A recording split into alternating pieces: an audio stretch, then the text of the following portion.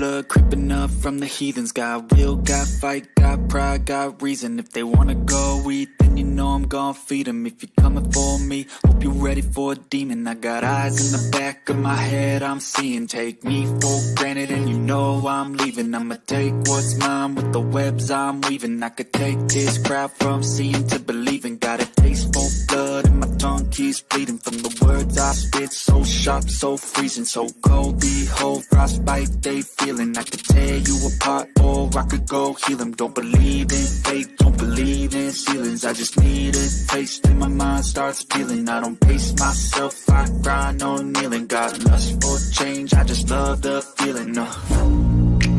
I ain't gonna give up. Got too little time, I'ma live up. Head down, push forward through the tough times. Cause anything worth doing is a tough climb. And I ain't gonna give up. Got too little time, I'ma live up. Head down, push forward through the tough times. Cause anything worth doing is a tough climb. Cause I'ma live life for the fight, yeah, I'm here to get it. I got drive, got sight, always have a vision. I go by at night, I be in my feelings. I'ma be fine, need time, and I'll soon be winning. I live life for the fight, yeah, I'm here to get it. I got drive, got sight, always have a vision. I don't lie at night, I be in my feelings. I'ma be fine, need time, and I'll soon be winning. I can feel the blood creeping up from the heathens. Got will, got fight, got pride, got reason. If they wanna go eat, then you know I'm gon' feed them. If you're coming for me, hope you're ready for a demon. I can feel the blood creeping up from the heathens. Got will, got fight, got pride, got reason. If they wanna go eat, then you know I'm gon' feed them. If you're coming for me, hope you're ready for a demon. What's going on, FM fam? How's everybody's Friday? Can I get a mic check up in here? Mic check, 1 2 1 2. Let's get it popping. How's everybody's day been? We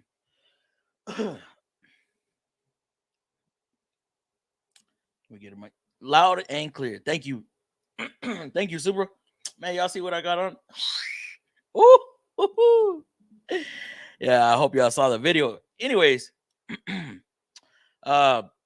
we gonna get into, let me see, last time, what were we talking about last time? I already forgot. But we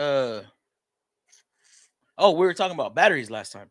And then that led to talking about power probes and circuit testers and all sorts of different diagnostic tools that we use.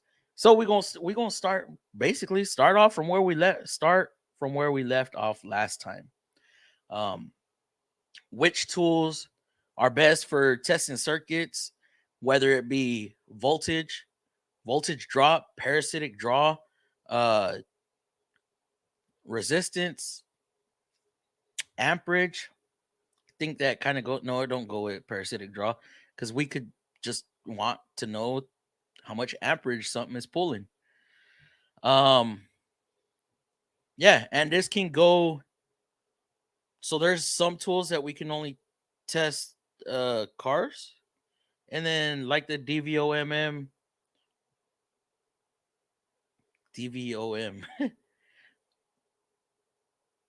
Did I say that right? I feel like I messed that up. But anyways, I had a freaking brain fart. Yeah, the digital volt ohm meter can test your house circuits also.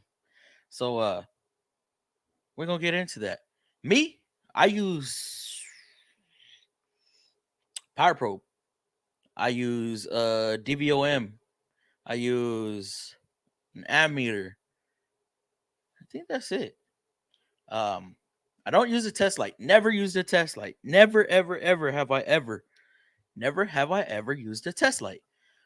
Test lights scare me ever since I was told by an instructor one time that using a test light, I know we got LED test lights now, but using a test light can actually pull amperage. And if you're on a computer circuit, 5-volt reference circuit, that's not good.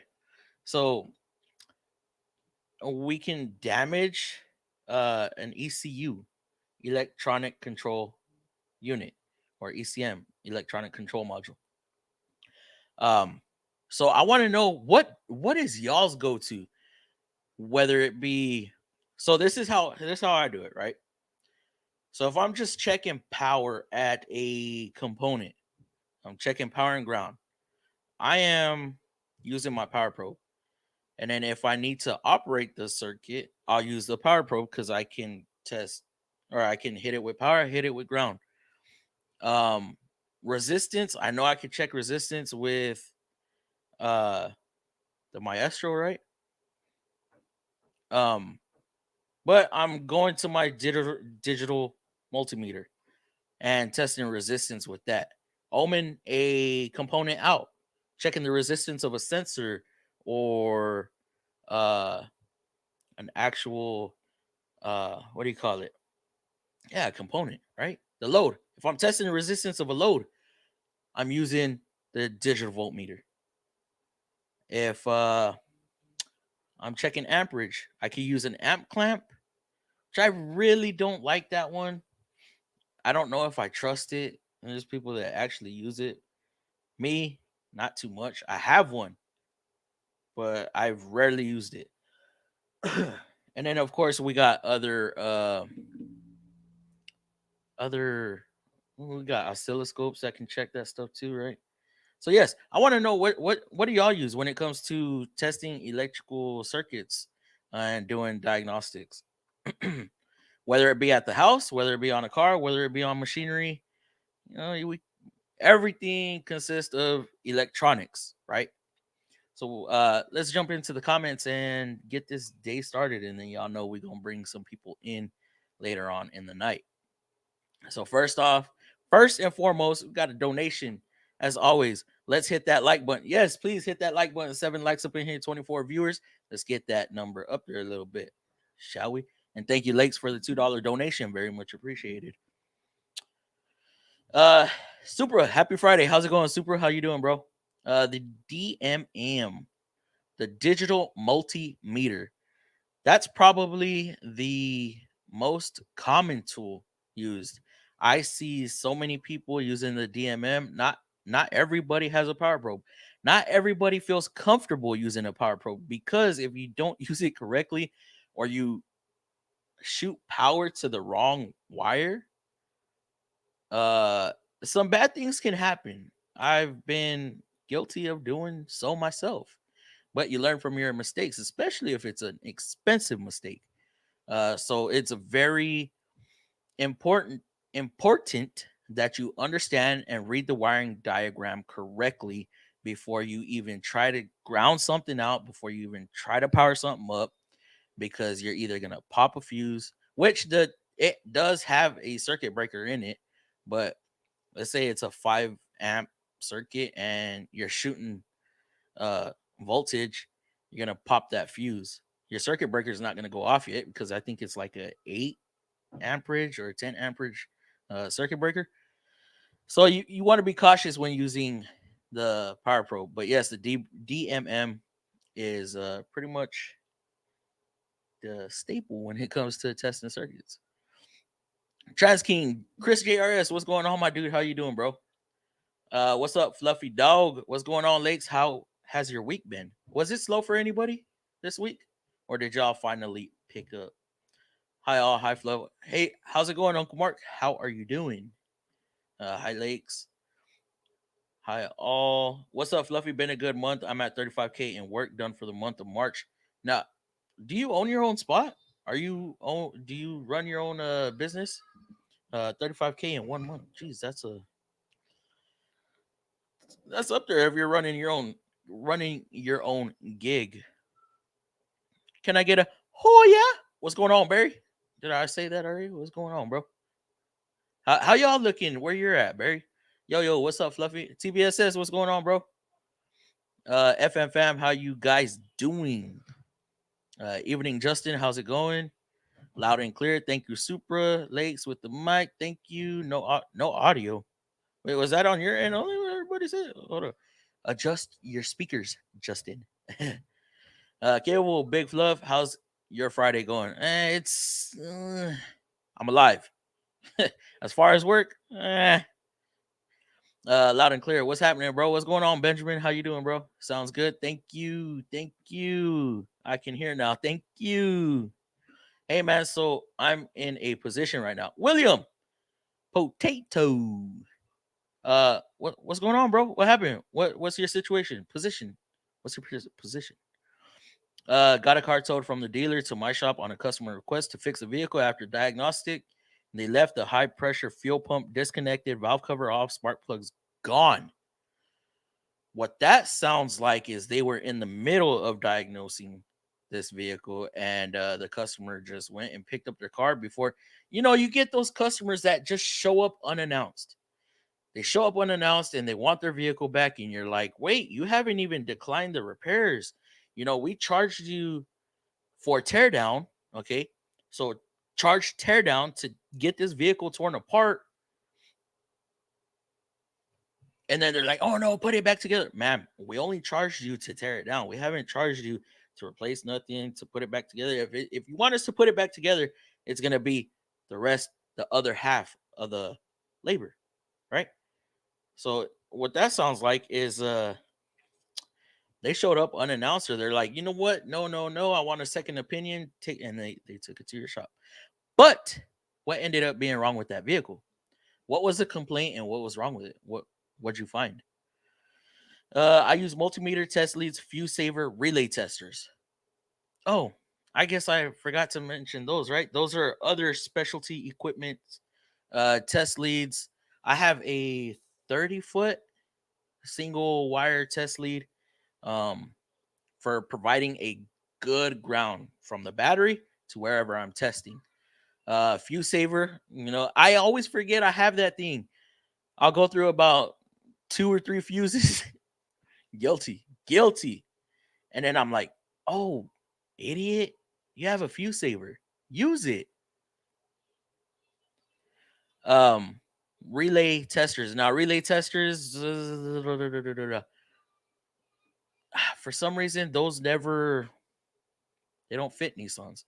Nissan, on a lot of their relays, they have like another cover covering the prongs, so we can't fit them into.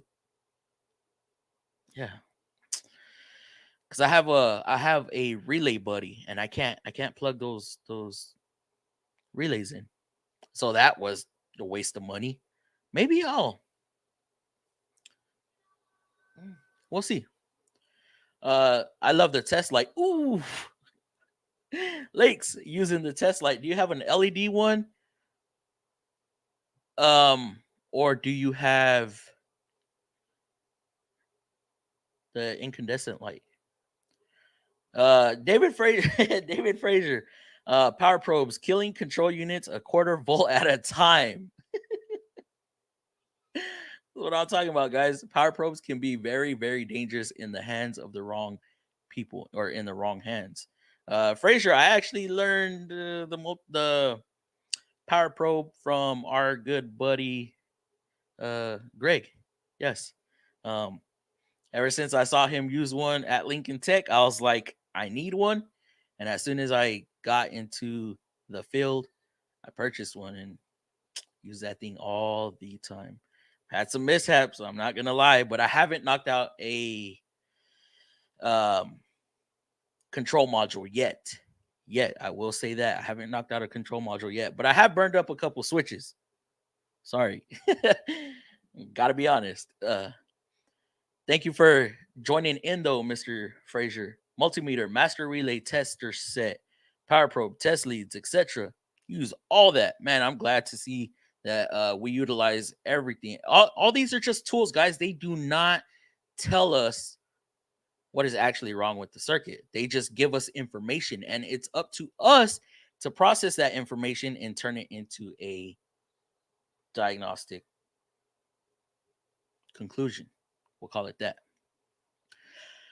I also use a test light. Ooh, scary to me, guys. Like I swear, test lights scare the hell out of me.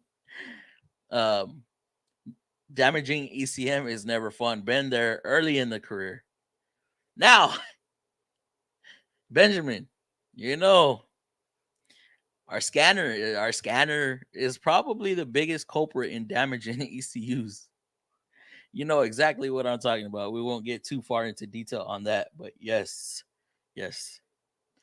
You need to watch Scanner Danner on using a test light. I don't need a test light though. I don't want to use one. Like I've gotten so used to the stuff that I have, and using a test light, I don't know. It doesn't actually tell me. Okay, it's good for I guess checking fuses, right? Checking fuses is good. Just checking quick 12 volt, 12 volt. But sometimes I want to see the actual voltage. I want to see the voltage I have at a component. Because I could have 9 volts at the component, and that's gonna tell me, okay, you know what? I probably have a connection issue or uh resistance somewhere, high resistance somewhere in the circuit. So that helps me chase which way I need to go. So I want to see actual numbers versus just the light being turned on, dimness. I know some test lights have voltage readings in them, but not all of them. DVOM for life. Mr. Frazier is with the DVOM. No damage to ECM. So okay, so on a 5 volt reference, are you able to use that test light on ECM uh circuits? Or if you want to check the voltage on a can line, is that test light going to be able to tell you your actual voltage? Because you know we got can high, can low. Those have two separate voltages that we want to stay in. When it comes to stuff like that, the DVOM is where it's at. Scanner Danner uses test lights a lot, so he's real trusting in that thing. I know it's older tool for older vehicles, but does anyone use a timing light? I've only used a timing light a couple times. I know how to use it with electronic timing, um, computer control timing.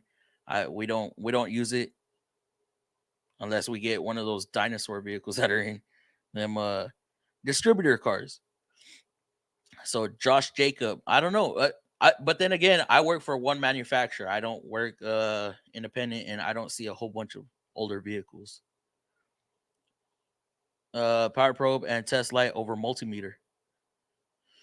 Okay, so power probe. Let me see.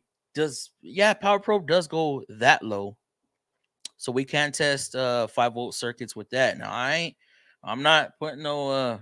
They have an attachment on there too that you can put on for the power probe, but yeah, if I'm testing 5 volt circuit, I'm definitely using the multimeter. I'm telling you, Power Probe 4 is the best one. That's what it is sounding like, because the Power Probe 4 can do a whole bunch of other stuff. And Chris, we found out last time from Lakes that the Power Probe Maestro cannot do parasitic draw, but yet the Power Probe 4 can. Should I trade mine in? Fluke 117 oscilloscope, picoscope, man. If you have a picoscope, you are lucky. We do not have one yet. Will we ever get one? I do not know until it is forcefully sent to the dealer and the dealer has to pay for it. We probably will not end up with a picoscope. So if we need to test wave patterns and stuff like that, the technician better have one, because excuse me, guys, because if not, then oh, Fluke. Which Fluke? Which one? It's either PP4 or Fluke. Yes, I have. Mr. Frazier, actually, can you believe I still have the the Fluke 115 that we got from Lincoln Tech? I still have it. I still have the original fuse. You know, in basic electrical, was it? Yeah, basic electrical. You know, people were popping their fuses and stuff using the test boards. Yeah, I still have my original fuse in there, and I just did a video the other day where I showed it, and it still says Lincoln Tech. So proud of myself. What is that? 11, 12 years later? Frank, how's it going? Frank, how you doing, bro? Test lights set up parallel circuit on what you're testing, lowering overall resistance and raising amperage in the circuit. Scary. See, that's what I'm talking about. I don't want a whole lot of amperage going through any computer controlled circuit. They all have their place and specific application. Very true, Lakes. You are 100% correct. Have you ever tried Chico's Tacos? Chico's, ain't that in El Paso? No, I have not, Dom. Uh, thank you, Frank. Thank you. That's the key. Understanding the circuit and knowing what to expect. Wiring diagram is key. So, yes, it is very important to study that diagram. Know your pins, know your terminals, uh, know your wire colors. You got to realize, with us, we have terminal side, then we have harness side. So if you're looking at that connector backwards, um, you're gonna mess some stuff up if you're not careful, and it can lead you into a rat's nest, down a rabbit hole. I mean, and your diagnosis is gonna be all skewed. It's gonna be all messed up. So yes, understanding the circuit, the diagram, knowing what you're looking for. Um, yeah, because people could get confused sometimes. Sometimes you got wires crossing each other on the circuit. You just got to know if there's a splice right there, or if the circuit's just passing by. Some manufacturers use like a little hump to show that it's not part of a splice. Um, with us, we use a dot at the point of intersection if it is spliced in. So it all depends on manufacturers. I meant you look so sharp. Thank you. With the man, the microphone. I should have. And the microphone's blocking my little dude. uh, thank you, Frank. You can definitely fry an ECM with a power probe. Yes, yes. Have not done it yet, but oh my god, that is the scariest thing. Uh, yeah. Now, if I'm checking power and ground, if I am literally just checking my power to the ECM and ground to the ECM, I feel comfortable enough to use a power probe because I know I'm not going to be power. I might power it up just to see if it will come alive.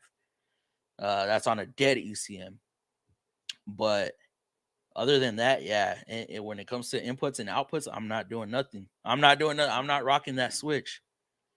Yes, Lake, so true. Yes. What's up, Fluffy and fam? Can't stay, but wanted to hit the like button. Thank you very much, East Coast Ken. Hopefully, you're doing good in school and in your endeavors. Good week for me in my spare time, helping Buddy get his Equinox 4-liter 4-cylinder with burnt valves fixed. Just got it back together at supper. Starts but won't keep running. Have not looked any further. Eh, well, at least y'all are doing something with his Equinox. I called the dealership on mine, and they said, "Yeah, we verified your oil leak." I'm like, "Okay." "Oh, but we can't duplicate this other concern." "Okay." Your advisor's actually on vacation." "Okay." I'm like, "It's been 3 weeks. I haven't got no type of update, nothing. Like, what is going on? Can I speak to the service director?" "Oh, yeah, hold on." "Oh, sir, I'm actually the one taking over. I'm not the manager." I'm like, "Okay, well, what's going on with my vehicle?" "Well, the tech's not here. I'm gonna have to talk to him to see what all he's done. Um, the recommendation for the oil pan front cover have been submitted, but we have not submitted your extended warranty claim." I'm like, "But it's been 3 weeks." "Oh, sir, just I know we're super busy, and there are vehicles that have been waiting for 8 months." I'm like, "Oh my god, oh my god!" And see, this is what happens when you don't want to work on your own vehicle. I don't want to work on my own vehicle, but I don't know. If it was at my shop, there is no way an advisor is going to go on vacation and not update his customers. There's no way a vehicle is going to sit on the lot for 3 weeks without a diagnosis.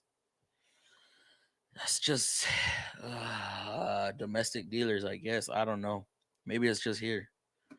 I have a test light from Snap On that shows voltage. Don't really use it really at all, though. Don't use it really at all, though.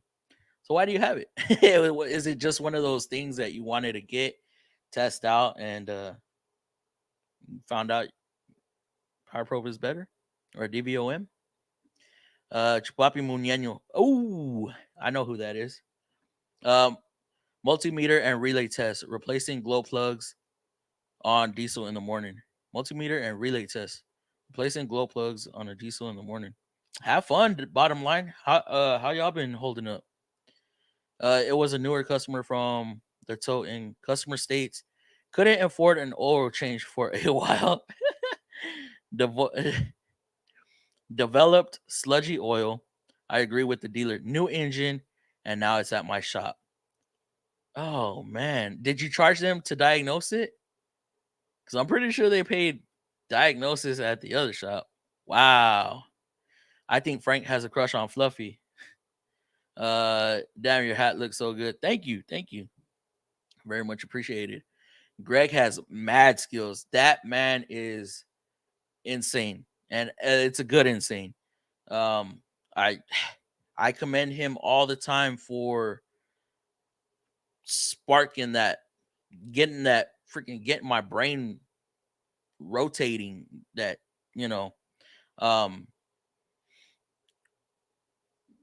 because what, a day, 2 days into basic electrical, being in his class, um, like electrical just came. It just, oh, it was, like,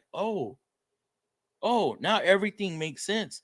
What I was learning in intro made sense. What my instructor in high school was saying when he was trying to cover electrical, that all started coming to me, and it was just like, okay, I got this, I got it, and I'm so thankful for him. Voltcraft VC330, my jam. And Frazier, if you ever talk to Greg, let him know. Let him know. Like, I appreciate him so much. I appreciate all of y'all from Lincoln Tech, actually. Uh, oh, Voltcraft and VC330, my jam. What is that? D Sauce. What's going on, bro? Uh,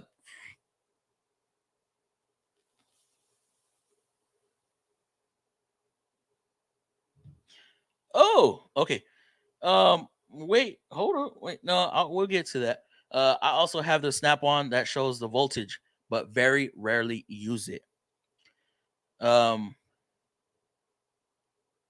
on the test light. So, what test light do you use? Do you use just a light? The test light with the light, or what? My burn up one master window switch when I first started using the Power Probe years back.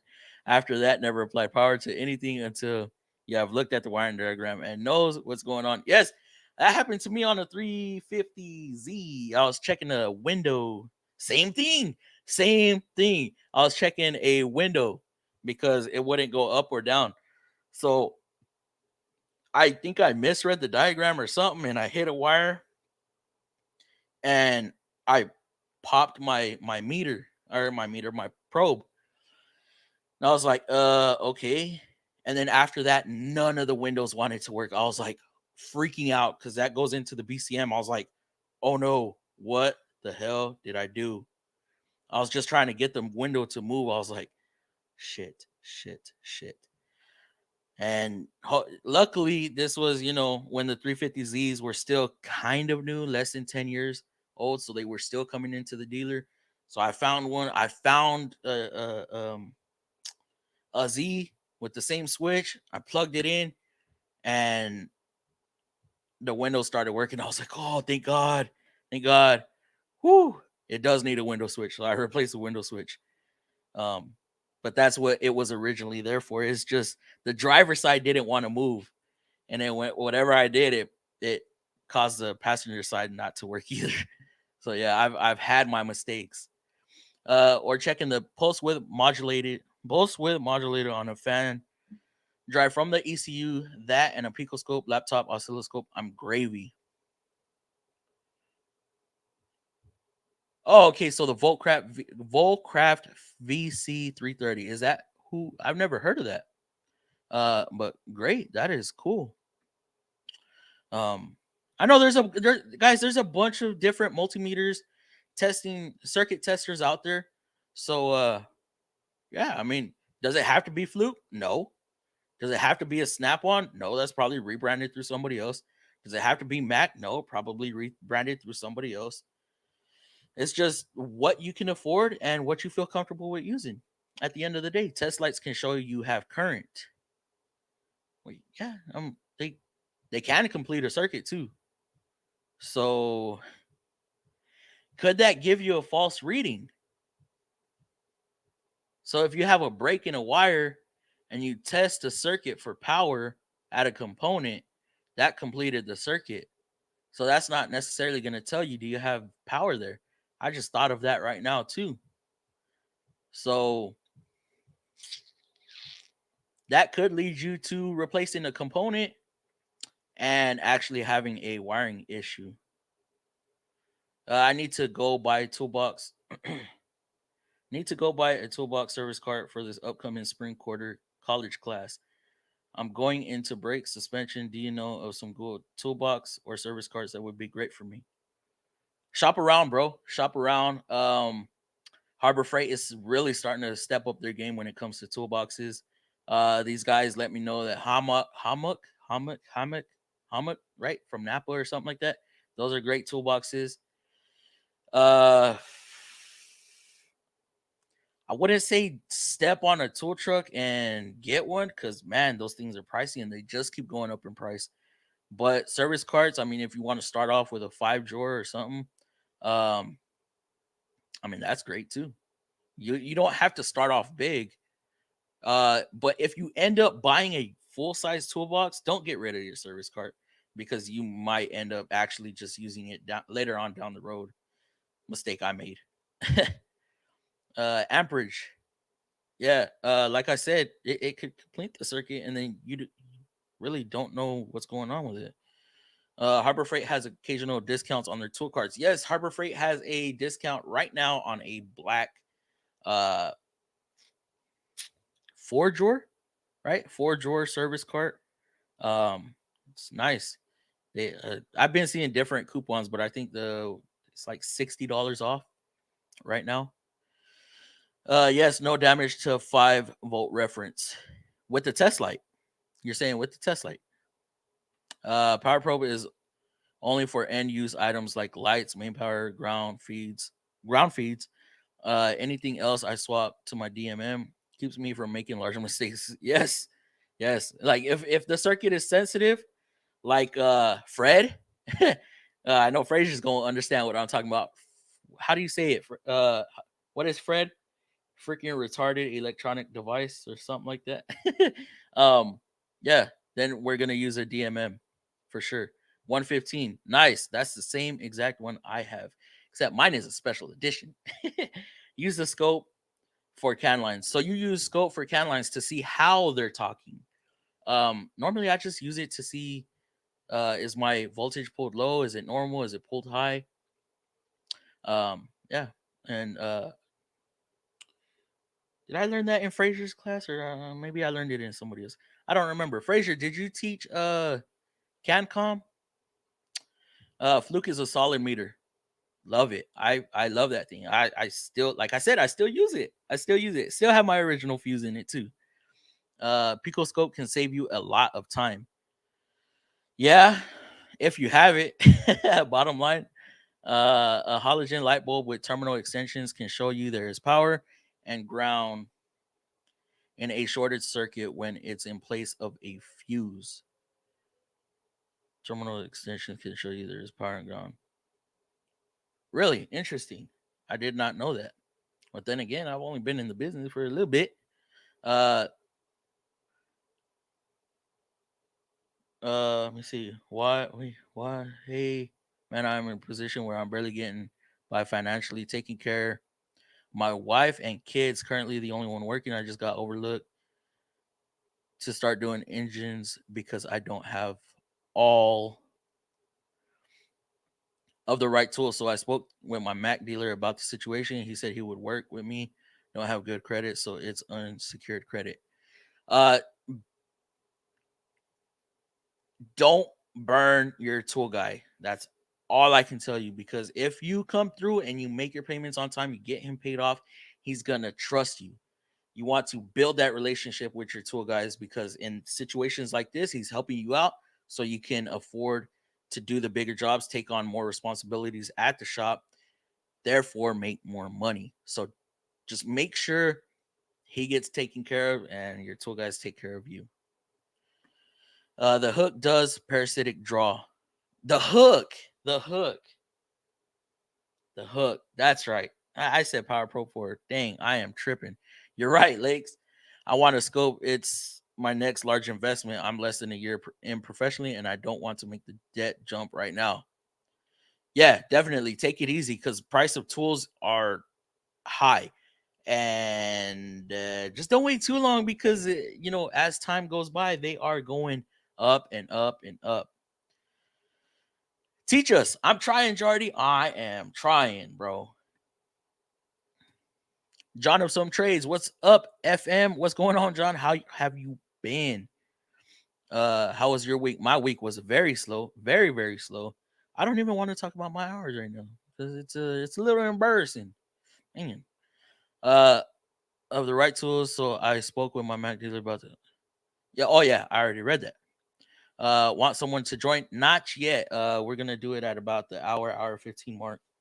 Because we still, y'all know how I do. I usually get to the end of the comments and then I start bringing people in. Get rid of Chevy and Honda and get a Honda Acura Subaru. Oh man, I can't do that though. I can't do that. I'm classy. I like my bow tie. Honda Acura Subaru. I wouldn't do Subaru. That's for dang sure. I just had a killer interview at Chrysler. Wait, oh, okay. I just had a killer interview with a Chrysler Jeep and Dodge 10 minutes closer, $6 more an hour, but I need to invest big time in tools. How far are you into the field? Do you have a decent amount of tools? And what will you be doing? You express, you loop tech, you level 2, are you mainline? Hey FM fam, what's going on, Sergio? What is going on? We need you to jump in this conversation. What kind of electrical diagnostic tools do you use in the HVAC community? What's up, Sir Fluffy? Anthony Gamarillo, what's going on, bro? How you doing?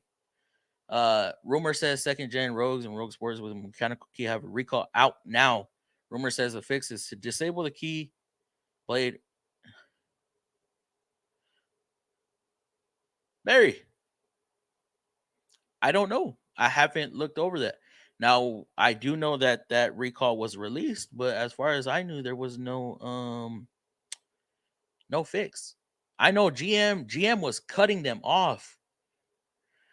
GM was cutting them off and then giving them a mechanical key with a chip in it. I don't know. I don't know if we're gonna do the same. I got my EJ25 tore down with the crank at my shop. Complete rebuild heads being sent to the machine shop next week with high RPM spring billet retainers, pistons, rods, bearings, V2 oil pickup, and baffle. Um,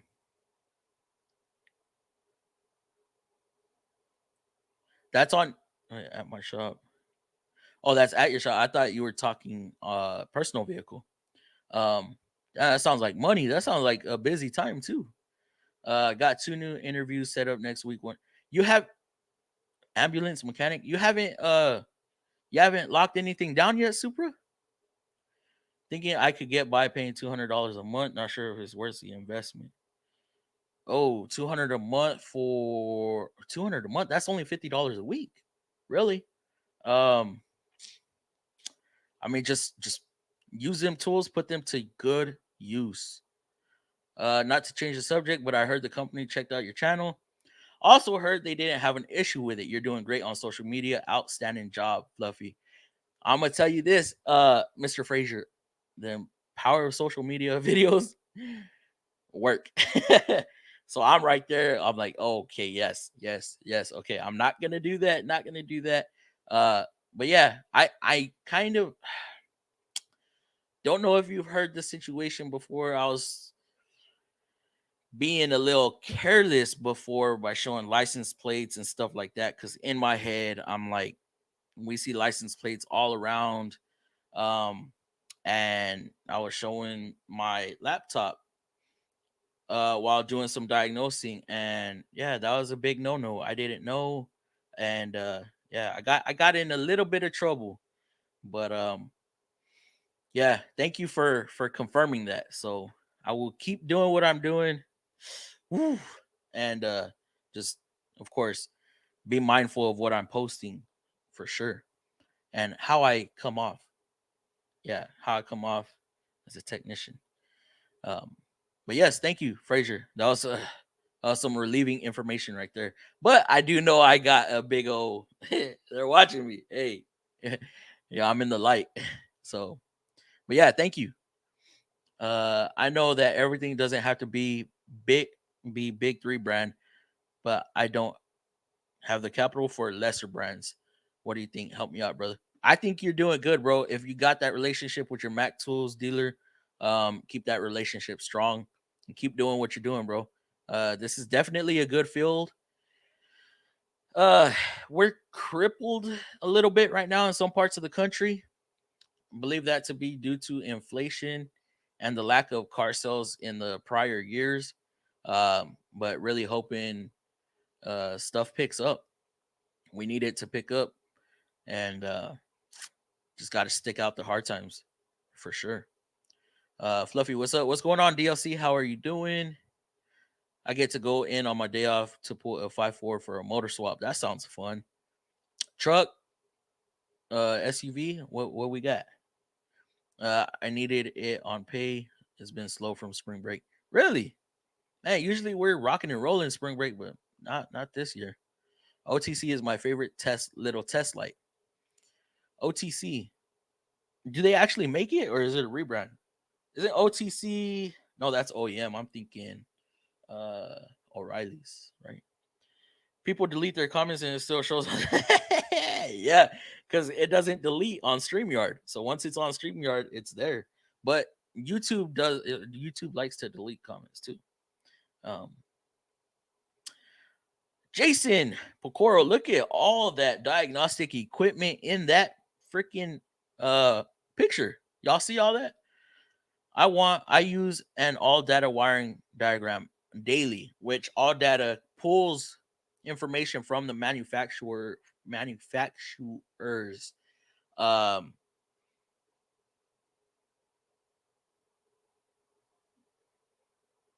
ESMs, and put it on their platform. DVOM, digital ohm, digital volt ohm meter like Fluke or Power Probe with digital readout is essential for any wiring diagram. FM fam, 12 volts at 1 amp ain't enough with the light bulb. There we go. Thank you, Jason. Thank you for your input. Is it safe to wash an engine? Uh, uh, uh, I don't want to give out false information, but I have heard that if you are washing down your engine to leave the engine running, it could go both ways. The theory I've heard is if you're going to wash down your engine, leave your engine running. That way, if you hear your engine about to stall out or make funny noises, you can stop, because you know right there in that moment it is causing some sort of issue, and to just completely stop doing what you're doing. Because if the engine is off and you're doing it, and you're not going to know that you're damaging something. So, I mean, take it how you may. Um, just be mindful that there are computers under there. There's a whole bunch of electronics, wiring diagrams, stuff like that. Uh, it's up to you.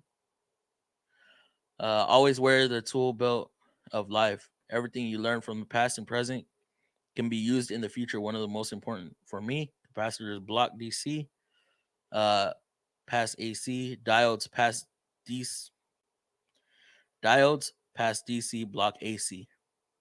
Yeah, very true. I tried to wash my dad's engine and it wouldn't turn off after. There you go. That means you probably shorted a CAN system, communication line, or something got into the ECM, causing a short. Yeah, so I would definitely be very, very careful. I absolutely love big scan tools with oscopes. That graph from the OBD port, but also graph from the harness. Just found an issue that 99% of the gas pedal sensors, because I graphed it, found TB, TB, TB, TB, TB. Where is your other comment? I don't know if found throttle body. I don't know if you have more to this comment, but we will get back to that. But when graphing from the OBD2 port, that's normally just because the ECM is able to convert its readings to the scan tool. Is it very precise? Probably not. You're not gonna get like if you're looking for cam or ABS or crank position, checking the wave forms, you might not get that from the OBD2 port. You actually have to back probe it and see it operating. That way you could get your sine waves, waveforms, um, square waves. Yeah. Uh, yeah, I would, if you're getting that far into it to where you need an O scope, then definitely go to the component you're checking and check from there.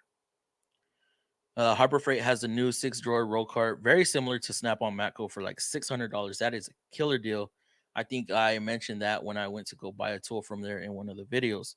It was where I was like, I was trying to see how many drawers were there, but yeah. We got some green down here. Fluffy, keep up the hard work. Thank you, DLC. Thank you for the donation. Very much appreciated. Working as hard as I can, as much as I can. Yo, Sergio. I made the same mistake, got rid of my slide top Matco tool cart. I got rid, man. I want to do a video on it. I'm gonna buy this cart back. It's a 6-drawer Jamestown, 6-drawer, yeah, 6-drawer Jamestown Rat Fink. Some of y'all might remember the green and black Rat Fink tool cart. I bought that and then I traded it in and got the cart that I have now, which the cart I have now, 2 casters swivel, the back 2 don't, and it is a pain to roll around because that thing is weighted down. But I told the guy once he retires and he takes off to his homeland, because he's Filipino, I'm like, buddy, I'm gonna buy this tool cart back off of you. I don't care if you charge me less than what you got it from the truck for, because he, as soon as I traded it in, he bought it. So like he did the cart never left the shop. It didn't go back on the truck. No, it literally went from my stall. And when I got done cleaning it and transferring all my tools to my new one, the guy said, just go ahead and give it to buddy right there, your neighbor. He wants it. He bought it. I'm like, oh, okay. Like, man, I'm not even gonna clean it up. So yeah, I definitely want to buy that cart back. And I miss having just a simple roller with a single drawer or whatnot. Because having tools next to you instead of walking back and forth to your box is a pain. Picoscope can read can package. Yeah. Yeah, Pico is fast enough to read can. And y'all know how fast can talks. That system, that circuit is talking super fast. Got so many modules talking to each other. Now we're having, what is it? Like 40 some modules on one line talking through gateways and stuff like that. It is insane. It is insane how complex, how sophisticated these vehicles are getting. Enters a chat with the windows up because they just got tinted. Do not to roll them down, Eric. Do not roll them down, bro. What's going on, Eric? I fall back on to my handy dandy 3 pound hammer. If it don't work, smack it. Uh oh. Oh, snaps, 3 pounds. Bro. I'll flick it. That's funny, Anthony. I haven't seen a fix for that yet either.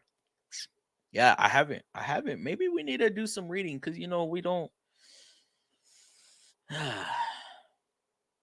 I don't keep up to date with those TSB. Sometimes the TSB will smack me upside the head. I'll contact tech line and it'll be like reference. I'm like, oh, sorry.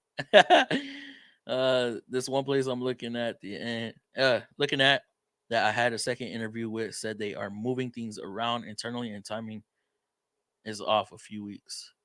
Are they going through some software things? Seems like everybody's doing that now. The key fix is to install a screw into each. What?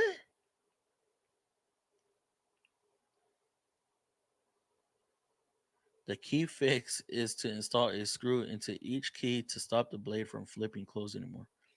I'm gonna have to check that out. Let me see.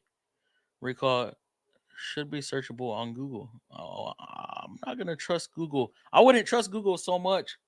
But yeah, very. Let's mm, mm. What's up, Fluffy? What's going on, Lyndon?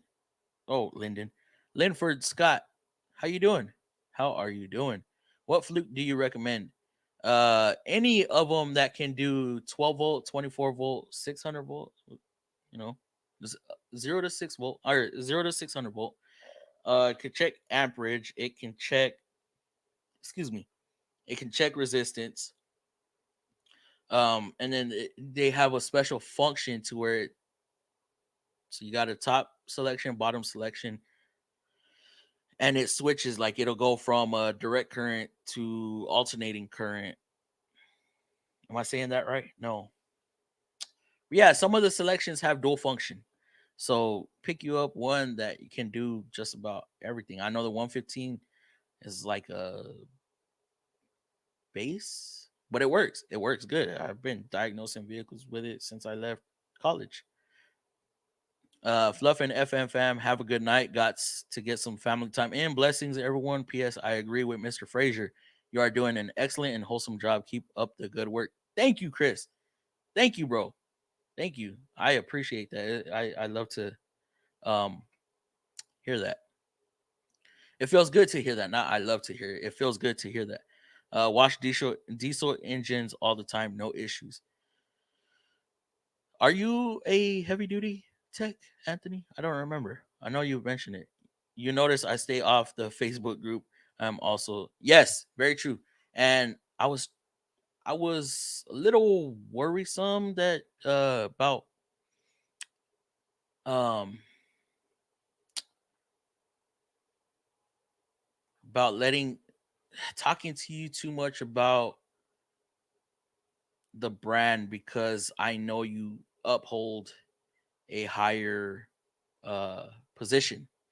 So yeah, but I mean if you're willing and able to, then I can conversate with you, of course.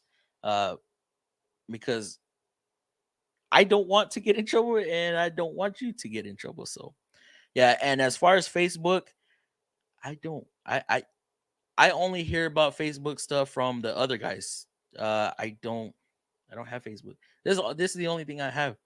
So yeah. So if my stuff is being posted everywhere else, it wasn't me. The U.S. General Full Bank roll cart is on sale for $500 if you have the ITC membership. What's the ITC? I forgot what that was. Sorry, Supra. But yeah, full bank roll cart for $500. That is a steal because you get it off the truck. You're looking at like 2 grand, 2,000. Type in how to wash your engine on the YouTube Google. Fluke 15B plus or 117 run about $200. Power Probe from Innova runs under 100. best investment of your life. Get the cigarette lighter to battery clamp adapter. Will reach all the way to the trunk. Very true. I bought I bought a kit when I first got my power probe. The first power probe I purchased had that big old kit, right? It had some test leads. It had two different wire piercers. It had like a back probe style attachment. It had another 20-foot lead. Of course, it had the power probe, had a disc in there. It had all sorts of different stuff. Um, I think, man, back in the day, I think I bought that thing for less than $300, and I'm on like my third power probe now, third or fourth. Man, but that's I've gotten one stolen. I've had one just like fall apart on me. I don't know how, and then another one just stopped working. But they've all lasted me, aside from the one that got stole, they've all lasted me 3 or 4 years. I bought the Blue Point DMM when at a UTI, as they had us buy those. Y'all had to actually buy it. Like y'all didn't have a tool package. So we had a tool package, and from Napa, we had got a good set of Napa tools. We got a little carry box, and then of course the DMM. Um, but like they didn't have us choose. Like everybody got the same thing. Now I haven't had the chance to use the Pico on the new Aria can system. It's way faster. It got the speed written down in a notebook, so I don't have the number handy. That's why new scanner for the consult for yeah. Uh, yeah, I don't know if you know, but I went to the Aria class. I haven't even took my damn post test.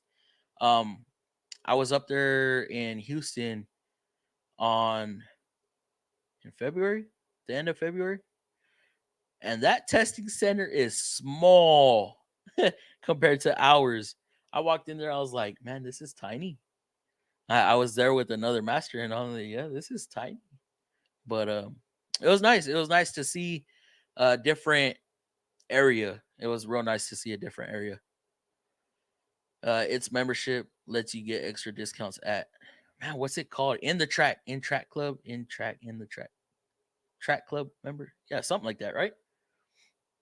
What's up, Fluffy? What do you like to use to diagnose parasitic draw? If I'm diagnosing a parasitic draw, I am using my Fluke 115. I am. I'm gonna tell you how I'm doing this. I'm letting the vehicle go to sleep. Right? We want the vehicle to go to sleep. The newer the vehicle, the longer it's gonna take. So I did one the other day. I let that thing go to sleep for maybe an hour, and then I started hooking up my meter. And by the time I disconnected the battery cable with my meter already in series, as I disconnected it, I think I was pulling like zero point 0.9 amps, and it took like another 30 to 45 minutes for it to completely go all the way to sleep. And I was pulling the smallest amount of amperage I have ever seen in my life. So yeah, it was pretty interesting, but ended up being a dead battery.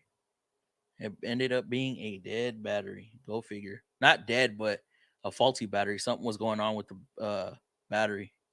So yeah, I don't know what else to use to diagnose a parasitic draw. I mean, you can use an amp clamp, right? But is it gonna go all the way down to what you need it to go down to?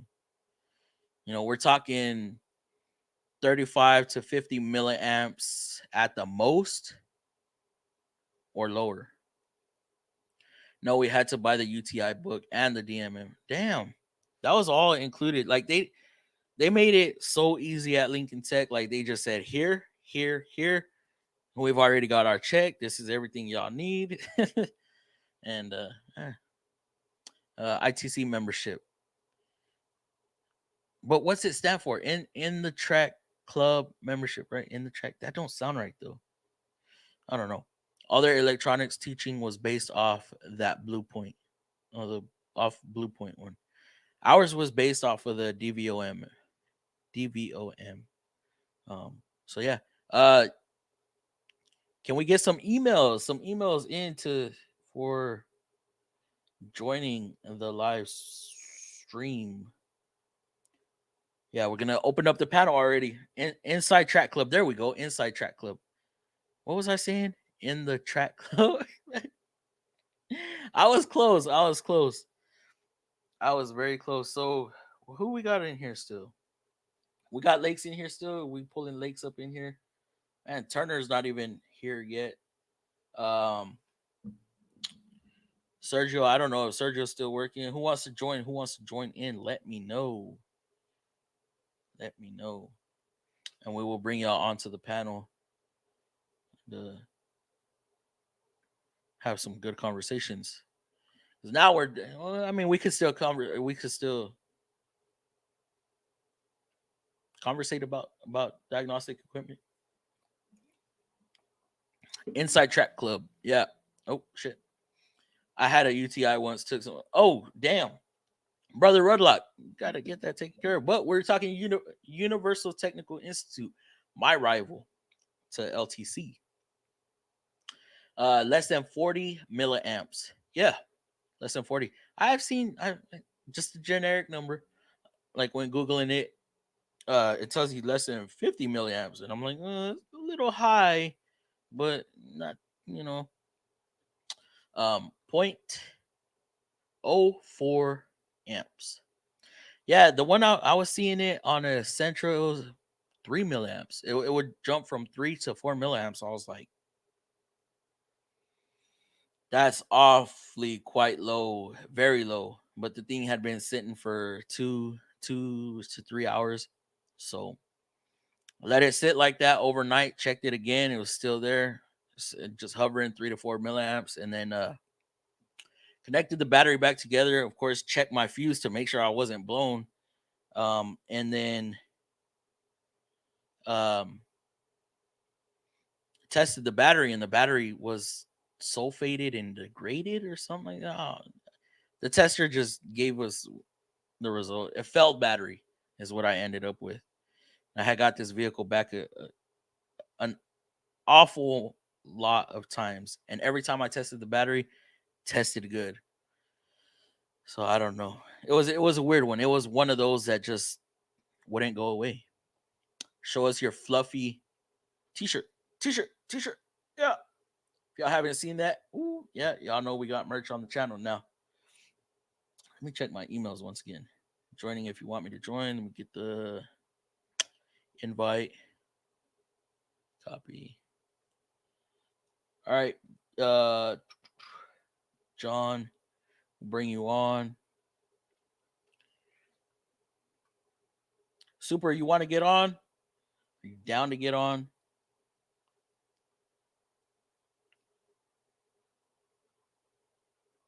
No, Chris already took off. Where's everybody at? Sweet. Sweet, sweet, sweet.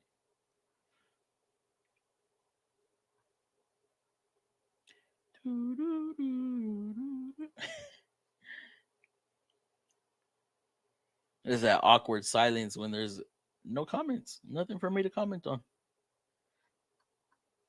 Gets a little weird. You know who else ain't in here? Quick Wrench. Quick Wrench. But he's probably with is CP still live right now, guys? I would imagine he is. Let me see.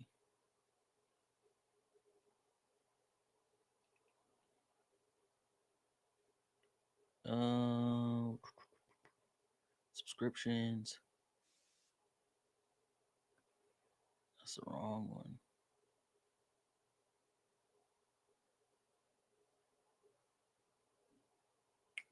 Yes, CP is still on. So we'll probably get a CP raid here in a little bit. Thanks for the advice on my Pathfinder. I gave you advice? When? When was this? If you buy anything at Harbor Freight, you can get batteries, flashlight, and screwdrivers free. Is that going on this weekend?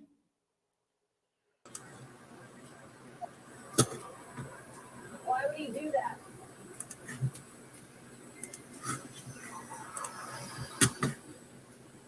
Hard deck is 5,000 feet above ground level. How do you get on the panel? You can email me. I should put my email right. Join live. Yeah, email me, and I send you a link, and then you are able to join in. That's if you're willing to. If you're willing to, that would be pretty cool. We can get some good information. Turned out to be that damn distributor again. Oh, that one. That one about the crank sensor, right? Or cam sensor on that older Frontier. Yeah, when it comes to cam position, crank position, I don't remember what code, but yeah, we've always seen distributors. I've seen so many distributors on that model. Um, so like when I get that code, I'm just going. We have a tester in the shop, a known good distributor, and I'm throwing that thing in there. And if it's good and it sells, I leave that one in there. So we always have a brand new distributor in the shop. So like I said, if we put it in there and it tests good, it runs, everything's good, leave that one in there, and then the newest one goes into our stock. Fluffy, have you bought anything from Snap-on lately? I have not bought anything from Snap-on. Um, I've actually stopped buying tools. With the economy right now, it's even hard out here for a mechanic. Yeah. Finally figured out that Central with the off center code. It was a bracket itself, new and bent. Oh, it was new. Wait, I thought you just put the sensor. Dang, what's going on, John? How you doing, bro? You know what? Not too bad, man. It's been slow week, but kind of a good week. Kind of a get up in the morning, get there, nothing happens, and then like end of the day, it's like crazy busy. Trying to get like 3, 4 vehicles all done in a matter of a couple hours. So Yeah, not bad. I've had those times, but man, like, uh, I wish I could say the same here. You know, right now it's looking like the car you locate to in the morning, the car you get in the morning, you better hope something sells on that, because if not, you're gonna be twiddling your thumb the rest of the day. Yep. Thankfully, it hasn't been too bad. I had a van come in. They just decided they wanted an inspection, and uh, they were going to trade it in, but decided to hang on to it. And now they ended up getting the trailing arms for the rear brakes, the front control arms, um, and the full alignment on it. Nice. So that one kind of was nice. I got that one today, but the problem was, Suspension is always nice.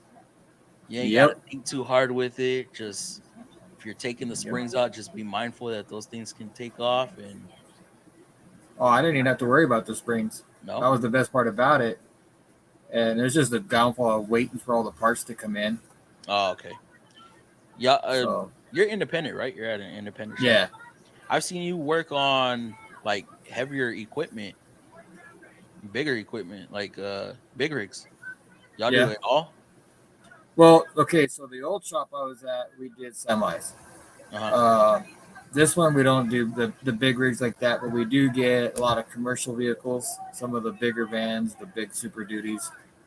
Um, we just have to use their alignment rack because that's the only thing they'll fit on.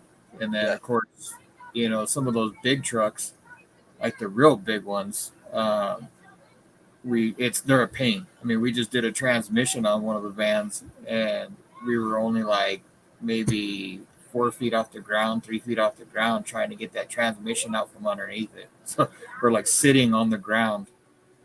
It was a pain. Wow. Yeah, I mean, you got to make it do with what you got. And we do. I mean, we do whatever we got to do, and you know, I love it because we're not just one brand. It's not the same thing over and over. Yeah. We get to learn everything. And it is kind of a downfall for flat rate because, you get used to doing transmissions, or you get used to doing control arms over and over Yeah. and over. But at the same time, almost all the control arms are exactly the same, no matter what brand it is. Yeah. So, I mean, like the van, I mean, I knocked out the front rear suspension and the brakes, and I think I did a few other things. And the amount of time it took one of our other techs to do some light bulb swaps on a Dodge Ram. Yeah. I mean, are the Rams that hard to do the bulbs? No, it's just the front control arms on a Honda Odyssey only have so you have the nut on the ball joint and you've got 2 bolts, and that's it to pull the control arm off.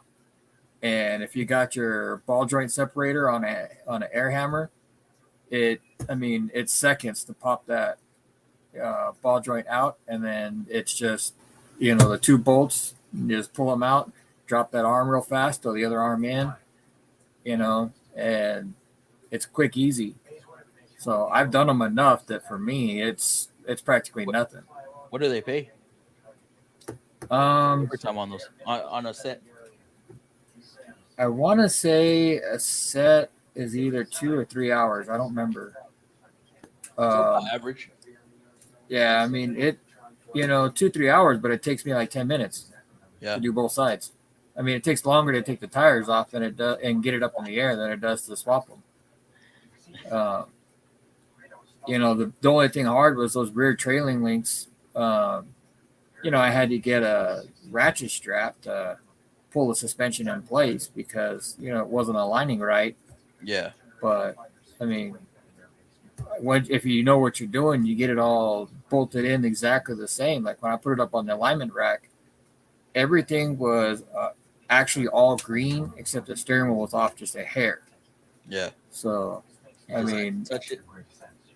Yeah, I mean, it was hardly nothing. I mean, everything was straight across. I was like, man, this is an easy alignment. Yeah. So, we try to have it 5 minutes from the time we get it pulled on the rack. It should be ready to start. And then it should be 10 minutes from the time we get everything mounted to have the actual alignment ready. Yeah. So, Lakes and Fraser, I sent y'all out the link a couple minutes ago. I don't know if y'all have got it. Sometimes it takes a good little bit for the email to go through. I don't know why. Oh, mine was quick. Yep. Speaking of, how's it going? Hey, man, can you hear me all right? Oh, yeah, we can hear you. Okay, just want to check in, man. Okay. Yeah. Hey, How you doing? I do have Doing good. Doing good. real quick. I have a question for you, Fluffy. What's up? For the Nissans, what is actually the policy for the control arm swaps? Like, I have several of them that the control arms would be cracked and starting to tear, and there's question of does that at the point that they need to be replaced, or is the cracking and a little bit of tearing just normal wear and tear and leave it? It's wear and tear as any control arm bushing. I mean, all you can do is recommend it to a customer, let them know, like, hey, if this goes any further and completely separates, it's going to throw off your alignment.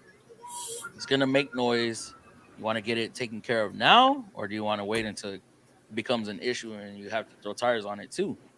Because you could sell it as something that's going to be preventing an issue from further down the road. Yeah, So, it's not it's so up much to the customer whether they want to purchase it or not. Yeah, the problem I run into is not the customer. The problem I have is the guys up. They come out and like, oh, you don't, these aren't, something that the customer needs, and it's like, yeah, they are.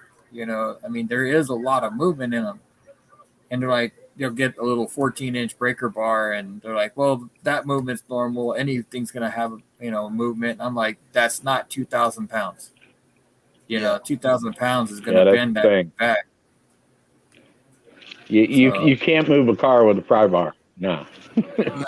No. I mean, you got 2,000 pounds on each corner, plus, There's also sometimes you can't see in the backside of the bushing either. Mm-hmm. until you get that control arm off of the vehicle, which I've shown to my service director also. Like, there's sometimes we have to get him involved for some replacements, and we show him, and Yeah. then he'll approve it. Um, but And what's your alternator's output normally? it varies. We have a what's called smart charge.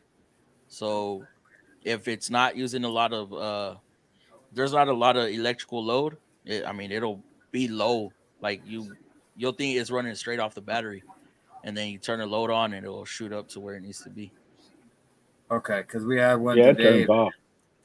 Yeah, Yeah. it'll completely disable that alternator. I had one today. I put it on a Yeah, 100 the amp. easiest check for one of those is Go ahead. just on our alternators. The easiest thing to do is to give them something to do. Give Yeah, them I put something a to 100 amp do. load. Usually, all you have to do is like turn on the wipers, and it should ramp up and start charging. Oh, I turned everything on. I turned headlights on. I turned everything you can imagine on. And then, if that doesn't give me the answer I Yeah, want, sometimes that's I have a they 100 they amp don't load. they don't condone that. Yeah. But I have one that came in today that to me is questionable if it's holding up or not. What kind of vehicle is it? Nissan Rogue. It was a 2015, I think it was. That should be it should be holding around 14 volts, 13 and a half to 14. Yeah. Okay, That one should. it was 1339. When I put it under a load, it was actually slightly lower. Like it was down to like I think 1329, 1319. But if I gave it 100% load, it couldn't handle it. It actually was down to 12 and draining. I would check your terminals for sure. Check your ground strap or ground cable. I don't know if y'all have anything that can test alternator output, like to Yeah. see if there's any y'all do. Yeah, have Yeah. you used that to see if it's I don't think it's accurate because, there's stuff that it says passes, and I'm like, wait a minute here. I mean, you could see that the battery's not getting charged. We had one that no matter what, the battery, it would take like an hour for the battery to go from 50% to like 70%. It's like, okay, it's not charging, but yet it said pass because the voltage was there. It's like, there's a difference between voltage and current. Just because there's voltage doesn't mean it passes. what do you recommend, David, on something like that? I was going to say the simple test is, that there's nothing in the service manual about loading the alternator out. They just don't do that. The simple test we show: hook up a voltmeter, give it something to do. It should ramp up. Usually it gets up to around 13.8, 13.9. The fact that yours wouldn't come above 13.3, yeah, I'd be suspect. But by the same right, they rely a lot on the battery having the right integrity. If the battery isn't any good, the alternator won't do his job right. That's eaten a couple techs before. They put an alternator on it. It still does the same thing. It turns out the battery was the culprit. Yeah. Have you tested the battery? Oh, the battery shot. Battery was only at like 200 cranking amp. So I know the battery's out of the question. But when I was testing to see, if the alternator was even doing its job, to me, the alternator just was too weak. Throw a battery in it. That battery's bad. That's where we start with this concern. Fix this concern first before we can properly test a system. Yeah. I'm only questioning this one because it's the owner's friend, and he took it to Nissan. Nissan told him it needed, a bunch of stuff. So he brought it to us thinking they were trying to rip him off. And then my list was actually longer than what Nissan told him. And part of it was the battery and the alternator. And he's like, no, the battery's fine. I'm Like, no. I mean, there's a pile of corrosion on the negative. And that pile of corrosion on the negative also tells me that alternator's not doing his job either. Mm-hmm. So, well, depending on where you are, that corrosion can be accelerated very, very quickly. What kind of battery's in it? it was a Duralast, Duralast? the AutoZone batteries, the cheap one. Like I said, all you can do is start with what you know. You know that battery is faulted. You know that battery's not doing its job, so replace that battery first and go from there. Your readings may change. It may Well, change. I Fraser did put said you our had to start with a good battery for the alternator to do its job correctly. Also, yeah, we've got a big 1,000 amp jump box that I hooked up to it. The alternator didn't care. It's still maxed out at 3.3. But normally, any other person, I wouldn't even question it. I would just say, hey, look, the alternator's weak. I recommend replacing it. It's just, this is kind of the owner's buddy, and I don't want to missell him when he's already questioning Nissan. Because I actually found a lot more wrong with it that they didn't, which is good for me if he's gonna go through with it. yeah. I mean, How's everybody doing tonight? pretty good, Lex. How you doing, bro? Pretty good. A little Good. wore out. We're out. This is Fraser. He was an instructor at Lincoln Tech. How you doing, Fraser? Doing well, man. How you tonight? All right. You can ask him some things too when it comes to electrical stuff. He's on lock when it comes to that. Yeah. Appreciate that. Yeah, no problem. I need to Some- freshen up. Some days I'm really good. Other days I suck out loud, man. I Well, hear you.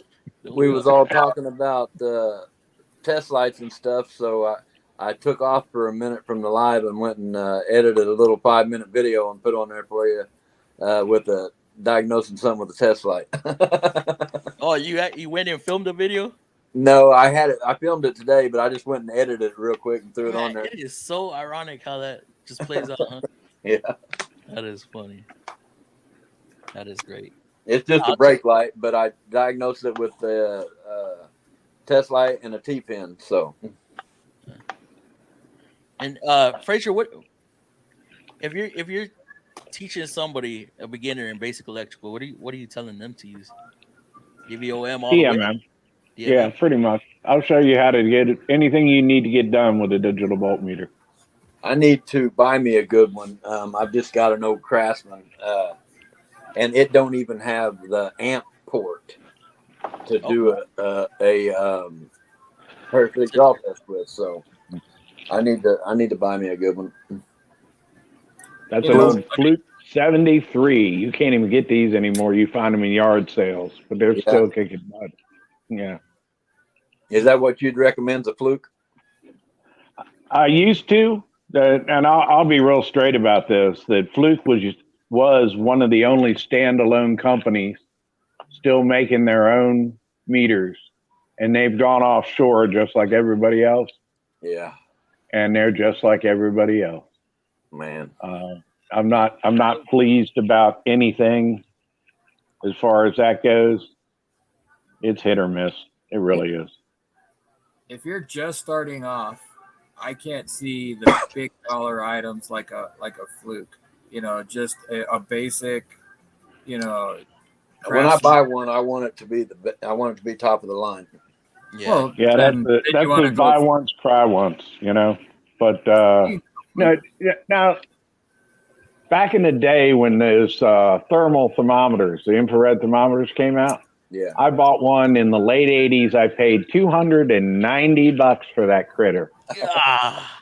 And now you can get them for $39.95 on Amazon all day long, and it's like, Now, but, I would want something that I know is going to give me accurate readings.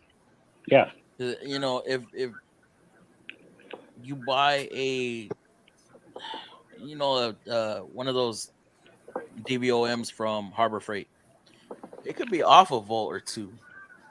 Well, that's where it doesn't really get you. It's the internal resistance. What can they screw up?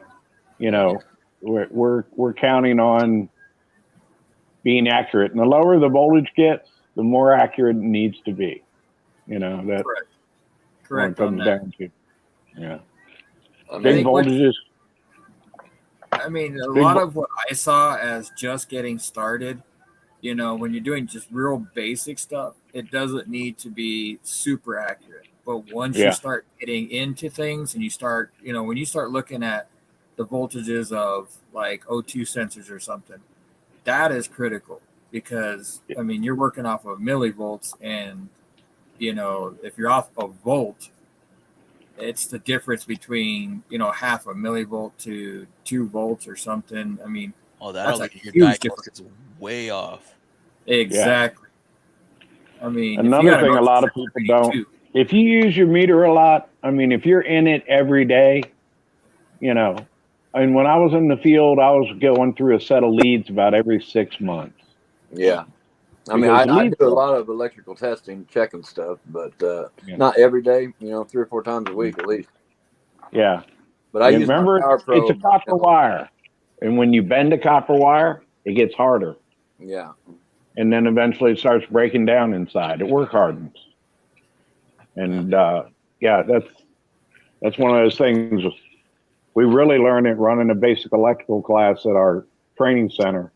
yeah, You get, you know, 6 techs a week, you know, multiply that by 4 classes a month. 3 months later, a tech touches a wire and it breaks. He goes, "Hey, these wires are junk." I'm like, "No, it's been bent 100 times yeah, and it's done." Storage, how you store it, Yeah, also. yeah, You know, anything that has wires on your diagnostic equipment, you want to wrap that thing loosely, not oh yeah, Mhm. bundled up and knotted. And Now, one of the reasons why I also have been a little bit like not so focused on a good voltmeter in the automotive industry is I believe more in a scope. If you get yeah, a yeah, good tester with a scope, yeah, then you can read signal, not just voltage, but you can yeah. see the voltage as well, a lot more accurate than you can with the yep, voltmeter. yeah, I've So, I mean, I've you got can see the fluctuation. You could see if there's any variance. I mean, if it's, you know, if it's supposed to be 5 volt flat and you're getting 5 volt, but it's breaking up, you're going yeah, to see it in the graph. So yeah, that's why I feel like spending a ton of money on a voltmeter is not as important as buying a good tester, you know, like OBD2 tester that also has a scope in it where you can compare what the ECU sees, graph it with what is actually coming out of the lines. starting out to spend that money on a scanner that's capable of doing O-scope, You're that talking 1,000. It's a you can find right now a couple of them for $1,000 with the scope. depending on, yeah, but I mean, you could get a DVOM for 100, 150 to Well, start yeah, I out. mean We're talking starting out, beginners. You know, if you some of yeah. need those an flukes O-scope though as a run up a beginner, couple that means hundred. you're dealing with Oh some yeah. serious stuff. Yeah, those I've flukes got get expensive. I've got the Zeus. You know, it's got the 4 channel scope. Um, Yeah. I definitely break it out anytime I'm dealing with can lines. You know, I'll break it out on crank sensors, cam sensors. Um, but I don't, and on the BWs, on the compressors, variable valve control compressors, I'll use it on that.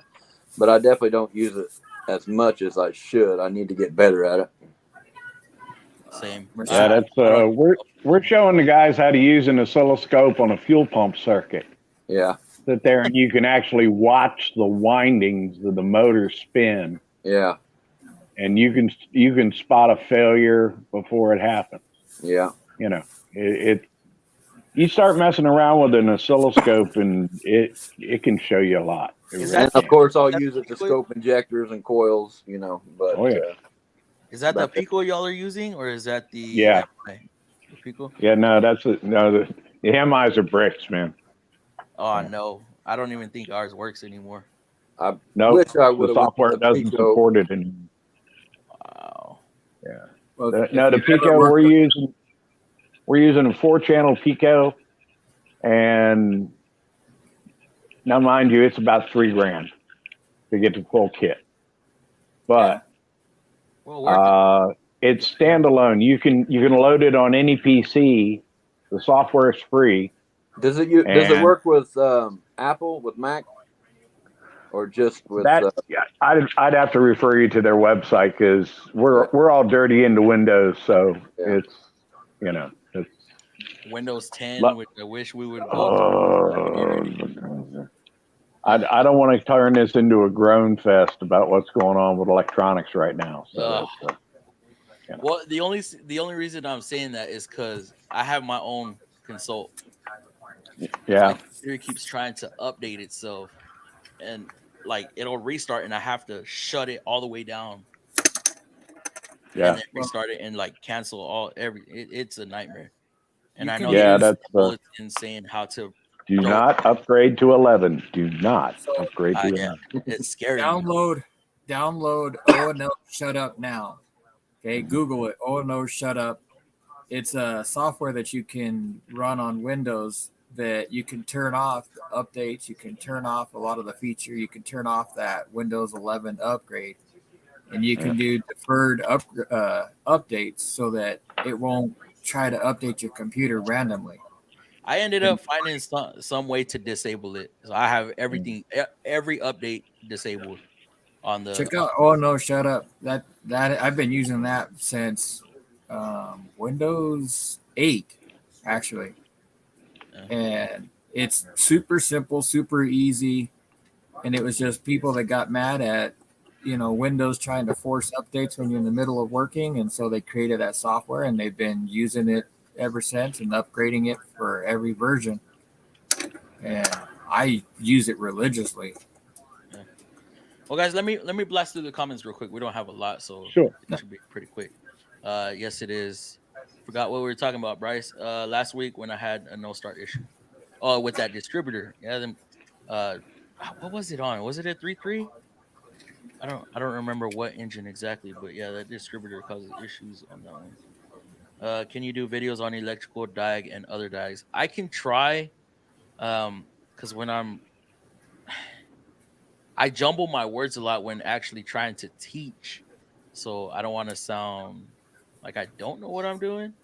But then you just do like I do, and you just cut the screen, and then you put the word in there that you meant to say. I do it all the time. I don't base my videos off of how to. They're just like visuals. Well, that's what. Hey, try this, Fluffy. Make a diagnosis and then voice over it. Then you can sit there and really talk about it and not try to be in the moment. That can help out a whole lot. Get a chest mount or a head mount and do it like that. Chest mount sucks. Take it from a viewer.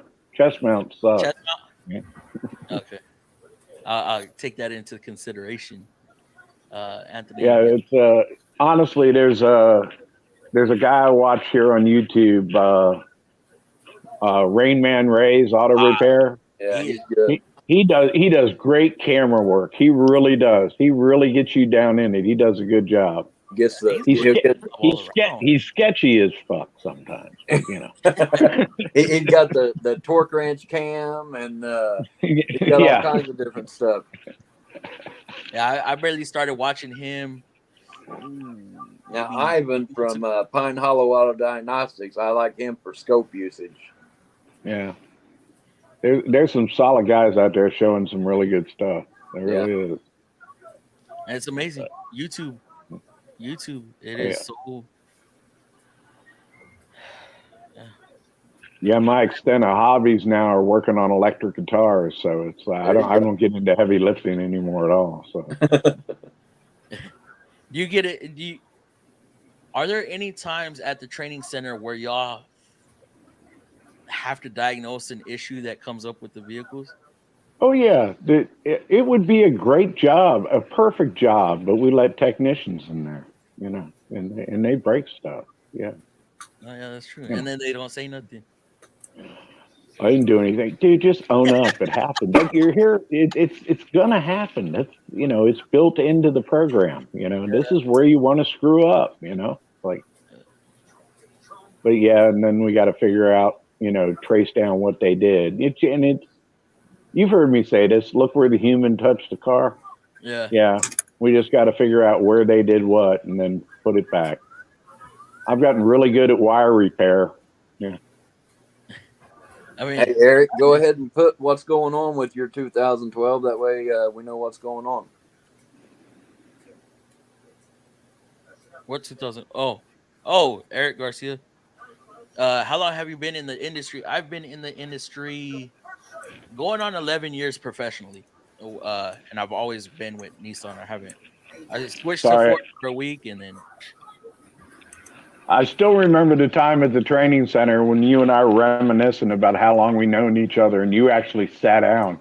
You're like, "Damn, I've known you. I'm getting old, man." yeah, going But since yeah, 2011. 2011. yeah, It is so been a great. while, dude. Yeah. So, Meyer retired, right? yes, Yeah, he checked out. I mastered his last class. Yeah, His last class I mastered. cool. Yeah. So that was advanced. It was either advanced or can. I don't remember which one it was. I want to say Yeah, it was. so now we recruited Harris. He's down there. Yeah, I saw Harris the last time I went. Yeah. I think you were training. No.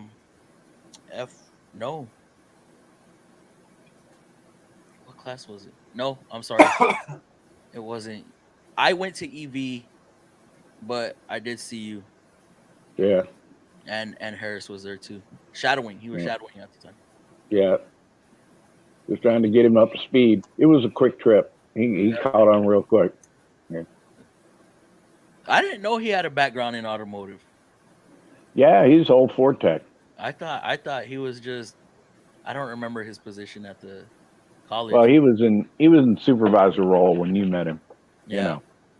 So I saw him. And then, I was like, whoa. and as things go, and not to bash anybody, but him and Lincoln Tech parted ways, and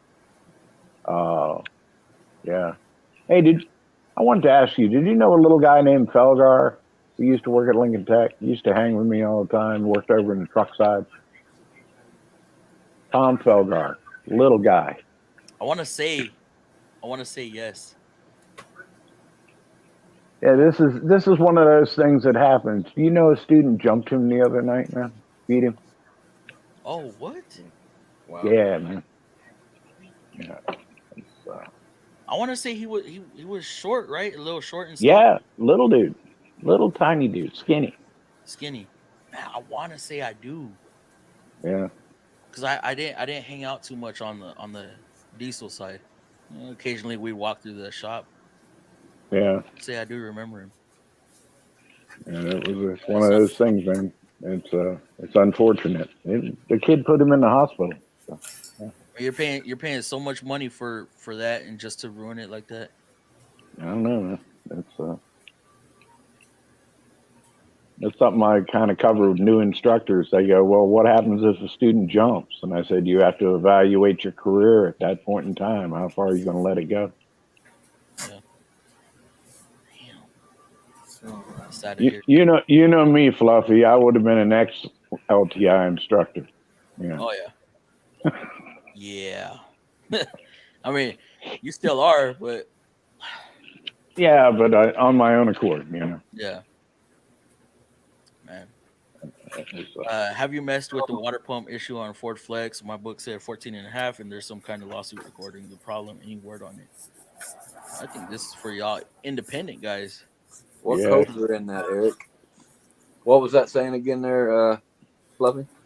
Have you messed with the water pump issue on the Ford Flex? Book says 14.5 hours, and there's some kind of lawsuit regarding the problem. Any word on it? Well, that would be the 3.5 liter with the driven off the chain, right? That's correct. Yeah. So the 14.5 is because it is a timing job. Yeah. I don't know of any lawsuits, and actually, those are extremely reliable. Yeah. So, I mean, I've done plenty of those, and I mean, they're actually not that hard. Yeah. Um, If you get a coolant leak and then you overheat it, you know, uh, you got to worry about the head gaskets, but they're not bad. They're not too bad. no, they're double sealed, so even if it does start leaking, I mean, it's not as It'll bad just run as out there on the block by the alternator. Oh, that sounds Exactly. like R35s and Yeah. 4.0s. They make that weep hole on purpose so you know it's leaking. Yeah. We got exactly. we got the oil seal and then we got the coolant seal. Yeah, those are double sealed, so you do have that fail safe on them, but the book says 14 and a half, but I mean, it takes probably a good solid 8 hours if you just hammer at it nonstop. And you've done a few of them. Yeah. They're not hard. The only thing that you got to make sure of is that you keep the cams timed. Because if You go to school on the first one. Yep. what's that? Maybe even you go to school on the first one, maybe even the second one. And you got to make sure you watch the timing of the cams themselves, not the phasers, because the phaser can be locked if it's stuck for some reason. So you can actually have your cam off. Oh, you know what, Fraser?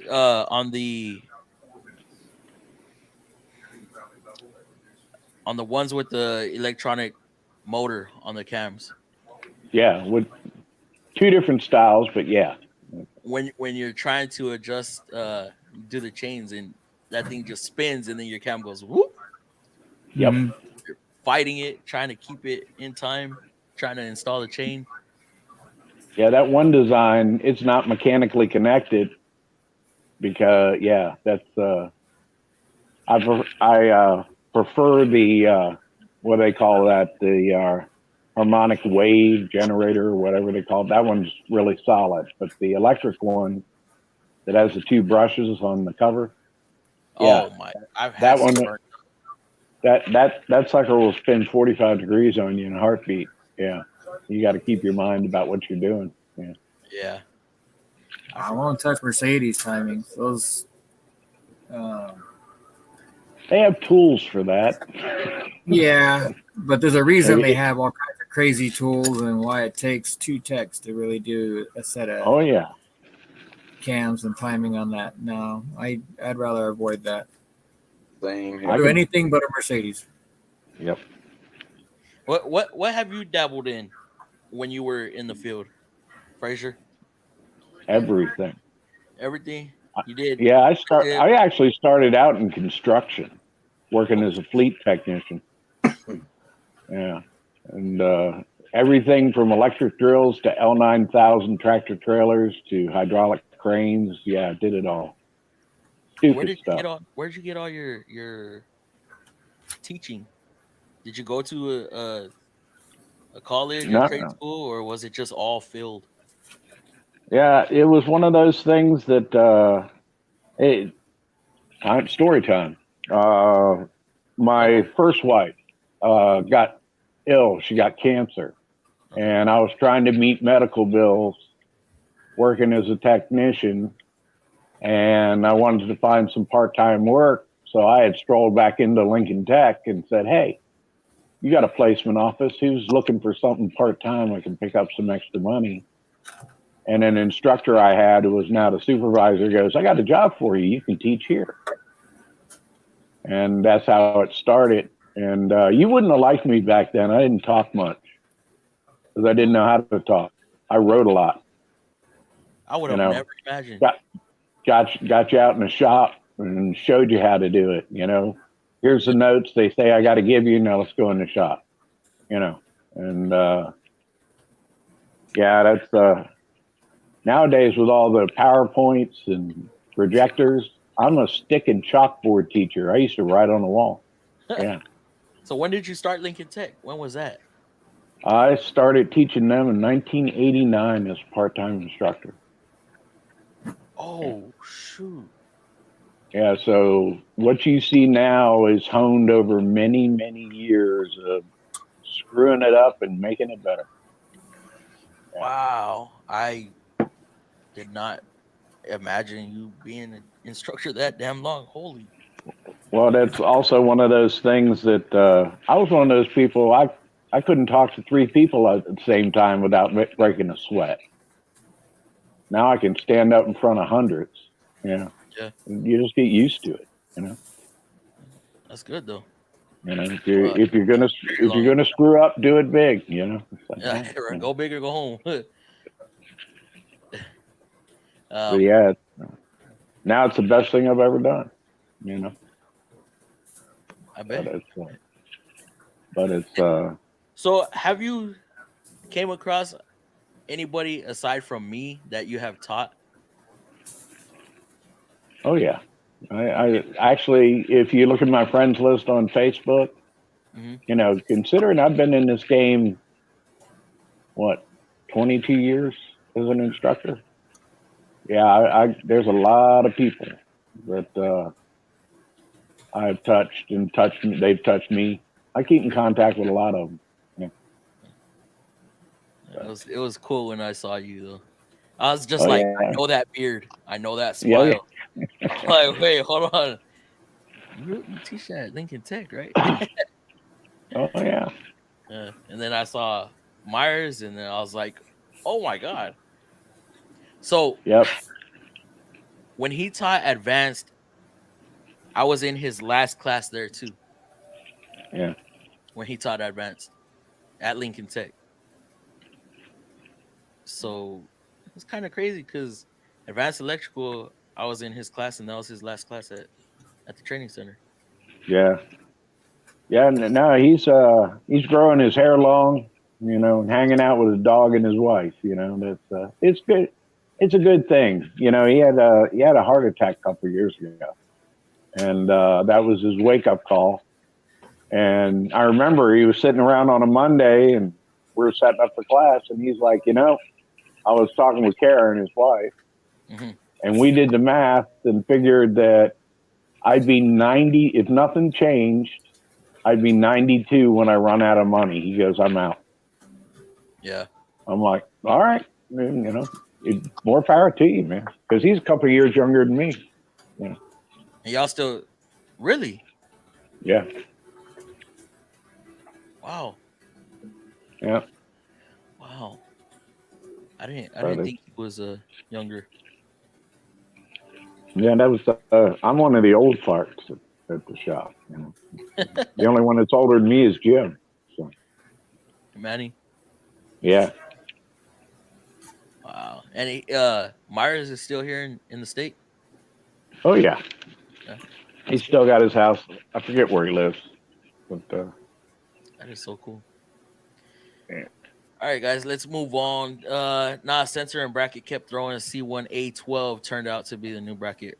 Racked my brain for too long. I thought you only threw a radar on there. I did not know you threw a bracket on there. Oh wait, because I was telling you to look at the crash bar, right? Well, if you're still in here, Benjamin, I'm glad you figured that thing out, bro. That is so weird when you get new parts that are not right. Had to do rear upper control arms on a 15 Ford Focus today. Never getting barely any room. Such a hassle. I'm surprised you even worked on a non-Nissan. What's up, Fluffy? I haven't been in your streams lately. I've been working nights now. Is that Eric, the car guy? In the up right corner. No, that is John of Some Trades. But thank you for coming through. I don't know if you're still in here. I know, guys, taking a bit to get through the comments. Sorry I couldn't join. I'm out of town at a paintball tournament. Oh, that's why you were messing with that paintball gun the other day, huh? Any suggestions for an engine swap in my 72 Datsun 521? Don't say LS. No, keep it original. I can turn you on to a guy that does 510s, man. And yeah, Jason Crawford. Jason Crawford has built some beautiful 510s, man. Wow. Who? Jason Crawford. He's a master tech guy somewhere out in Central Texas. Oh, man. Yeah, he's the damn superchargers are as big as a motor. I mean the turbochargers, just got Damn. off. They're just wild looking things. I'm using my Klein multimeter and it does the job. Isn't Klein like or don't they do home electrical stuff? Yeah, a lot of my electrical crimp pliers and wire cutters are Klein. They're really good stuff.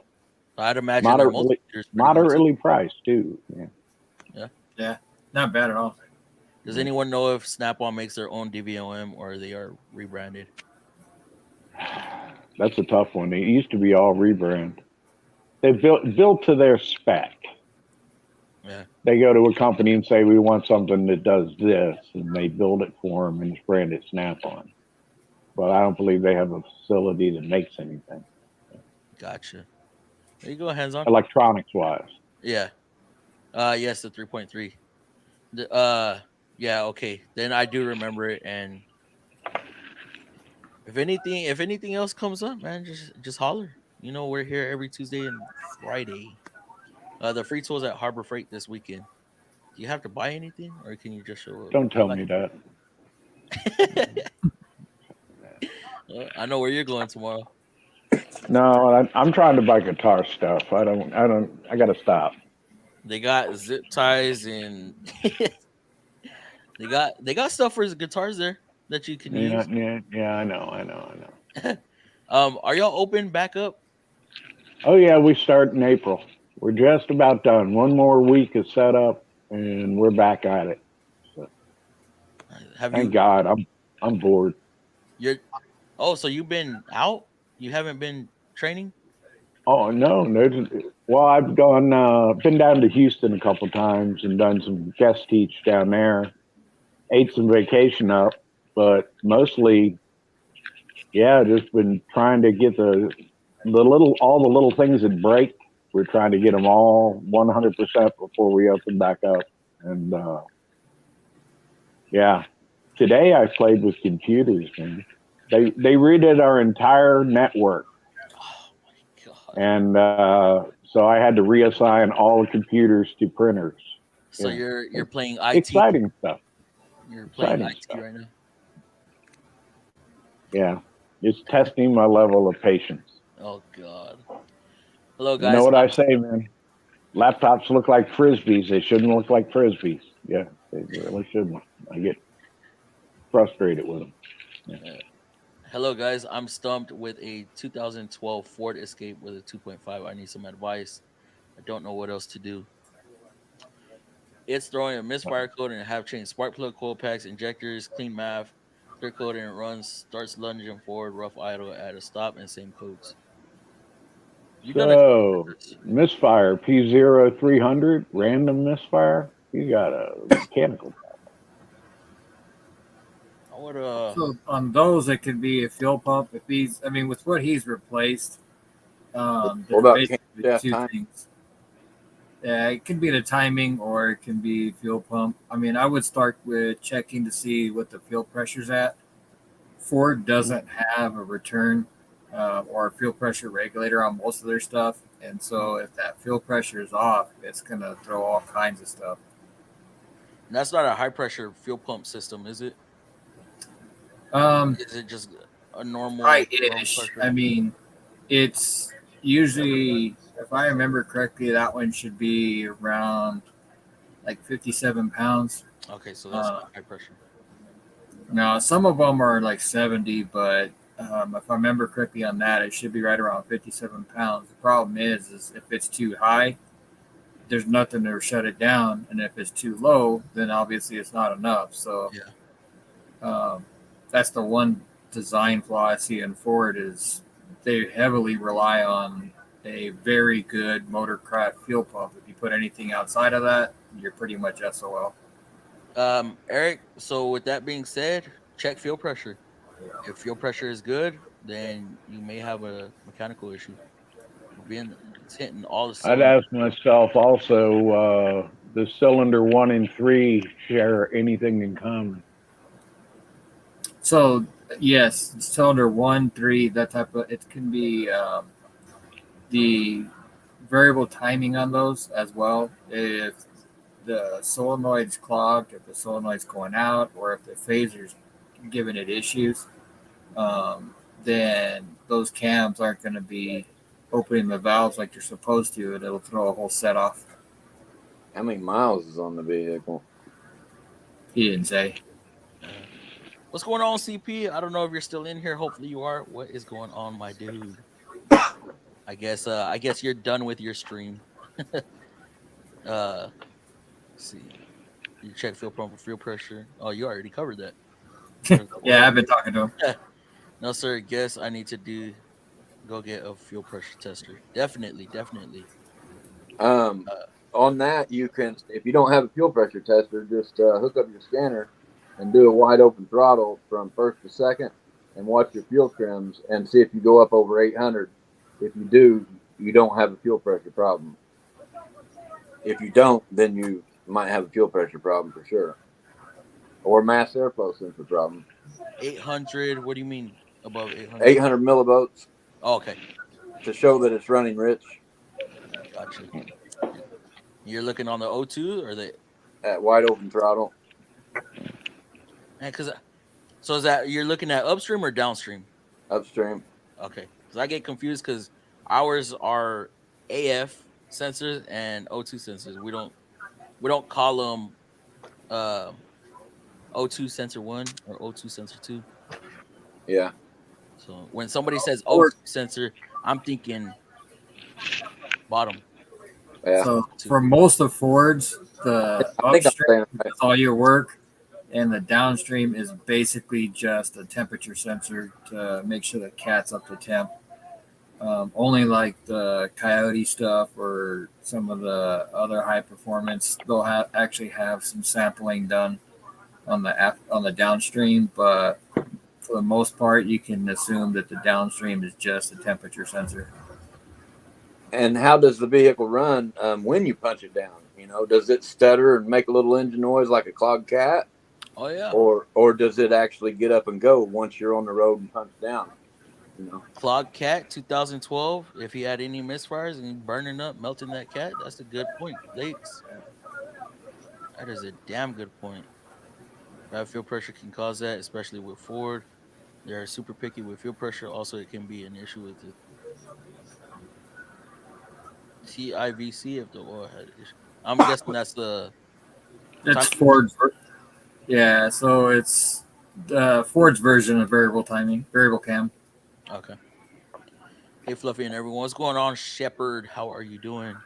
Look into the fuel issue, sir. Thank you. No problem. Let us know what you find. Be very interested to see. Yeah, let us know. In fact, if you are still here, go outside and test drive it real quick. See what you can come up with when it actually happens. I know you said something about idle, but yeah, let me see. Clear code, and when it runs, starts lunging forward, rough idle at a stop, and same codes. See how it acts when you're driving it. See if it starts trying to fall flat on its face. Lost where I'm at. Hey Lakes, what do y'all having a good time from good evening? Oh, what?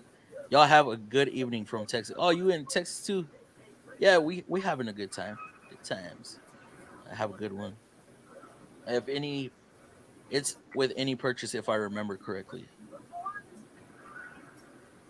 You know what I like to get from Harbor Freight? O-rings, cotter pins, zip ties. Those little flashlights, the magnetic ones. I haven't got one of those. I have a bendy magnet. Stuff falls in weird places, man. I thought I was gonna have to tear a dash apart today. Frazier, on the 19 Altima, check the radio number. My socket fell down trying to get one of the bolts. And then I go retrieve it with my pocket screwdriver. My pocket screwdriver falls down. It got hung up and slipped out of my fingers. I was like, oh my God. Just to check the part number on the radio. That was all. Yeah. I'm gonna find it I here. remember many years ago, a guy watching me finish up his Jeep Cherokee, and my 10 millimeter wobble socket, quarter inch, popped off the end of the extension and fell down somewhere between the radiator and the condenser. And I tried everything I could think of, and I couldn't get it out of there. And I just finished up and closed the hood. And the customer's like, "Aren't you going to get it back?" I said, "I increased the value of your car by $29.95." You know, Yeah. Yeah. What's up, Quick Ranch? it's like I'm just Hey, Quick done. Ranch. What's going on, Quick Wrench? Speaking on that, losing tools inside vehicles. I remember I did motor mounts on I don't remember if it was a Frontier, Pathfinder, Armada, one of those, where you get the 17s from up top. Yeah. Popped off my extension and got lost in the frame somewhere. Didn't hit the ground, couldn't see it from up top. So that my swivel 17 is still in the vehicle somewhere, unless it fell out. Well, I took 2 stitches right here. I was removing here's something for the old guys. I was taking a starter out of a Stanza, Oh, a damn. Nissan Stanza. And when I got the starter out finally, somebody had lost a snap-on spark plug socket and a wobble extension. It was shoved between the starter and the body and the engine. And when I pulled it back, it comes sailing out of there and cracked me right there. Split my thing open. I had to go get 2 stitches, but I got a socket out of the deal. There you go. So these flashlights, you get at AutoZone. They're like $4 or $5. You got the extendables. You got the magnet. It's got the magnet and it's got the flashlight, so you can actually see where you like looking down inside the frame as you're trying to reach for it. Yeah. The batteries cost more than Always, the flashlight. I got a flashlight in one hand, trying to fish with the other. That little kit I gave away on my giveaway with the mirrors in it had one of them in it. Oh yeah, that is right. Quick Wrench, I actually sent you a link, bro. So if you want to come in, more than welcome, bro. CP, is CP still in here? CP, if you want to come in, bro. I totally forgot to send you the link also. Get that going.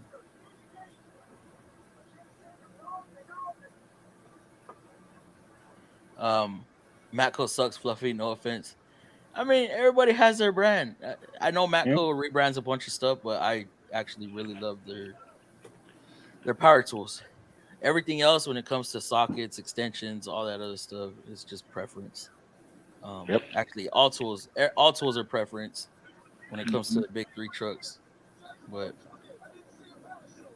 Well, honestly, a lot of the stuff back in the day, junk tools were truly junk. You know, they were absolutely garbage. Great neck. Yeah, and they've come a long way. They really have. You know, that's I used to bash junk tools just as good as anybody else, and they really changed a lot. yeah, You know? I mean, got enough air. I have Duralast tools. I have Harbor Freight tools. I have, of course, Matco, Mac. No, I got a couple Snap-on stuff, but those are like gifts. And it's a whole lot easier to take a Harbor Freight wrench to a grinder to make it fit than that Snap-on one. Yeah, very true. Unless it's Icon, because Icon's getting up there in price. Yeah, they're trying. You know. Yeah. Well, with enough air pressure, those Century pneumatic impacts work phenomenal. Because you know, even my cheap little one hasn't let me down on anything yet. See, I have no control. I think we're limited to 90 psi. Oh man, we're like 200, I think, 240, something like that, and we got big hoses that keep blowing the tips off. We're 160. I now my big compressor, my personal compressor, I have that thing at like 120, 130. I'm definitely old school because Ingersoll Rand. IR. Yeah. Then, yep. My 231. So, Haven't met a bolt yet that it didn't hate. Yeah. I'm pretty sure that was true power coming out of that, whatever they rated that one at. Now, Oh no, it was way underrated. now it's everybody overrates their stuff nowadays, Yeah. especially when it comes to electric impacts. Yeah, that thing will give you Popeye arms, man. That thing probably weighs 6 pounds. Yeah. That's why I don't understand how lakes. I know you lug around that M18 all damn day. I don't know how the hell you do it, bro. Yeah. I'm walking. I'm walking around with a stubby it get 3/8 all day. it gets your shoulder sore, that's for sure. I I bet I had do to it. quit using that stinking big 12 amp hour battery with it. My goodness, man, that really got my shoulder hurting. Turned into a 10-pound just doing rotates. Hell, being underneath the car doing a subframe or something. I don't know how y'all do it. I really like don't. that 650 foot-pound one I got though. It does most everything. The mid torque. Yeah. Yeah, I'm using. Y'all see it all the time. That stubby 3/8 pneumatic thing weighs like 2.5 to 3 pounds. I love that thing. 220 foot-pounds on that one. On which one? The Milwaukee 3/8. That's all it's putting out. Yeah. I thought it was doing more. No, 220 on the right angle and on the 3/8 stubby. Oh, that one. Okay, the M12. Yeah. Yeah. Okay. Yeah. That's a good one. That's right there with the Matco stubby that I used. Not the pneumatic, but the 16 volt. Yeah, I'm just tired of that air hose. I use it for my air hammer and I use it for my like die grinder, but that's it. Yeah. I said 16 volt. I meant what? What's up, Quick Wrench? What's up, Quick Ranch? What's You guys going on? good? What's up, CP? What's up, Lace? How you doing? All right. And then we got Frazier up in Fluffy, the. I'm gonna bow out. This old man, it's past my bedtime, dude. I gotta go. Hey, damn it! It's 11 o'clock. Well, it was nice meeting you. Yeah. Hey, man, I try to make it a little more frequent that I stop in on Friday night, man. I didn't put some deodorant on before I came in. I didn't smell, did I? No, I'm sorry. No, I'm probably the one that smells, man. But you know, I'm just kidding. All right, Frazier. We're very. All right, I man. appreciate you coming on. Good to meet you all, man. Good, Yeah, you too, bro. Take it easy. Thank you. That was your Jennifer, instructor, what's going wasn't on? What's that? Was that your instructor? Yes, sir. Oh, okay. That would have been cool to talk to him. Hey, Fluffy, how you doing tonight? What's going on, Frosty? The Iceman, how are you doing? All right, Quick Wrench, CP, best electrical diagnostic tools. What are y'all thinking? As far as a multimeter? A multimeter? Multimeters, test lights, power probes. Multimeter? I mean, Fluke 88, Power Pro, everything Power Pro makes is pretty freaking good. I would say probably a Tesla. You know, honestly, if I had a meter, Test light, baby. Yeah, if I had a meter and a loaded that's a test light. meter and a test bulb, loaded test bulb, that would probably do it better than a test light. Test everything like Y'all are bold. Okay, what if we're doing a 5-volt circuit? It's not gonna hurt it, bro. Power Pro. Yeah, I'd still get a 5-volt. I could get a 5-volt bulb. I have a 5-volt, like a 194 bulb. Okay, let me throw this at you. Friendly debate. Okay, what if you're trying to see your voltage? How much? Pico scope. Pico. Yeah. Okay, right there with John. Okay, what about you? Hard to beat a Pico scope. Yeah. Snap-on's scopes aren't bad either, though. Yeah. I got to use what I got. My Zeus. Okay. For a beginner, what do you recommend? If they can't, if there's no way. For a beginner, what do I recommend? Yeah. Nothing that Power Probe makes. Yeah. I don't recommend anything that Power Probe makes for a beginner. Yeah. They're gonna fry an ECM or something. Yeah, you don't want to throw power at shit that shouldn't have power going to it. Like a Yeah, 5-volt, they're you don't want not to throw 12 volts at it. Especially if you got something that needs to be under 5 volts, like a 3 volt or Yeah. a 700 millivolt. Yeah, a Power Probe hook, you can actually set your voltage all the way Yeah. down to it. Yeah. Wow. I don't know why they ever stopped making that damn thing. I if I ever find another one, I'm gonna buy it for a backup. I absolutely love that thing. Oh, I love that tool. It's got its uses. Yeah. I So use it for every parasitic draw test I ever do on a car. Use Same that here. cleans up my other meters. Lake said earlier there's a time and place for each of those tools. And there is. So picoscope, if you know how to use it and stuff like that, or an oscope when you're looking for signals, right? Right. Exactly. I have my favorite picoscope is my U scope. It's single channel. You can get a lot of stuff done with it. I mean, it's pretty handy because it's really quick and dirty. hmm You know, it's not the best. Even a It's not. pico, even a 2-channel picoscope, 2204, I think it's called, isn't bad for most tests, and you get it for like $100, but it's only like I think an 8-bit instead of 12. Which one is that one? A Pico, it's not made for automotive, so you're gonna need attenuators and all that. But it's a 2204 or the 2205. Which one's a 2-channel? Because I think one of the They're guys. both 2 channels. Oh, they are okay. Because I know one of the The guys at the shop. 2205 is a little bought one. faster than the 2204, Those things are just pricey. but they're like 100-ish bucks. I mean, you need a laptop with it, but Well, I'm saying like the 4-channel big Pico. Like a hand attack. that's pricey. My company provides me with that. Oh, do they?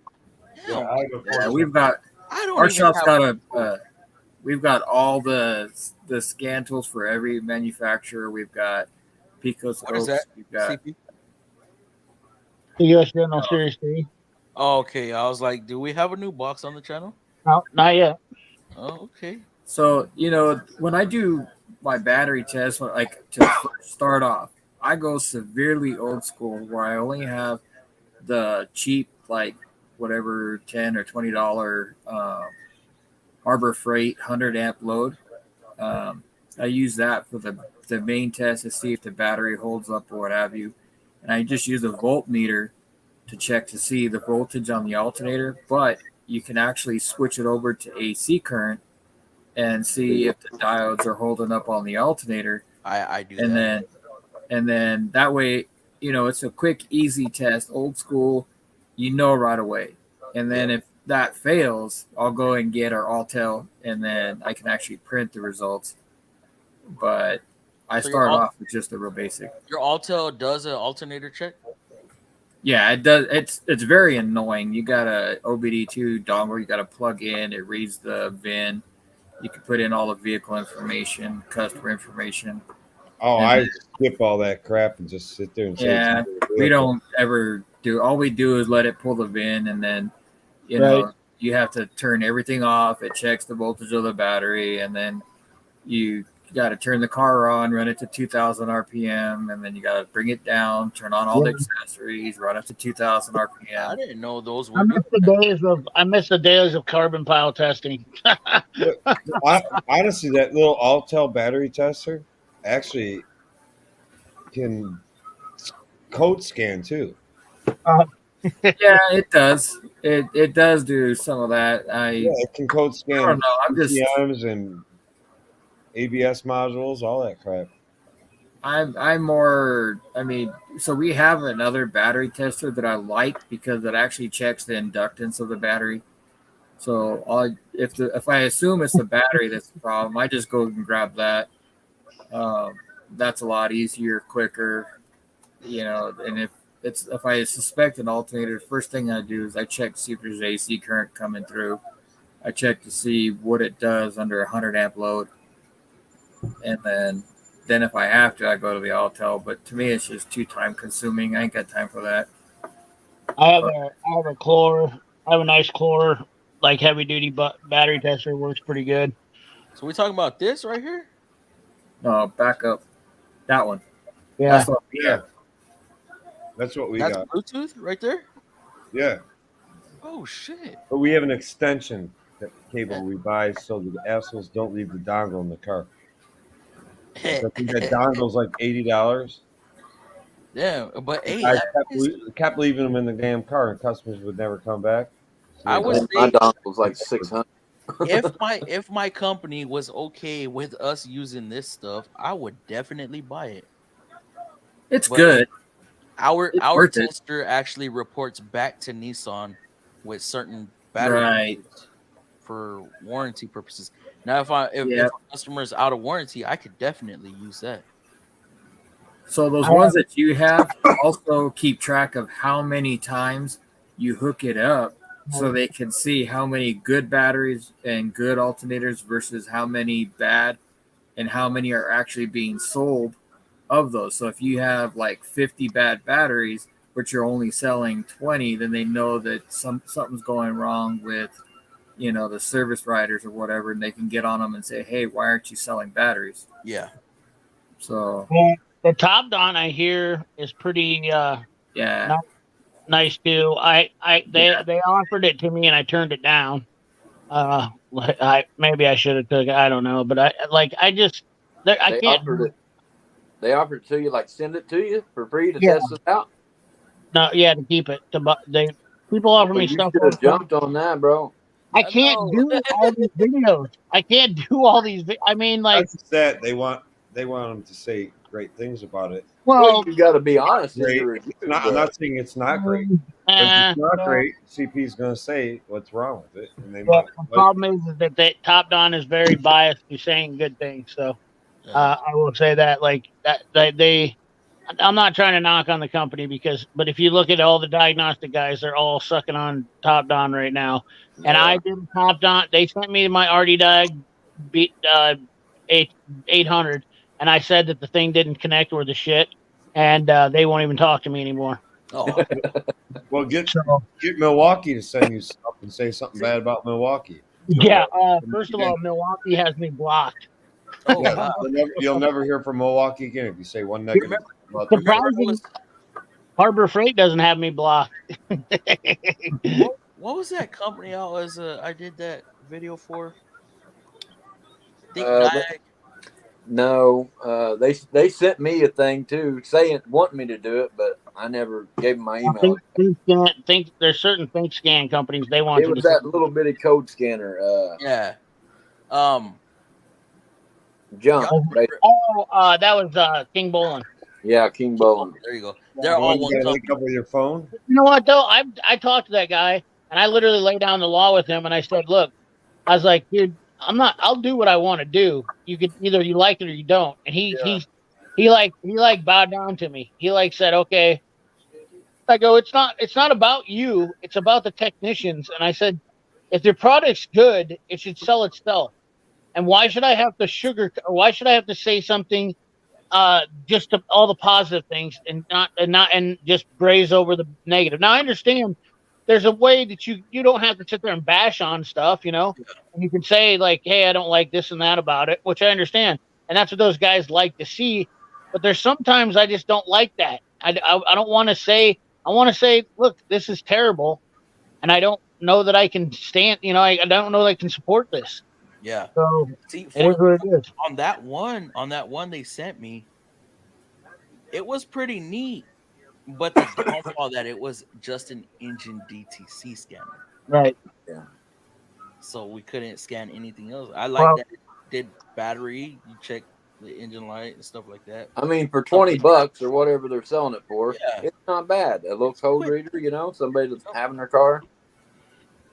Well, But for a technician, no. But So when I just turned down Launch, so they just contacted me. In fact, I was emailing them while I was on my live stream. They wanted me to do, so they emailed me and said, hey, we want you to do a CRP 919X, and I said, okay, that's fine. And then I said I can check it out and do a video. And they said, "What's your criteria?" And I said, "I take the scanner, I use it, and if what I don't like about it, I tell you." And they said, "Oh, well, maybe we should have you do the 123." And I was like, "You mean the lower model with code reader?" And I was like, "Yeah, I'm out." And they're like, "Why don't you want to do the 123?" And I was like, "Because I don't want to do a code reader. Like, what the French toast is wrong with you? I don't. Yeah. I'm trying to go mid level. I got guys that are past code readers. Okay, we're not. This isn't the nursery. I understand. I've showed some code readers for some guys who are just trying to get into diagnostic. Code readers are for people who are just doing diagnostic, so that they don't overload themselves on trying to get PIDs and all that.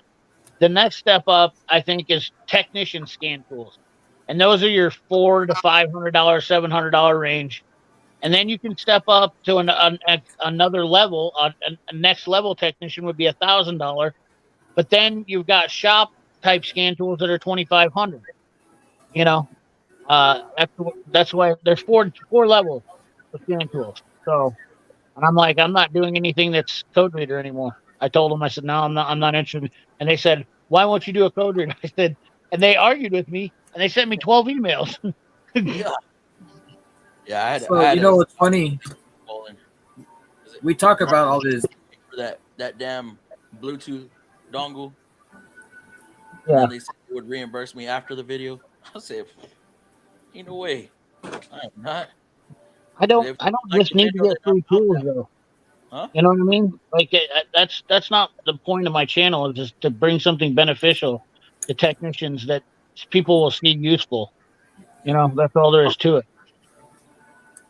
I guess that's my main goal. You know what I mean? The same as you, Fluffy, right? You know what I mean? Like we're all here for the same thing, right? I mean, Yeah. I'm not just saying me. I shouldn't sound. That kind of sounded arrogant of me to say that, but I wasn't meaning Well, it I that mean, way. you're basic. That's what your channel is. You know what? How you want to perceive something in your point of view, because you hold a large tool following and stuff like that. You don't want to mislead somebody. I understand where you're coming from as a creator. Somebody who has a lot of influence on a large group of people. You're Well, not I'm, gonna I'm trying to smoke help up people out somebody's. though. I mean, whoever, I'm trying to help other creators. I'm trying to help technicians. I'm trying Yeah, to help DIY guys. I mean, I it's not like I'm Noah. I'm not trying to say I'm Noah or anything like that, but yeah, I'm also trying to open up these guys. I'm also trying to open these companies up that they need to stop supporting the same people. Stop giving scan tools to the same guys that say, "Oh yeah, this is great, man. This is awesome." Like there's other people out here who are very good technicians, and just because their subscriber count doesn't reflect on that, doesn't mean that they're any less of a person to give that, like to have them do it. And for some reason, these stupid ass companies can't get it through their damn head that the subscriber number really doesn't mean anything. They look at it and they're like, "Oh, well, you get more views." Blah blah blah. Okay, yeah. are you trying to sell you're just trying to sell the tool, and that's what turns me off from the company right away. That's when I'm like, you know what, if you're worried about that, then you're just trying to sell the tool. Yep. And if the tool's a good tool, it'll sell itself. Correct. CP, you had me at hello. Huh? You had me at hello. I know. I'm We ended up getting a fan clutch for the 2.5 Frontier, cheaper to buy it with the bump. Haven't had time to install it yet. Thanks for your help, Frosty. With you saying that, I'm assuming that when you kicked You your get a fan plus with your down? finger and gave it some spins, it sounded like that thing was just taking Good off on you, huh? number. So there was no drag. That's what I'm getting from that. Am I I'll be in a correct? minute. CP, tell Fluffy what I said about being fluffy. so Pito here, he said that he told me earlier today, he says I passed birth. I was 69 pounds when I was born. 3 months pre-birth. He wants, He's a big guy, fellow big guy. yeah. Well, welcome to the fluffy community. uh, thank you for the $5 donation, by the way, too. Very much appreciated. Hey, I'm about to you were talking about all the scan tools and all that. What's funny is all the stuff that we have at our shop. I mean, we've Uh-huh. got some extremely expensive stuff. We also have, the direct line to Chevy, Ford, Dodge. all the major ones. We have the direct access. Oh, do And you? yet, most of the guys keep coming after my little MS309 scanner from Walmart that I paid $13 for. That's been our go-to for like a huge portion of what we do all day long. Only when we need to look at something that's, really giving us issues do we go and grab the other stuff. But Is it just a code reader? Just pulling up codes, or it pulls up codes, but it also does the freeze frame, and you can see some of the live data too. oh, really? I've never So even when heard I of that. What I mean, the freeze frame is actually really detailed, because one of the ones that I did today, it actually had 11 pages of No shit. freeze frame data, and it showed everything. It showed, the fuel trims. It showed the cat temperatures. It showed the. What's the name of this tool? It's just go to Walmart.com, check out MS309.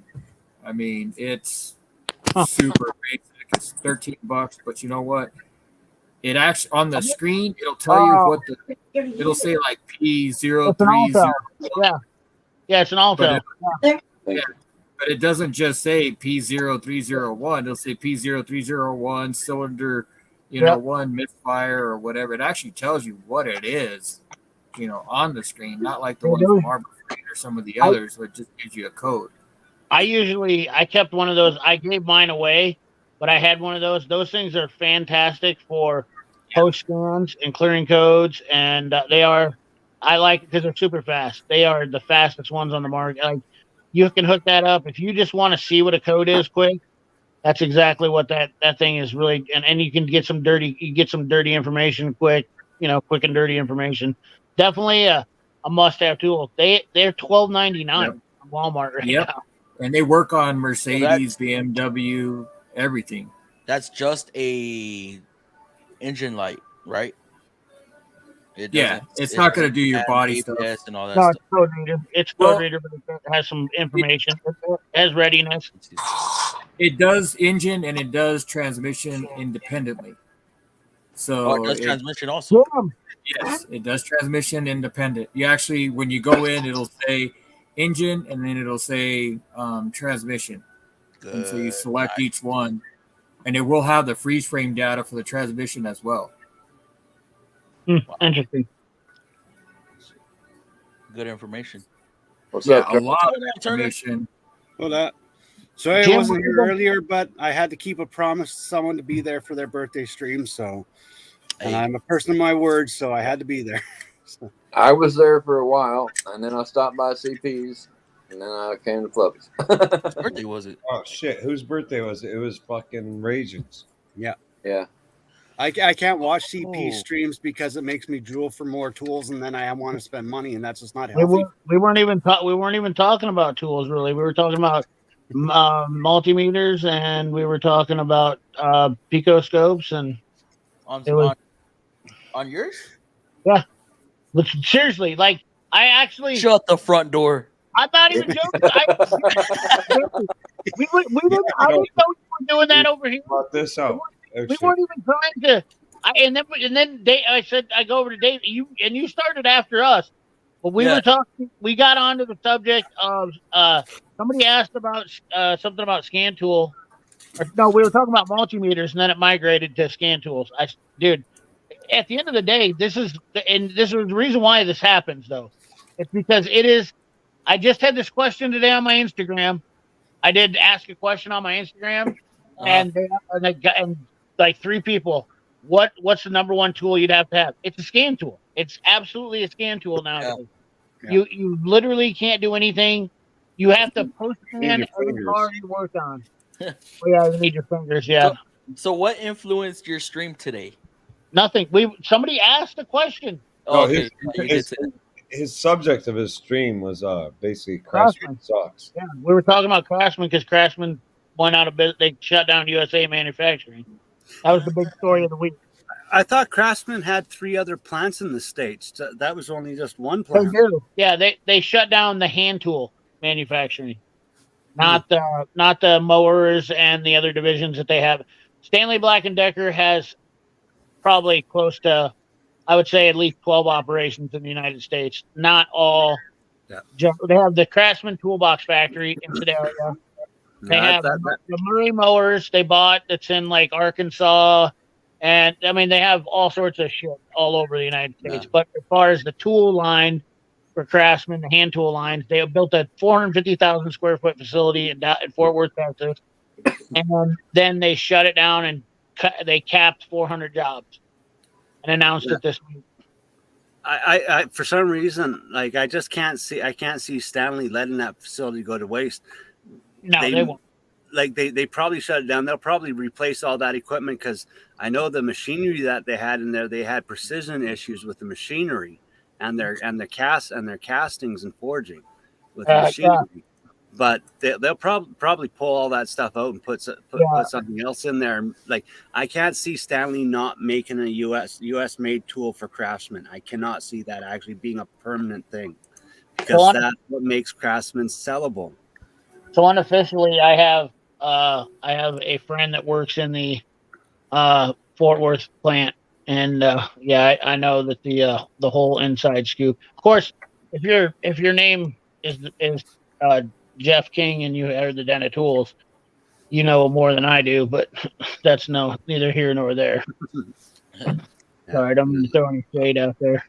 But so CP, what multimeter would you suggest? Fluke 88. Fluke 88. I bought the Snap-on. That's what started that conversation. I bought the Snap-on. I traded in my Mac, and I traded in my old Fluke, and I thought that new Snap-on was all the rage. And I didn't pay $700, but what'd you say they were, Dave, now? $770? Yeah, $770 now. I think they were $500 when it first came out. I've had $595 when it first came out. Now they're all the way up to $770. I didn't get to ask Turner this question. What do you feel is the best tool to diagnose electrical circuits? So we're talking electrical circuits because it's a tool that everyone can get. Is a multimeter. A half decent multimeter because it's a tool that's easily accessible, not necessarily expensive to get, and a good set of clips. Just a really good set of clips and pins.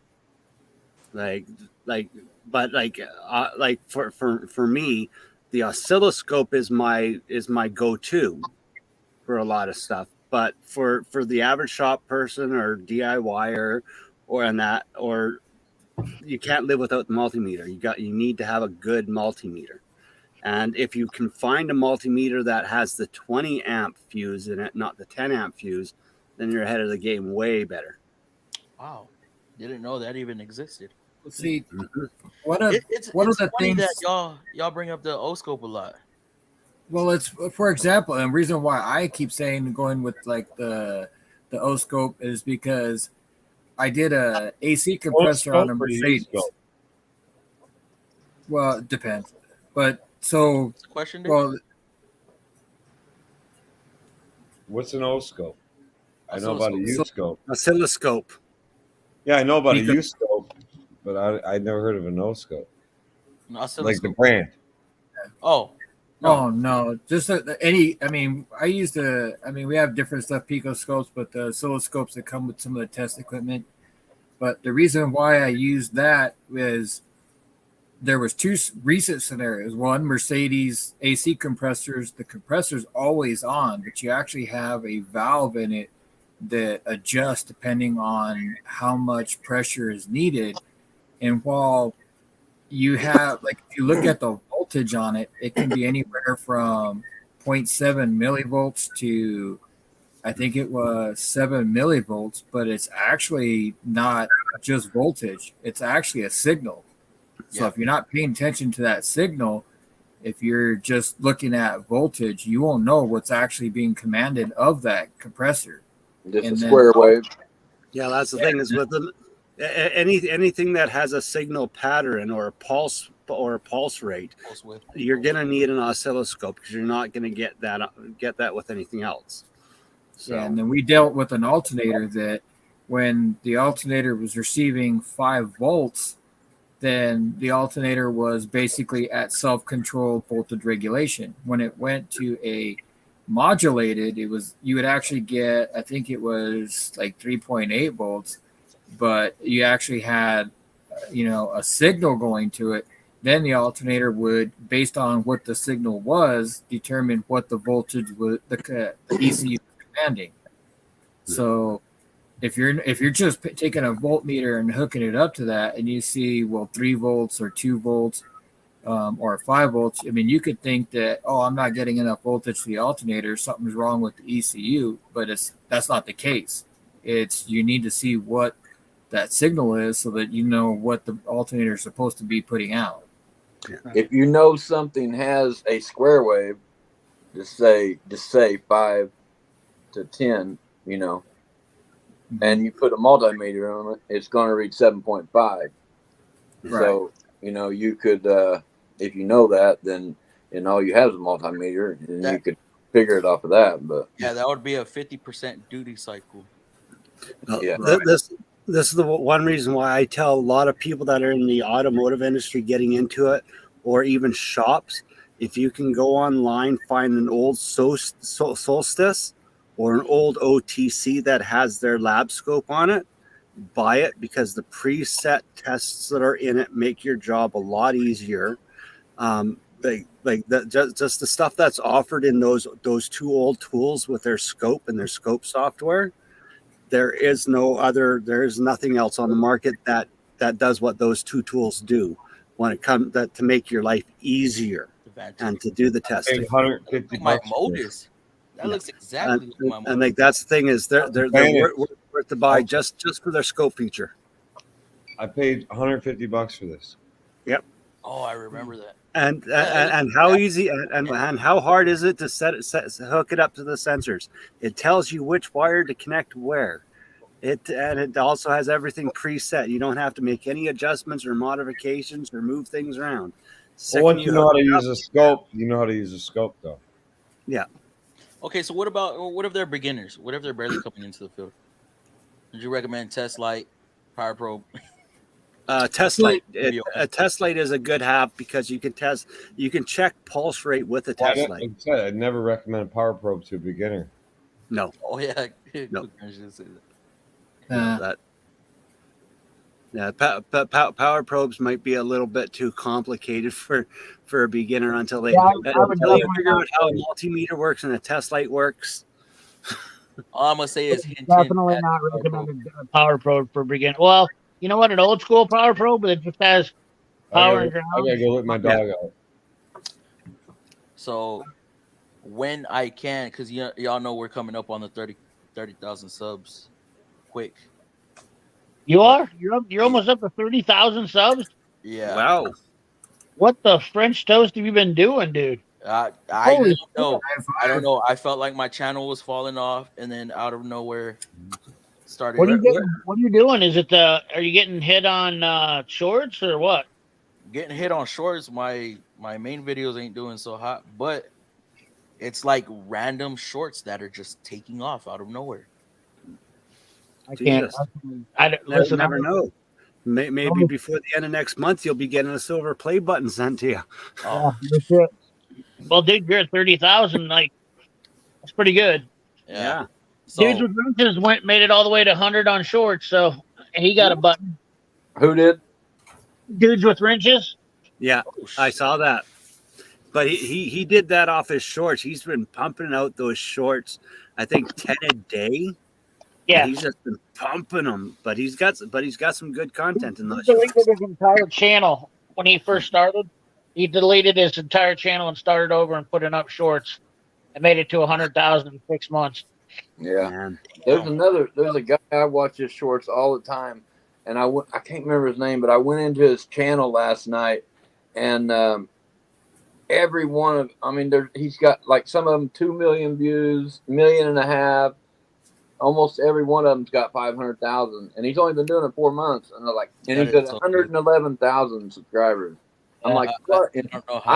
I'm at 3,000. I'm like, what the freaking heck is going on around? You got 3,000? Yeah. And here I am. I'm dancing and partying because I finally got over 150. Jeez, The thanks. first Pretty 500 good. is so hard. I admit that. Yeah, it is. YouTube Hey stuff. guys, I'm gonna head out. I gotta be up early in the morning. I gotta go pull a motor, and All right, John. Appreciate gotta you. do that. Appreciate your Oh, information. you asked me on that 5.4. It's out of an F-150. So Oh, is it? yeah, basically I did a whole timing set, everything on it, but when I fired it up, it's not building oil pressure and it's breaking oil pumps. Wow. So I have a feeling those crank bearings are shot. So what I got to do is he wants me to keep all the timing chain and phasers and everything I put in on this new truck and all his lifters and everything. And so I'm going to go get another motor and I'm going to put all that on the new motor. Wow. Of course, not the oil pump, but I mean, like, I can clean up the rockers and everything. Chain I can clean up. Hopefully, all that is salvageable. Hopefully, I mean. Oh, it hasn't. I mean, we fired it up, saw no oil pressure, and basically shut it down. Okay. So I mean, it doesn't even. It's just got maybe one cycle on it, and as soon as we saw no oil pressure, we called it and said nope. So I'm gonna go ahead and pull the motor, pull those parts out, inspect them, clean them up real good, and then go grab another motor and put all this stuff in. So that way he's got a fresh water pump, fresh phasers, fresh timing chain, everything, new rockers, all on the new used motor, and then go from there. I know with some of the 5.4s that I've done, I've actually had to manually hand prime the pump to get the oil pressure. Like I fire it up, I get no oil pressure, I turn it on, and then I'll sit there and I'll with my wrench just cranking her over 100 times. Yeah. Fire it up, and she's got oil pressure again. It just seems to be the diaphragm in the system. So yeah, no, this one I primed it, but yeah. it doesn't if you rev it a little, you get pressure. So on those, it's real common for those bearings to go out. Yeah. So we're not risking it. He wants to hang on to the truck for another 200,000-300,000. So we're going to go ahead and just put another motor in it. It's not worth opening it up to put crank bearings, because if it needs crank bearings, then that means the rest of it's shot. Yeah. So, I mean, that's okay. I mean, we'll go pull a motor, and then I'll just take a look at the new motor. And LKQ is going to give it a warranty. I mean, you get like almost a year warranty if you pay for the extended. So, and it's easy enough just to flip her upside down, pop the pan, take a look at it. Exactly. Just even when you're out there, I mean, you just pull the pan, take a look at it. If there's any glitter, then onto the next one. But if it's clean, then pull it and pay for the extended warranty, and we're good to go. Yeah. And we actually have an LKQ account. So, I mean, if I pull a motor and put it in and it doesn't work, they'll ship us a motor. So, but we'll see. So I got to get up early for that and have a busy weekend. Have fun. Oh, it was nice seeing you again. Too bad I wasn't here for the most of the stuff that you were talking about. Now I feel bad. I haven't been around. I've been just so busy with all this. I mean, starting this new job. By the time I get off of work, the videos are started, and then, I don't see my wife all week long. I mean, I'm gone from, I leave at 6 a.m. and I get home about 6-7 o'clock in the afternoon, and I see her for like an hour, and I pretty much like pass out, and I'm back up again. So when it comes Friday or the weekend, I'm usually volunteering or, just trying to clear up my stuff from, my accident. So all that's almost behind me. I've only got 2 more hours of community service, and that's it. And I'm done. And then I've got,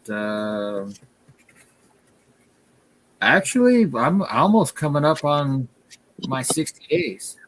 When I think about it. So I've only got like another, that was in February. So, I mean, heck, I probably only got another 2 weeks, or a week. And then everything's clear. Then I can talk even more freely about it. And maybe even show the video of what happened. If you actually pay attention to it and listen to it, it'll turn your stomach. Yeah. It's just a flash. It's just a flash and then a loud bang. Yep. But anyhow, all right, guys. Well, have a good night. John. You too, John. See you later, John. See you later, John. With that being said, get to the comments real quick. Got a lot behind. I'm about to buy a 40-inch cart from Snap-on. Not going to buy another general box. With so many used name brand options out there, not thrilled about my 56-inch. What brand is your 56? I'm assuming U.S. General. Assuming. Fluffy. The used toolbox market is just absolutely just crazy, like good, crazy good right now. Yeah. Now here's a question for you: the old Tech Series 52-inch carts. What would you say one of those in decent condition is worth use? Because there's a guy trying to sell one. You mean the 54-inch Mac Tech 1000? Yeah, $2,000. $2,000. Okay, so that's what he's about. What his price is at about. So, no limp noodle Fluffy, both directions. Man, you like how I just diagnosed that over the stream? Glad to hear that you got that thing figured out. I like hearing CPU view on YouTubers say lies on tools, and I love how he doesn't BS on how tools are. Yep, I think that's why he has such a great following, because he's honest about everything. Hey Fluffy, yeah, happy birthday, Raging. Hopefully you're still in here, bro. What's up, Fluffy? How's your night going? It's going all right. It's going good. Had some we had and have some good people up in the panel. But how you been, Hoot Nanny? Thanks, Fluffy. You're welcome, Raging. Happy birthday. Thanks, Quick Ranch. Honestly, it's been a while since I've used oscope or multimeter. Lately, been doing a lot of work for a guy. I'm rebuilding a fuel distributor on a 1988 Audio 80 Quattro and replacing water pump. A fuel distributor? Hoot Nanny. Hold on. Wait, what? You're on the road still in Texas. Happy birthday, Raging. Parked until tomorrow night. Pick up in Laredo, going to Tennessee. So you're here right now. Thanks, Frosty. No problem, Fluff. Thank you. Pedo? Warren? Yeah, Pedo. Okay. You definitely have to be careful with Power Pro because you can mess up your vehicles if you do something wrong. Happy birthday, Raging. And talking about Honda Odysseys. Oh yeah. So back to what I was when we got started on me hitting 30K. Y'all know I'm doing giveaways at like every 10K. But this one, I'm gonna have to hold it off a little bit because times are a little tough. So when that does happen, me talking about a Power Pro so much lately might be a hint at one of the prizes. Might. What's that? Mightn't it be a might be a hint at one of the prizes, gifts, a giveaway. So I can't believe it seems like I didn't even pay it. I'm sorry. I feel like I don't pay attention though anymore. I'll be honest with you. I don't look at people's subscribers anymore. I don't even think about it though anymore. I've gotten so to the point to where I just watch people's channels and I'm like, I don't care what that number is. I just look at, like, I just watched the guy's channel today. I think it's something B something. He's got, I don't know how many, he doesn't have that many subscribers, but I just watched his channel and he's like, he's got a cool channel. And I've commented on his video and I was like, dude, your shop's cool. He's got a lot of old cool stuff in it. He's a real down to earth guy. And, like, I don't really care. I don't really care what the number means on somebody's channel. I don't really look at the number. I think that's a piss poor way to judge somebody's channel. And especially since YouTube has grown with these bigger channels now.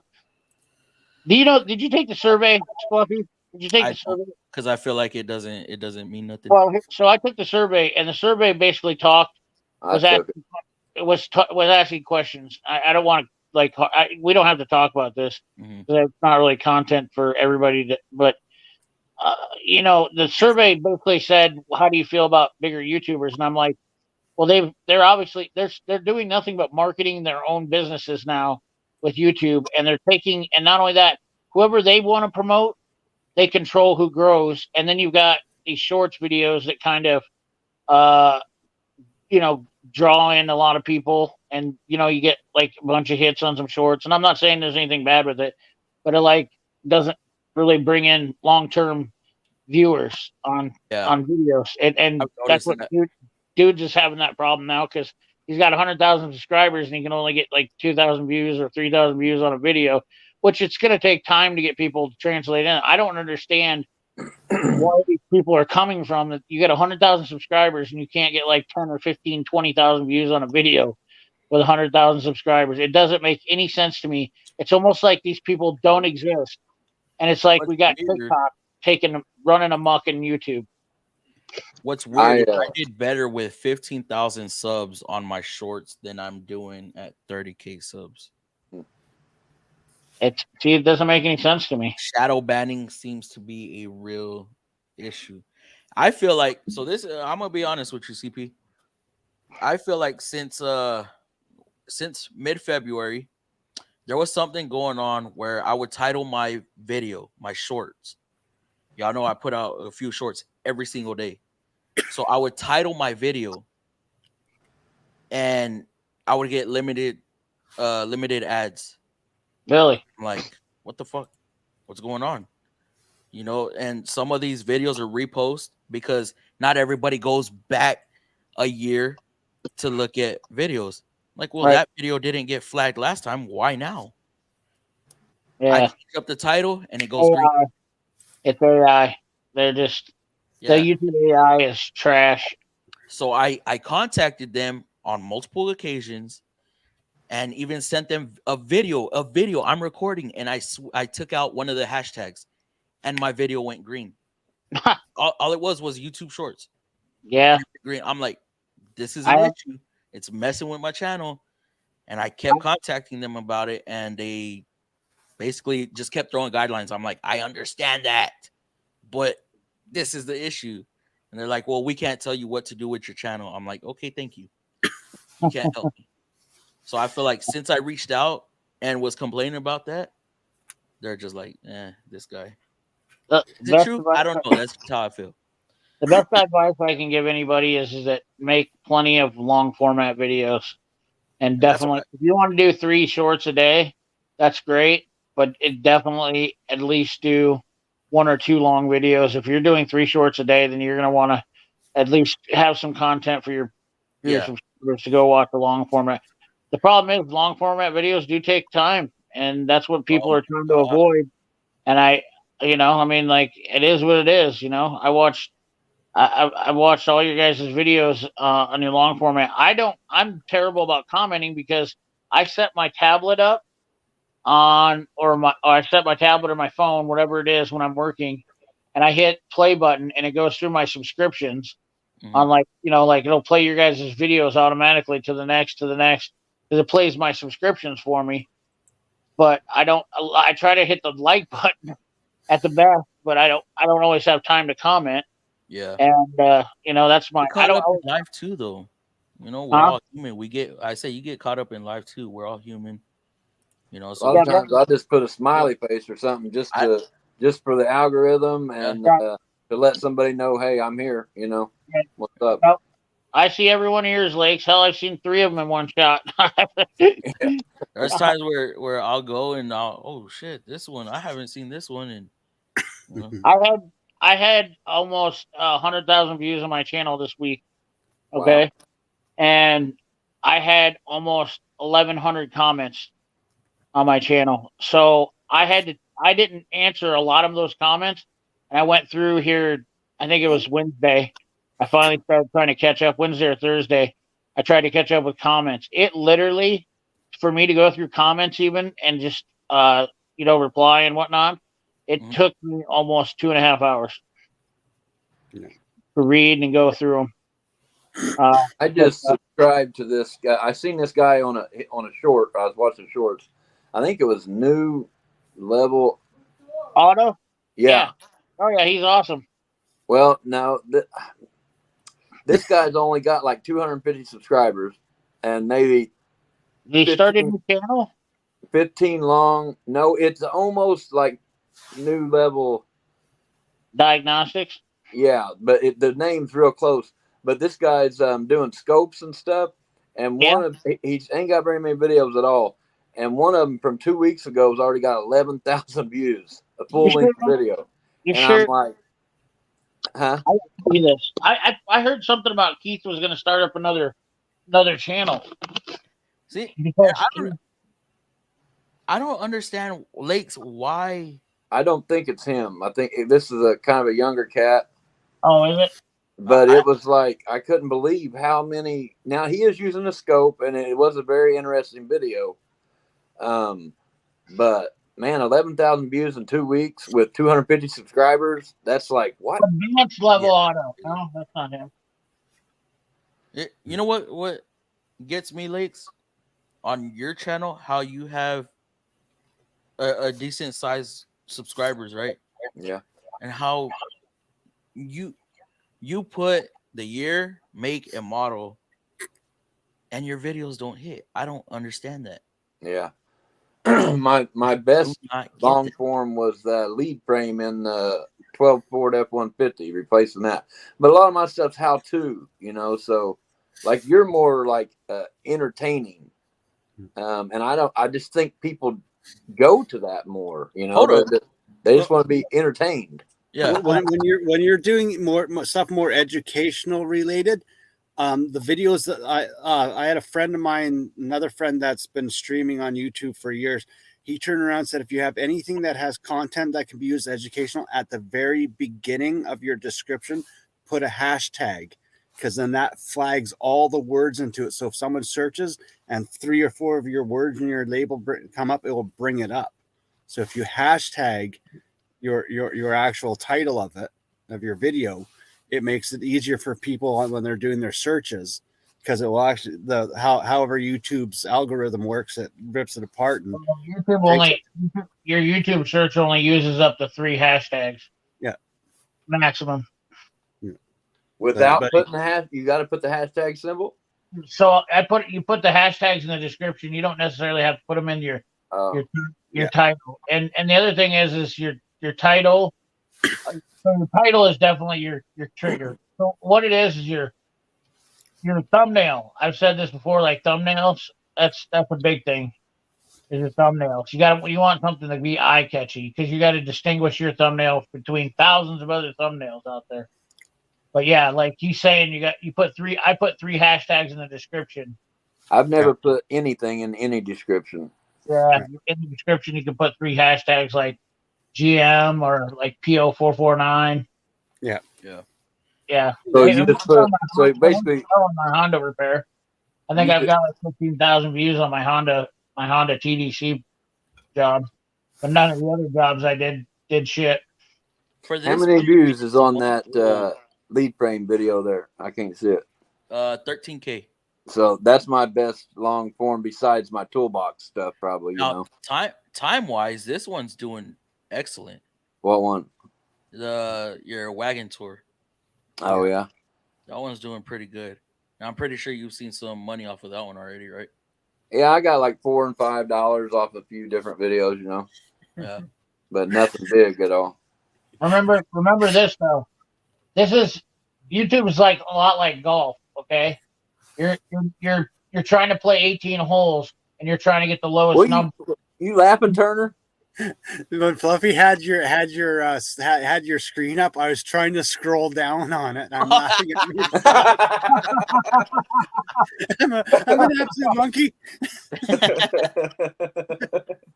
Sorry, CP. Go ahead. Well, I had them times. When you're what was I saying now? I completely forgot. About 18 monkeys or something like that. No, that was Turner. He was talking about. He got me off track here. Yeah. You're trying to do. I've done that. I've actually done what he's done before. So that's why I was like thinking. I was like, dude, I've done that so many times. Say, why is it not working? Yeah, I've done that so many times. I'm on a live stream. It's ridiculous. what was I gonna say? It was So now the hashtag is that that's just the pound symbol, right?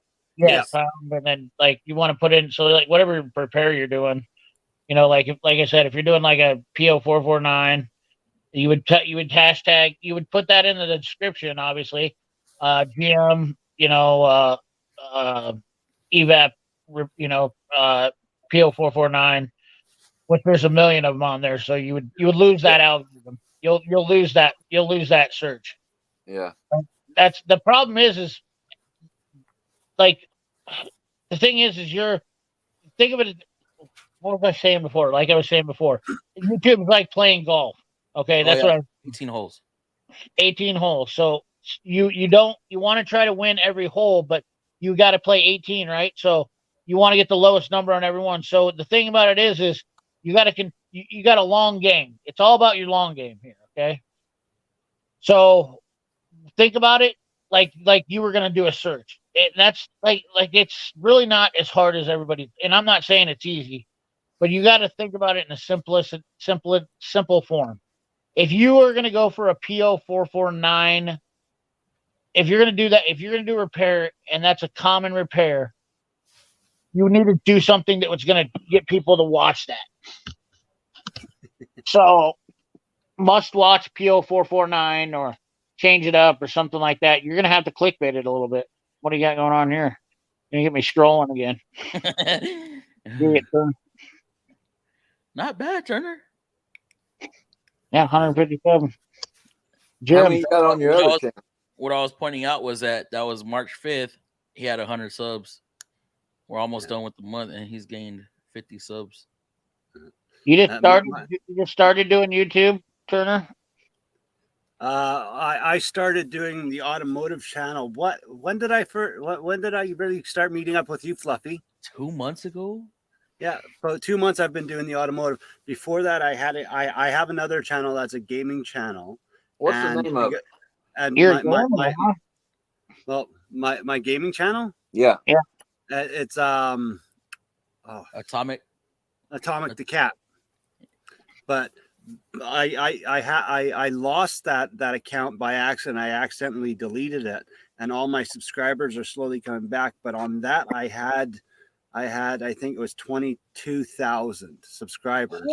But the problem is though, is because I lost that account, people can't find me. So all my subscribers, I'm slowly getting people they've gone through my Discord to get my new link. So my next live stream, my number should jump back up again on that. Try jumping in the comments and new channel. Yeah, like that. That's the thing is like I made a big oops and I had to restart my channel, and that was the worst thing I ever did. I lost my big channel. What did you play games for on your channel? I did Hoyoverse games, Genshin Impact, Honkai Impact, and stuff like that. So I don't know nothing about that. So I'm just curious. I know gaming channels are crazy.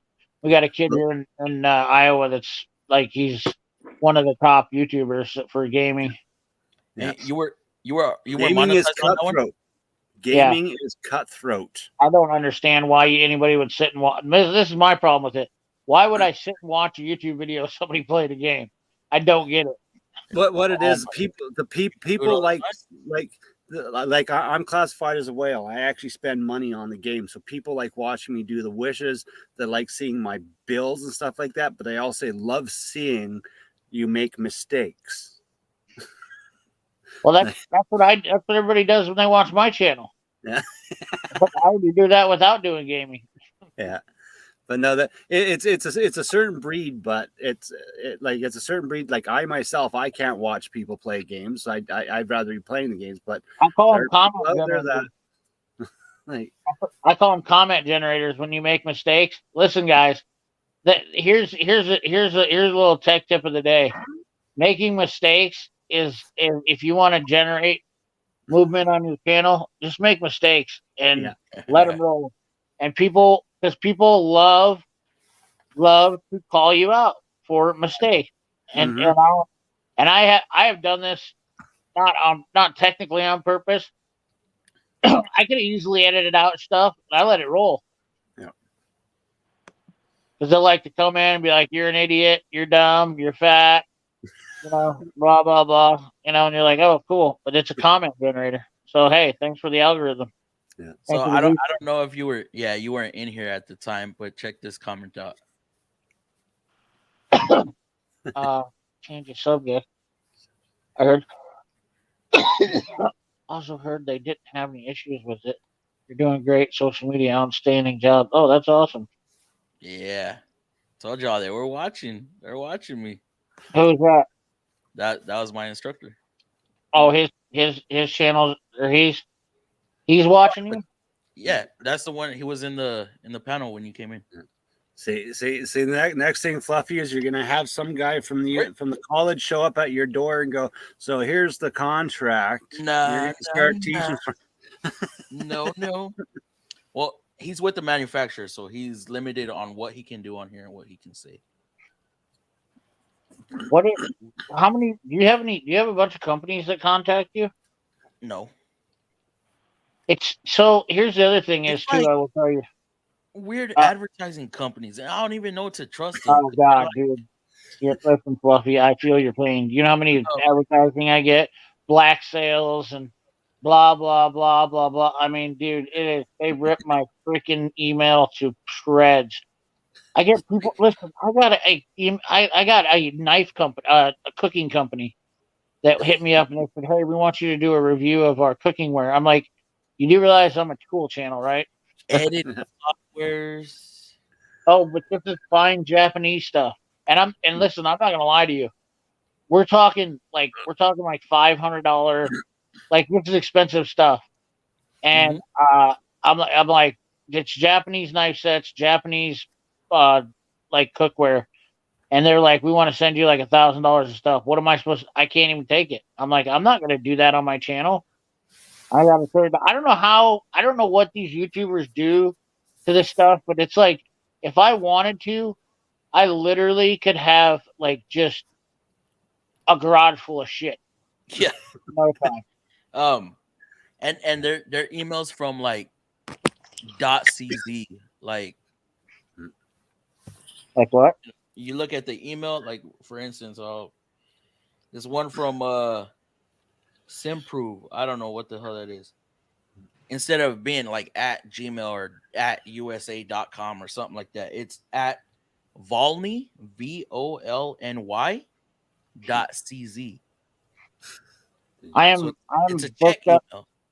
I am booked up right now with videos to do for products for almost 3 weeks. But as far as automotive products, Think Diag or King Bolin was the only ones that's hit me up so far. That's crazy. You know what you need to do? Here's what you got to do. Here's what you got to do is you got to talk more about you don't do much diagnostic stuff. I don't know how to get companies to do it. To be honest with you, I don't know what I did to get people to get companies that want to start following me, but they do, and they like I get reached out. I've been reached out by certain bigger companies, and I've turned them down because I don't like the Harbor Freight people tried to sway me into taking some stuff, and I was like, ain't a chance, not a chance. Yeah, Not like the only thing I'll ever do for a company if I ever get big enough they want promotional is the same thing that my other friends do that have larger games channels. They just have product placement. They get paid for product placement in their stream. Well, that's the only thing I'll ever do. I'll never talk about it. I'll never review it because I don't know what it is. I'll place it there on the shelf, but I'm not going to say anything about it. Those ones that offer you money for ads, those are crazy. I don't understand those. Like they sent me a sheet, and they're like, "This is what we want to pay you," and they offered me like $9,500 for an ad. It was for a gaming app, and I'm like, Hogwarts Legacy. Yeah, I was like, nobody on my channel wants to see a gaming app, and and it's like, you know how hard it is to turn down $9,500. So I did it. Well, I didn't do it, but I contacted them. Uh-huh. They sent me a zip file. Uh-huh. and I'm over here trying to open it, and then the guys are telling me, "Dude, you don't open zip files." No. Really. I was like, "Oh shit, yeah, I ain't doing that shit no more." What did it do when you opened it? I couldn't open it. I was trying to get help from other guys, and they're like, "Wait, what the hell?" And then they check the email, and it's from a Czechoslovakian email, and I was like, "Oh, okay, thank you." It's actually funny. A lot of these people that want you to do the online promotion on YouTube and that, because like my All right, one Pito, friend, thank you for coming in. he just, they actually physically mail you the contract and agreement for you to review. They Why do don't they do it digitally, most of them. Why does it have to be in a zip file? That's what I'm starting to question. Like, It doesn't have to be in a send it me can all be PDF right there. Click and or open. DocuSign. Or DocuSign, yeah. So Zip, I'm Zip not a is business risky. that man, but there's ways of But let me get through the comments real quick. Let me read a few. Thanks the flux. That's the flux capacitor on top of the Bosch CIS injector. What? Field distributor is old ass tech. It's like spark distributor. Okay. The injectors don't build pressure. An exterior pump for the injector does, and it distributes one injector at a time. Never heard of that. I mean, I've heard of the poppet valve system, but not that. The models before CIS and fuel distributors. Oh, okay. So this is a real thing. Survey says, I don't think I got that survey. What you were talking about. Bosch D-Jet had injector trigger points in the ignition distributor. Maybe this is just too old school for me. No, it's Same the guy GM wants world. to That's what it is. Huh? Not old school. It's not old school. It's just the GM world. From when? Oh God, all the way up, I think into 98. They use that system. The poppet? I thought those were poppets. The poppet valve, the spider inside the intake. You talking about like on the 4.3 fuel, the Vortec fuel? Yeah. What did he saying? Same guy wants to buy the EKG hatchback, wants to pay me B60. Oh, it's an Audi. Yeah, so I don't know. I don't know. You have a list of canned comments so you can copy and paste comments. Canned comments. What do you mean? ICT car guy. Canned? Oh yeah, I got deleted comments all over the place. I got mean- all sorts of nasty ones. Oh, I don't delete comments. I talk shit back to a lot of people though. I don't All those hard plastic vacuum lines that someone throwing 450s and 45s were a mess. Shenanigans like Cletus and company do better than anything technical, unfortunately. right. But they like to mess stuff up though on there. Like sometimes I question the shit they do. Dude, I But mean, entertaining. Cletus is just having fun. He just laid back. Yeah. He don't care. I mean, Entertaining. granted, he's laid back with a bunch of money, but dude, he just bought an Arrow. Adam, are you freaking kidding me? They bought Huh? $100,000 car to give away for the Freedom 500. Yeah, dude, it's it's badass. Wait, hold on. Let me get this right. Let me get this right. Okay. Dude, he just has fun though. You're saying he bought this right here. Arrow Adam? Yeah, he bought that right there. Yep. Well, not that exact one. The one with the wing. No. One down the middle. One down the middle with the wing. That's pretty close to what he bought. Only his is gray. Weren't these Ariel Adam. Weren't these about 10 years That's ago? a though. His is a supercharged his is a supercharged Ecotech. Weren't those? They're badass. They weigh 1,300 pounds. Wait, no, you're talking about this. I'm talking about the Ariel Adam. No, I'm talking about the Ariel Adam, the one you just had up there. Are you sure? Yes, Because absolutely. this uses the Cobalt powertrain. It's a Yeah, kit car. listen, go back to the early Adam. Go back to the early Adam, and then look at the ones with they have ones that are supercharged. Ecotech.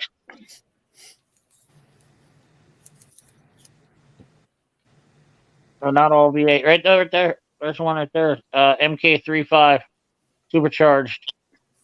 This one. Yep, Oh, that's a YouTube video.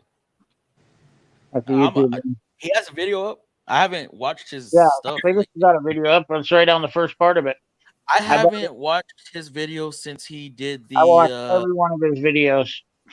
The CCP were playing into their game. Yeah, listen, I've bought it. I'm a Cleater Crew member. I give that car was paid for, part of it by me. Oh god. I love haven't Cleater. seen. He's a Midwest guy too, so I haven't seen one of his videos since he wrecked his new plane. his air seaplane, the B-2 bomber.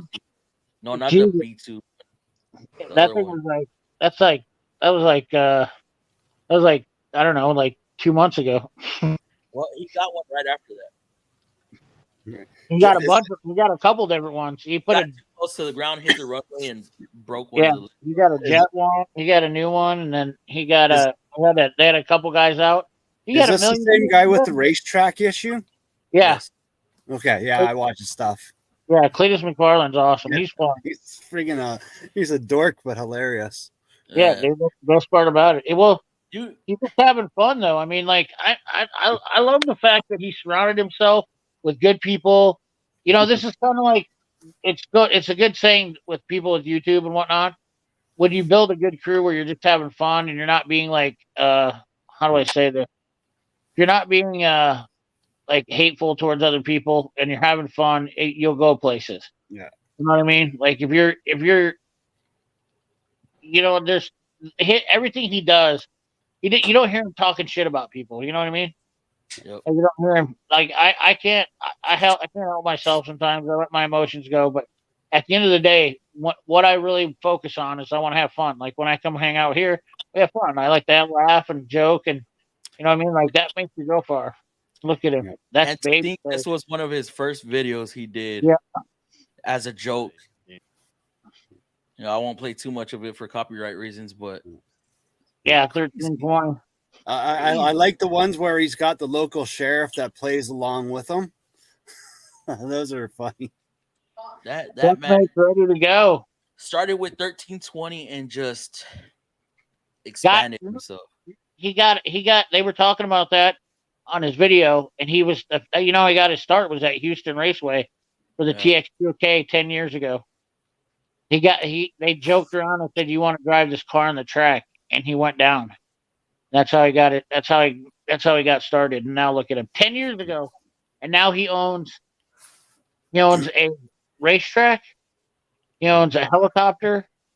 He has a helicopter pad. He owns part of Motion Raceworks here in Iowa. And in Iowa here, he got hooked up with those guys and owns part of that. Plus, owns TBM Brakes in Florida now, and his whole merch company. I mean, he's worth millions. He's doing good. Doing good. I mean, it's awesome though. I'm, like I wish everyone that I know that I like would be as successful as him. Oh, coming, and we just got to be patient. Everything's going social media right now. So. Yeah. I'll be honest with you, Fluffy. I don't know that I want that fame though, because he handles it well. But here's what's scary about it. This is just the God's honest truth, and I've thought about this. I got a little bit excited when my video hit 100K on my Harbor Freight icon. I thought, all right, now I'm gonna. Now I didn't think I would like blow up, but I thought, no, I'm gonna get. Because you're never gonna blow up in the tool shit. I'm sorry. I realize that. I have to be more diverse than just tool. Tools aren't big enough. Tools are not. What do you know? Any million view channels that are tool review channels? No, they're just. It's not. And what was Subaru doing? Huh? Subaru. What's his name? Mr. Subaru. Mr. Subaru. Oh, he's got a garden shed. And he, It- I, Yeah. me and him don't see eye to eye. there are some things that Mr. Subaru's videos say that just drive me a little bit crazy. Listen, Robert, I'll say this out of pure respect. Okay, no shit. Me and Robert were friends, and he's a smart guy. Oh, you know him personally? Yes, I know him personally. I've got his phone Cool. number, and he's a smart guy. Oh yeah, And he's smart. we had a falling out because he told me that I couldn't do Micro Pro Tools. He goes, "Oh, you're a dumbass," and that pissed me off. And I said, "Screw you, you prick." I said, "Who are you to tell me what I can and cannot do?" And when somebody tells me I can or cannot do something, that's where I have an instant problem. Yeah. I don't try to control other people's lives. Okay, whatever you want to do is whatever you want to do. If you want to buy Harbor Freight at the end, I'll make fun of you, but I don't care. You know, like if you want to buy Harbor Freight, like if you're coming at me and sassing me, then I'll sass you right back. Yeah. But at the end of the day, if it makes you happy, I don't care. Whatever you do, whatever you want to do in your life, or whatever you want to do with your channel, if you want to take and get free Harbor Freight tools and review them and use them, more power to you. But the minute you start telling me what I can and can't do, that's when I have a problem. And that's where me and Mr. Subaru had a falling out. That's it. But other than that, as far as respect to him, the guy's a super smart guy. Yeah. He does an amazing job with his videos. He's great. He when I started talking to him, he only had like maybe 60,000 subscribers. And I was motivating him, and I was always encouraging him. I was like, dude, you make great videos. He doesn't get good views on his long format videos. He got lucky on shorts, and they blew up. And and if you were to ask him, I guarantee you, and he would talk to you, he will tell you the same thing. I promise you that, because he always complains about the fact that his long format videos, he does them, and look at his last ones, he only gets X amount of views on them. Yeah, 17. Well, the thing that drives me crazy about, you watch his older videos. After he got that silver play button, his attitude changed. His attitude and personality changed. Yeah, He's not humble anymore. He's not humble. No, well, he's never humble. I will say that. He was never humble, but he's changed a lot after that. Remaining humble and keeping your humility is definitely, I would definitely say that's the biggest part about it. I mean, think about it. Here's the thing is like I love being called a dumbass. I don't. He just he comes off. I don't enjoy it a certain way. That's the only It can be funny, yes, and I can take it as a joke. Yeah. But for instance, I had a guy that who's a subscriber who came in and said something about, I just did this, blah blah blah. I got a lawsuit, and I go, if you think telling me that you're going to sue me is funny, like you got some major issues. And I was like, that's like saying your wife slept with your neighbor. Should I laugh at that too? You know? So I mean, and then I'm gonna jump to the bottom of the comments real quick. Oh, good on. Yeah. Anyways, there's a lot of people that I respect in certain aspects that maybe I don't necessarily like, but that's just, once again, that's the humility that I have and compassion for people. Yeah. I don't want to get on. I don't mean to get on this subject, but there, YouTube does have a certain problem with, you guys don't know it because you probably don't see it, but I'm sure JT could even tell you that it's not everybody gets along because it's, I don't know, there's just a lot of personality differences. There's a lot of things, and then there's the trolls, the amount of trolls and stuff, the things that, I mean, you guys didn't hear it, but tonight I had, I had a douchebag get on my channel and start saying the N-word on my channel. I put a public link in my channel, and so he jumps on and uses somebody else's screen and jumps on, and so I let him into my stream, and he starts, doing bad things. Oh, that's the kind of stuff that's the kind of stuff I have to put up with because they're so emotional about the fact that I can't stand Harbor Freight. Well, that's my opinion. Everybody has the freedom to have an opinion about it. I don't like the company itself. That's all there is to it. I don't, and that's my opinion. Does that mean you have to hate me for my opinion? But it's the Snap-on thing It's such the Snap-on and the Harbor Freight thing was all started because of Harbor Freight, and that's exactly why I don't like them, because they caused this drama. They are the sole responsible people for starting this whole drama. I still think Harbor Freight is Snap-on. I think Snap-on's pulling the wool over everyone's eyes, and they're doing this intentionally to make money. You are killing me right now. Like that's the thing is I would not put it past me that Harbor Freight like Snap-on has something to do with this. Listen, because it's making Snap-on money. This Harbor Freight drama. Listen, trust me, Turner. Big money. You're correct. You're correct, Turner. A couple higher ups left Snap-on, joined with Harbor Freight, and they're trying to reproduce Snap-on tools in Taiwan. No, There's no way they are that similar.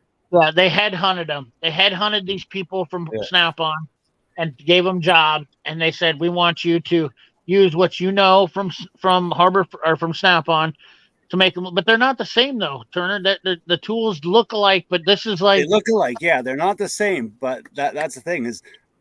I would not put it past me if at some point in time in this whole entire drama, Snap-on decided to drop some money into it because it's making them money. Turner, I will tell you this much right no, it doesn't make Snap-on money. I can tell you that much. Snap-on hates it. So I have family. I live here in Iowa, and the Algona Toolbox factory is literally like 2 hours away from me. Not only that, my family works for parts of Snap-on. Not only that, I have a family member that delivers steel for Snap-on tools. Yeah. So, and the thing is the entire tool industry is dirty. I've said this so many times, and it's corrupting. And the thing about it is to let blue collar people fight each other because of stupid tools. These corporations are winning. Oh yeah, they're getting what they want because you're buying loyalty into a company that only wants your money. Yeah. When you first said that, I thought you meant the tool community. Yes, the tool community. Tool companies make the mob look amateur. They are brutal, roughneck. Bodies are buried places because of tool companies. Like seriously, there are bodies buried places. There's a certain tool company that actually paid patent office workers to send them copies of the patent. Then if they like that patent, they would pay them to put their company name on that patent, deny the original patent.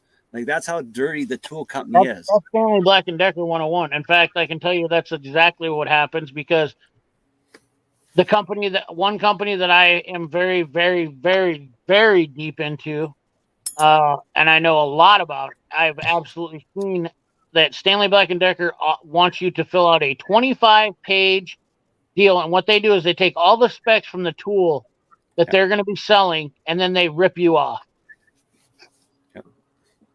That's what they do. Wow.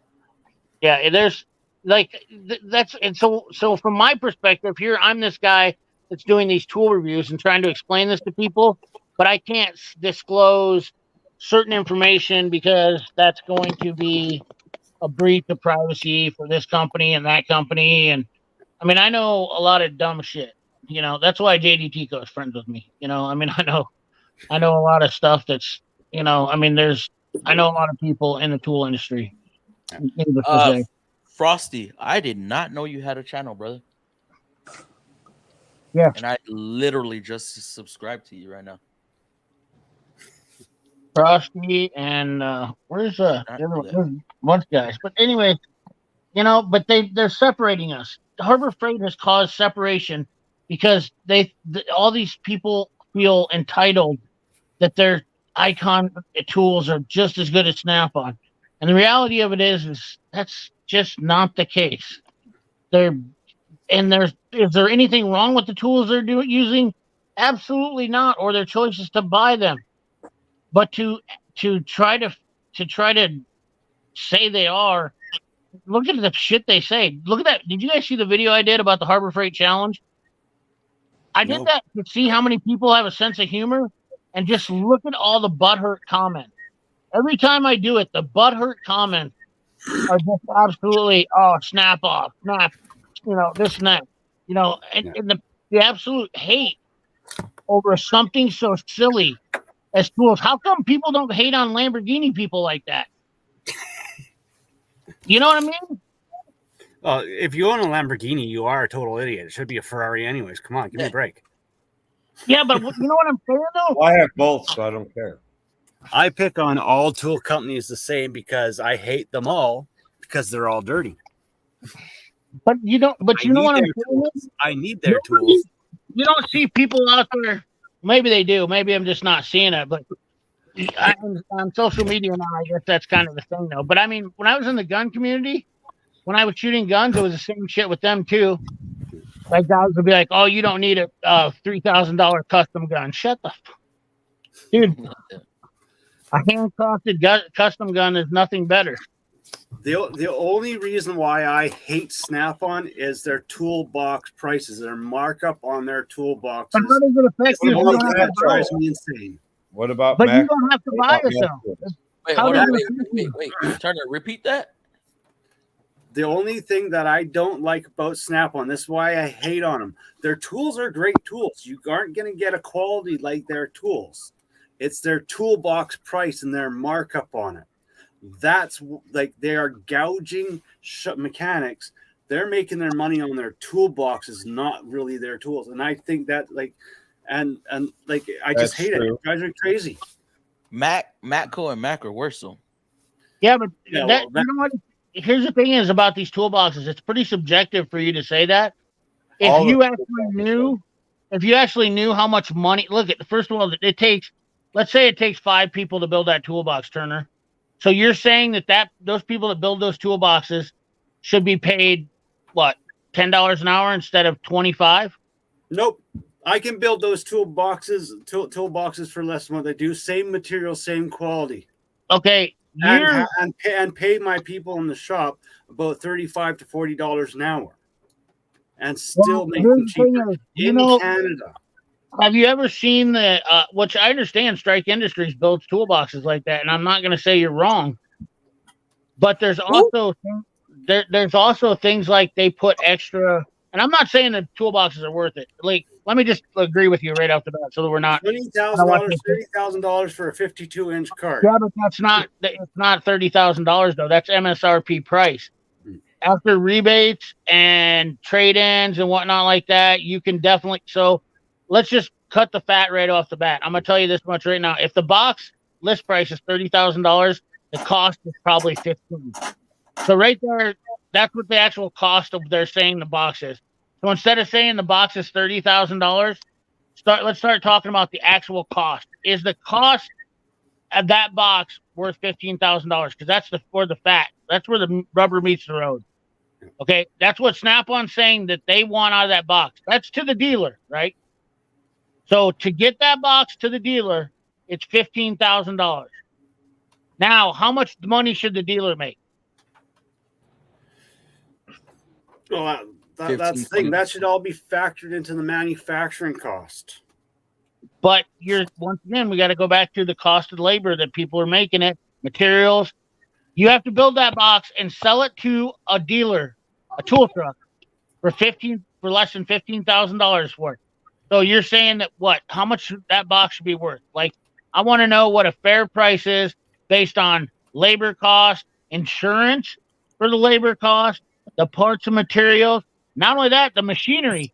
Snap-on has one of the best paint systems in the world that paint those toolboxes on an assembly line. Powder coating and making sure that they're flawless. Let's put it this way. If I can buy a brand new car for the same price as a toolbox, there's a lot more manufacturing labor in that car than that toolbox is not worth. Like even these Chinese, those Icon ones, they're not worth the thousands of dollars that people pay for them. They're not. Like toolboxes are the thing that I hate about all tool manufacturers that manufacture toolboxes, the rates that they're charging for their toolboxes. Like those Icon toolboxes, I can tell you one thing: it doesn't cost them more than $1,000 to stamp out a complete wall unit using their machines. Well, you know what they're buying those from China and they're getting them sent over in containers. And you know what they're paying for with the Icon toolbox? Shipping cost. Yeah, but I can get a whole entire seat can for $1,000 from China. A whole seat can for $1,000. United States. You're not wrong, but that's what people don't understand the margins they're making on those Icon toolboxes. It's stupid. Way more than Snap-ons are. Oh yeah, no, they're more guilty than Snap-on is. Like Snap-on builds the best toolbox in the world. I'm not going to argue that, but Matco makes a good toolbox. They all make good toolboxes, but prices, like the price of a new price of a car for a toolbox. For that fact, those box are probably the most expensive. When it I haven't really looked much at Matco toolboxes. Oh my God, dude, it's $31,000 for a Matco toolbox, just like a Snap-on. Yeah. So, like, Turner, you've seen my setup. Yeah. If I paid full pop for all of that, I'd be looking at about $23,000. That's including my cart. My cart was $25,000. Now this was before inflation, before our recent inflation. Now that box going for $18,000 for the bottom, $6,000 for the top for the hutch, and what CP like $3,200 for the roller. Yeah. So we're looking 25 ish. Yeah. So like to me, my whole entire hate on most of the industry is. You're not wrong, Turner. I mean, they're ridiculous. Like the Home Depot is really guilty of marking up those cheap little boxes that they sell for $400 or $500. They get stamped out for like $25. Like they're stamped out in seconds flat. Whose fault is it? Right. The consumer. Yeah. Right. Why? Because we're paying into it. Right. We are allowing it. Yeah. You're exactly right. Like all of this falls back down. When I say blue collar Americans, and I talk about this, but here's the thing, Turner. This is all about stop buying a globalized market too. Because guess what? If the demand goes up for a Snap-on toolbox, the price can go down too. Because then they can build them faster and make more money make money quicker, and they're going to be able to. We have to. There's a lot of factors. We have destroyed our own economy. Whether you're in Canada or America, by globalized marketing going to China because of quick engineering and whatnot.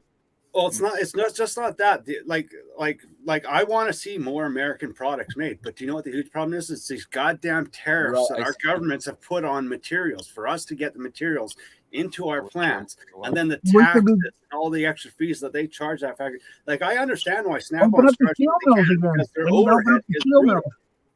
Open up the steel mills and get their asses back to work is what we need to do. Yeah. Like we only have one steel mill left in America.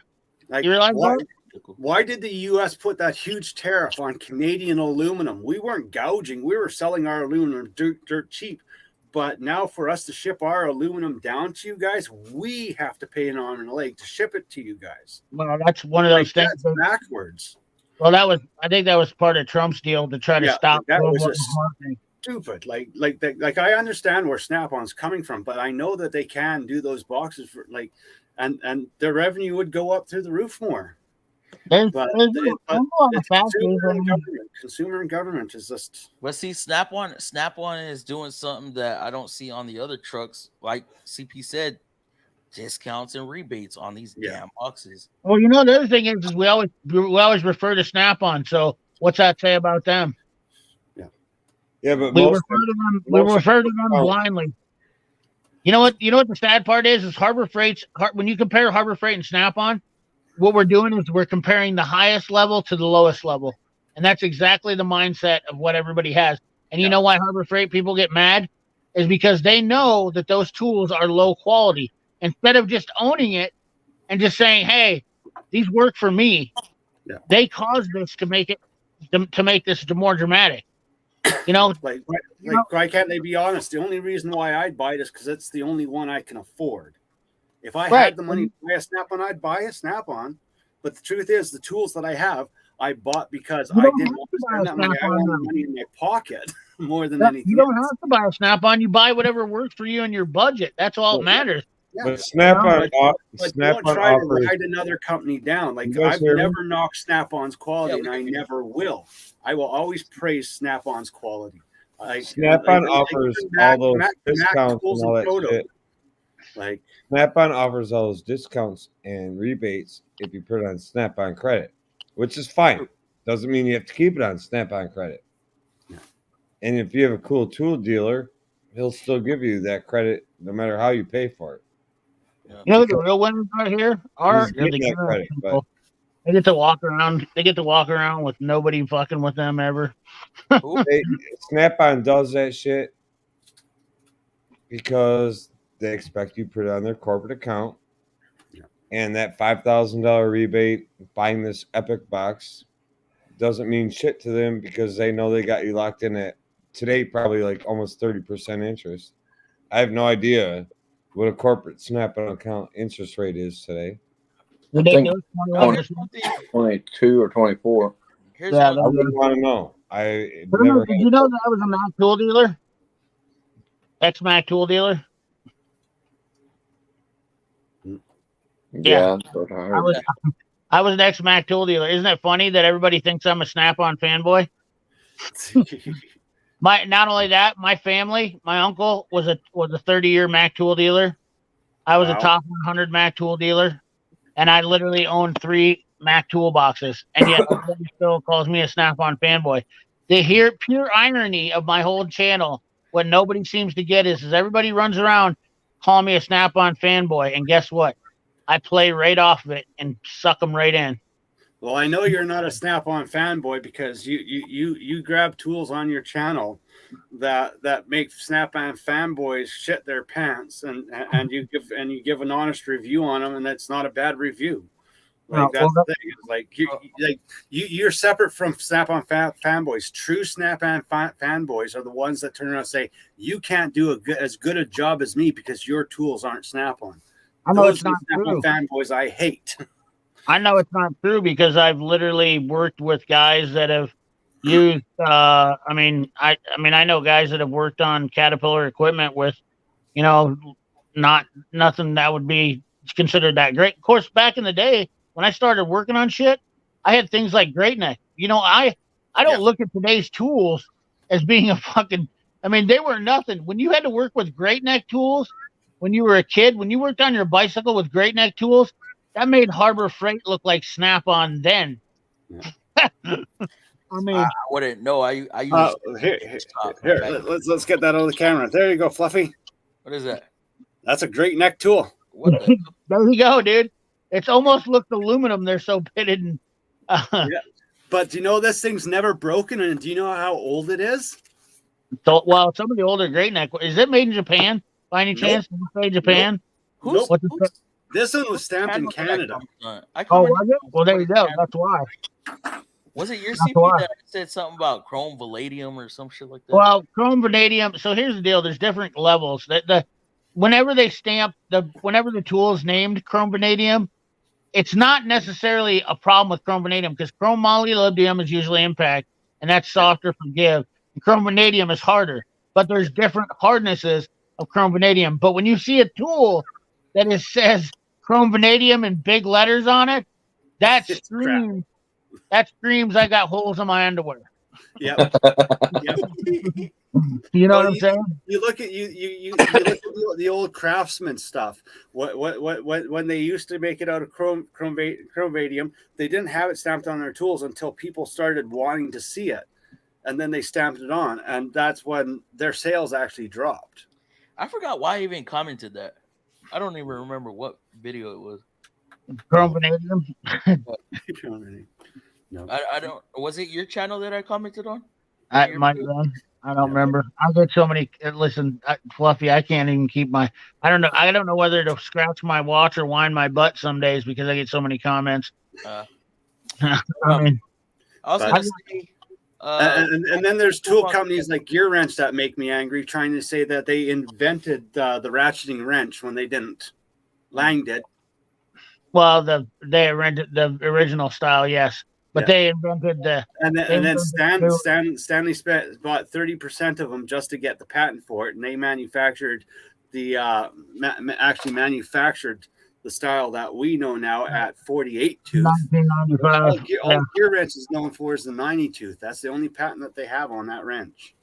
Yeah. All right, guys. I gotta get to work in the morning, so I'll see y'all later. You all have a great night. All right, Lex. Good All night, right, bud. buddy. Great seeing you, Lakes. Have a good night. See you I guys. got Content coming, Lakes. See you guys. See you later, Dave. So what I was gonna say something on the toolboxes. I being that we have a shop full of different people that like different brands, I get to see a lot of the different Right.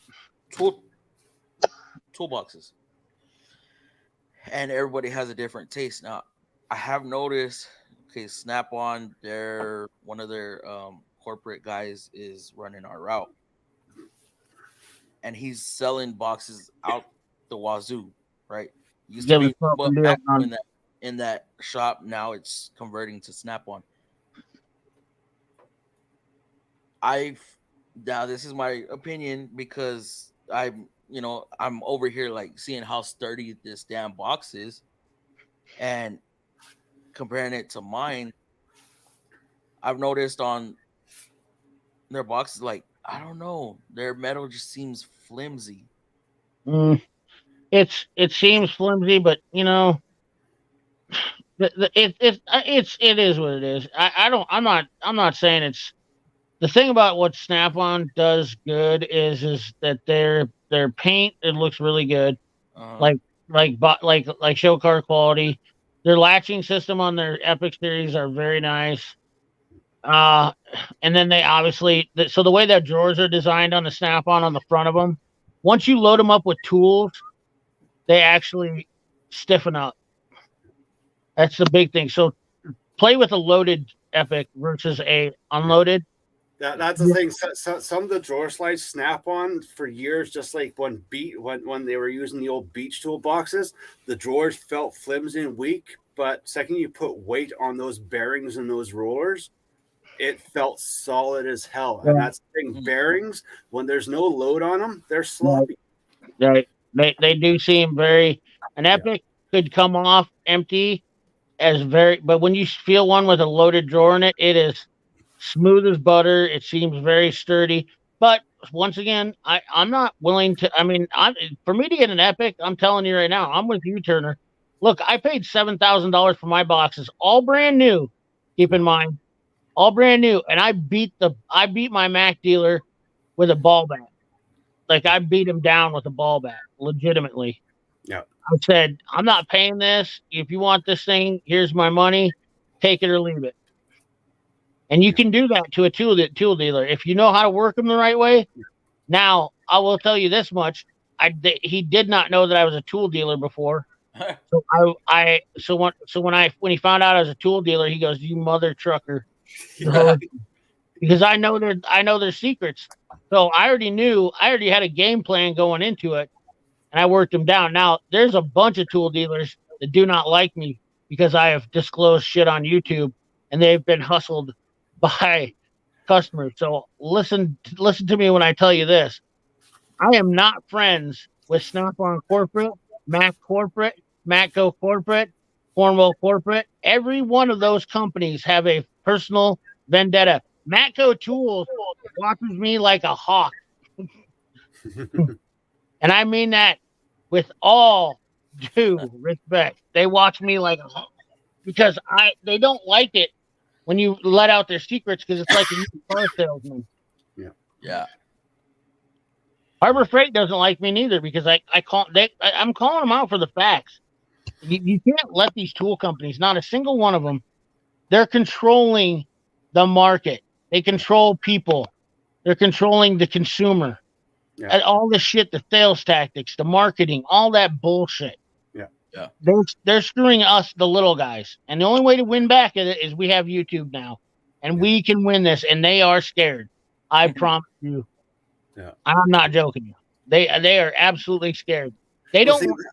That's the thing. Is like downstate, you guys have Harbor Freight. Up here, we got Princess Auto.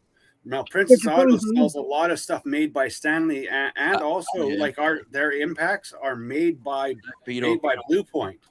But we don't see that drama up here for some reason. It just baffles me why they don't compare to Snap-on and Princess Auto. That's why. Nanny. Like that's the thing. on, Is like Shannon? How you doing? they're the same tools pretty much. Yeah, that was marketing by Harbor Freight. That's their little game they play. Yeah. Is they figure in order to get in people's asses, we'll just compare everything to Snap-on and cause a whole bunch of drama. Yeah. That's why I hate them. Way older than me, Frosty. They stirred the pot first. I'm just the man to swing back. TBSS, no sir, I did not see that video, guys. I'm gonna get through the comments and then we're gonna end this live off. Sorry, I didn't mean to go on a rant on this. Checkmate 115. What's up, guys? Fluffy and CP, glad to join the chat. How's everyone's night? It's going pretty good. Checkmate, thank you for joining in. I'm gonna start buffing the boat out and get ready for the summer. That sounds like a good ass time. AVE, I'm pretty sure everybody knows about him. AVE's another one that calls out the tool companies too. That dude does not give a shit. I love that guy. He's freaking awesome. Yeah, he's I awesome. discovered him like 3 or 4 years ago. Hey, you know the tool companies all hate Project Farm. I don't know who that is. Project Farm? Yeah. What? Yeah. Come on, dude. You're killing me. Let me. You're killing me. You're killing me, Smalls. You're killing me. Hold on. You ever watch Project Small? Project Farm is actually, when it comes to tool channel that's over 1 million, Project Farm. You little bitch. Is the big tool channel. I'm gonna be real honest with y'all. You don't like tools. No, it may seem like that, but no. You're wearing your wife's underwear? Not yet. No, he's not wearing any underwear. That's what he's gonna be. Whoa. I used to never watch a bunch of videos on tools. My subscription list was a bunch of like Cletus and stuff, like racing stuff, and how to videos. How things work. Not necessarily how to, but how things work. So that's what my history used to be. The tool thing just came with me doing YouTube. Yeah, automotive and tools. Yeah. I'll be honest with you. Most of the automotive guys, the automotive repair channels don't like the tool channels. I have to do both because people like tools. It's good to do both. I like both. CP. Right. Exactly. I'm only doing this because I like hanging out with you guys. That's the only reason why. And you're a good addition to the channels. I'm all obviously you're making a name for yourself on here too, because your subscriptions are going up, and that's good. Honestly, the only reason why I really started the automotive channel is after I watched some of you guys' live streams. And I was like, hey, why not? They seem like cool guys. Never know, maybe I could become friends with them. You know what? That's inspiring people is what I really go for. That's what I'm. At the end of the day, I just want to see people find something that they enjoy in life and have fun. And I thought it would be fun to come on here and do tools. Did I know it was going to be as dramatic as it was? Hell no. But I'll tell you, I was in a shooting community, and it was no different with that. I'm used to it, and I realize now, no matter what you do, in the car community has the same shit going on. And, everybody, there's always, the deeper you get into a community, and a lot of people, and the sad part about it is here's the funny part, and this is no joke. You think might be a lot of people that feel the same way, but there's only a couple hundred. The bigger part of the people, like the majority of my subscribers that watch my channel, have no idea about anything any drama behind the scenes with tool companies or whatnot. No clue. They don't have any idea because they don't care about that shit. They're there for entertainment, and they're there for, knowledge, information, and just mostly entertainment at the end of the day. There's a lot of people that just watch my tool reviews just because they don't buy tools. They just watch it because they like to hear interesting things, or I make them laugh. And, you got to entertain your people at the end of the day. Entertainment is the key to happiness for people. That's what this is. The biggest thing about YouTube is. Remember, whenever you're doing a video, like you're doing your little gym thing from Taxi, that's entertaining. And there's guys, dude, you can being compared to Beetlejuice by Ed. But that's what I'm saying though. Anything you do on YouTube that can trigger somebody's memory or a laughter, you don't understand how powerful that is. Yeah. Like that is really some real stuff there. You know, that's what the stuff. That's the bigger picture with this stuff is that that's what guys don't get that are worried about, you know, pissing somebody off or shitting in somebody's Wheaties. What they don't understand is that the bigger picture is with this YouTube is that somewhere out there you might have had a guy who was having a bad day, and those comments I get a lot, and I pay more attention to those than any of them. And there was a guy today even, he said, got done, I had a bad day, and I sat down, I watched this video, and you made me feel better, CP, your positivity, all that stuff. And that makes me feel amazing about what I do. Yeah. Well, all I know is I have to keep my word. I'm now over 150 subscribers, so I got to fire up my old gas jackhammer and show people how to use it as the air hammer. There you go, dude. There you go. That's the type of shit that matters. You got to have fun with this. You got to have fun. Now, I've got an old Ford van that's going to get attacked by a gas-powered jackhammer this weekend. Snap-on tools can't be beat. Period. Paragraph. Coke is close. Coke is close.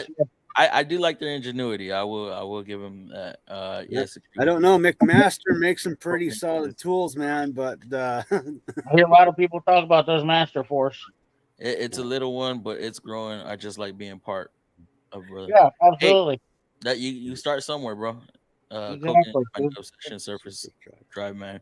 Kind of stuck thinking about it right now.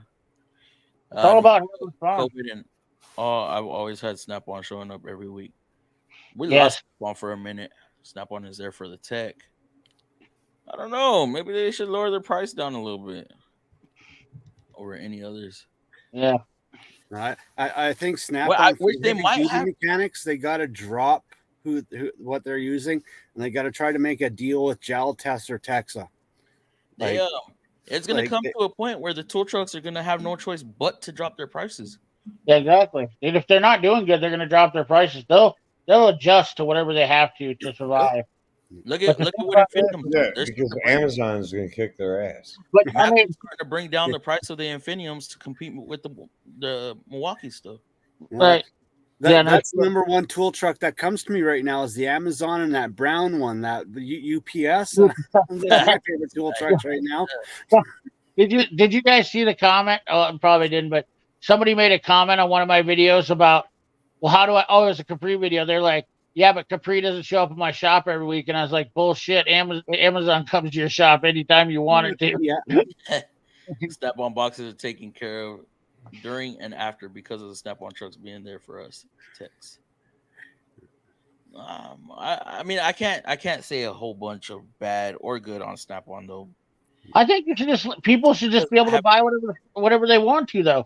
You know what I mean? Like, I understand we give opinions, but why can't, like, I only razz people back with, I razz Snap-on guys back too. When they start talking, like, when they start bragging about Snap, no, I'm not saying, check me, check, hold on, I'm dying. I'm not saying Checkmate does this, but there's guys there's Snap-on guys that are just dickheads. Like Mr. Subaru will be the type of guy that will say something like that. And I'm, once again, no disrespect to him because I don't. Now, I'm not saying, but I'm saying like he'll be nasty to some people about it, and I've been nasty myself too. But at the end of the day, we're all not perfect. I'm a human being. I make mistakes. It is what it is. But what I don't like is when people try to tell you what to do, and they are completely wrong. Yes. No. Well, that takes the hell out of me.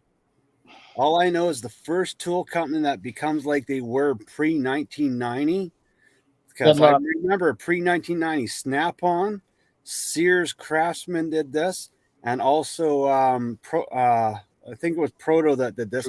If you became injured on the job site and were crippled and you had all your tools and they weren't making money, they would buy them all back from you at what you paid for. For liability comparison. And that's taking care of your customers. Like, hey, this guy he's crippled. He's never going to work again. He's got all these tools. We're going to step in and help you either sell them or do something with them. And like a lot of the tool companies aren't doing that anymore. They do not care about their people. Nobody does. Yeah, Like, I know. Money. Everybody wants your money. Like I missed the good old days when your tool rep used to actually come in and honestly look. He goes, "How you doing? How's the wife doing?" and stuff like that. Like I remember years ago when Snap on, like when I was in Calgary, Snap on driver come in and say, "How's your mom doing? How was the knee surgery?" And that they actually cared. Like they actually. Yep. It's Well, good relations. I will say that my about tool tools. dealers are some of the best guys that I have to deal with, and Cool. that's why I do deal with them, is because my tool dealers have helped me out in certain situations. Like they brought me tools when I needed them, and I was like, I remember one day my Snap-on dealer, I snapped every T30 Torx in the entire fucking Tri-County area, and I called my Snap-on dealer, and I don't even buy that much Snap-on. I'm telling you, the Snap-on's the least truck I buy from. And he came right up and brought me 3 brand new, fresh T30 Torch bits. Nice. I had no Most option. Impact ones any better? What's that? The Torx. They were for a hub. I was doing brake, trying to get a wheel bearing off of a car on a Honda. Are the impact rated ones like the one that's in the Matco? No, I don't think they're any better. Better. No, I don't think. Well, the nitrate coated ones. The funny thing is about nitrate coating is that everybody thinks that they're inherently stronger. Well, they are technically, but nitrate coating is basically a smoother coating, and it helps it with lubricity purposes. Not and it does extend some teeth wear, but the reality of it is I use them on guns. So STI used to make a DVC, and it was all nitride coated, and the big thing was everybody's like, oh, it's gold and silver and blah blah blah. But the thing is that it was smoothed out the action. It wasn't necessarily a strength thing. It was for longer wear, so it didn't wear the barrel out. It puts a hardness coating on the outside, but it doesn't actually strengthen the bit internally. And that's the biggest misconception is about Snap-on bits and stuff, is because they're nitride coated that makes them somehow super strength, but they're still S2 steel underneath. So I mean, are they technically stronger? I busted 3 of them off in the same day, so and then impact ones, forget about it. I've never had good luck with impact torch bits. I snap those things like crazy, so I don't even, to be honest with you, I don't think I even own any impact torch. I use all hardened steel ones. I've thought about it, but I don't want to waste my money. No, I've got a set of the gear wrench ones. I don't know what they're making them out of, but I haven't broke one yet, and I beat the hell out of them. I haven't broke one yet, so. And they're the same ones that the Mack truck's selling. So, yeah. I think there's videos out there about people doing tests about the Torch bits. Now, I do know that my Wera bits, actually, I seen the Project Farm one. I'm pretty sure he even confirmed it. But my Vera bits, those things are, I don't know what they use in there, but those things are pretty legit. Yeah, I can beat the hell out of them, and they don't break. Yeah, I've got a set of the Weras too. They are like whatever they're making them out of, but it's the same as their drill driver bits. They're impressive. Quick Wrench, have a good night, bro. I know I saw your private message. No, I'm good. I'll say bye. You good now? Okay. Well, let me finish out these comments, guys. We're at the 4-hour mark. I didn't mean for it to drag on this long. I didn't mean to be gone so long. I had to give my little puppy a bath. Little fucker dug a hole. She got all muddy, and she dug a hole in the backyard. I mean, golden retrievers never dig a hole. So, let me see, Shannon. Sadly enough, I have a U.S. General, but it's what I could afford and hope for the best. It actually holds up well. That being said, I know it's not the best, but I don't think it's the worst, and it's not the worst. No, it's not. It's serving its purpose. It's storing your tools. Fluffy, if you had to buy core stuff again, Would you get it off the truck like Mac or Snap-on, or would you go online? I'd still buy off the trucks just because I am poor and I need to utilize the payment options. And not of that, for people that are in shops, you don't have the time to be going online and reordering stuff, and you can't wait for stuff to get delivered. That's the nice thing about the trucks. They will come to you. That's the benefit of being in the shop and the truck. I'm not gonna go out there and look for the tool. If I see it and I know I need it, or it's in the flyer. Hey, do you got this? Yes. Okay, let me get one. Oh, you don't got it? Let me think about it. Nah, I don't want it. Yeah, I think that's the other thing too. Is being around a truck changes your tool buying habits too. Yeah, it's kind of hard to resist. He wouldn't change a thing because he has a loyal truck guy. No, it has nothing to do with the loyalty. I mean, I get along with all of the reps,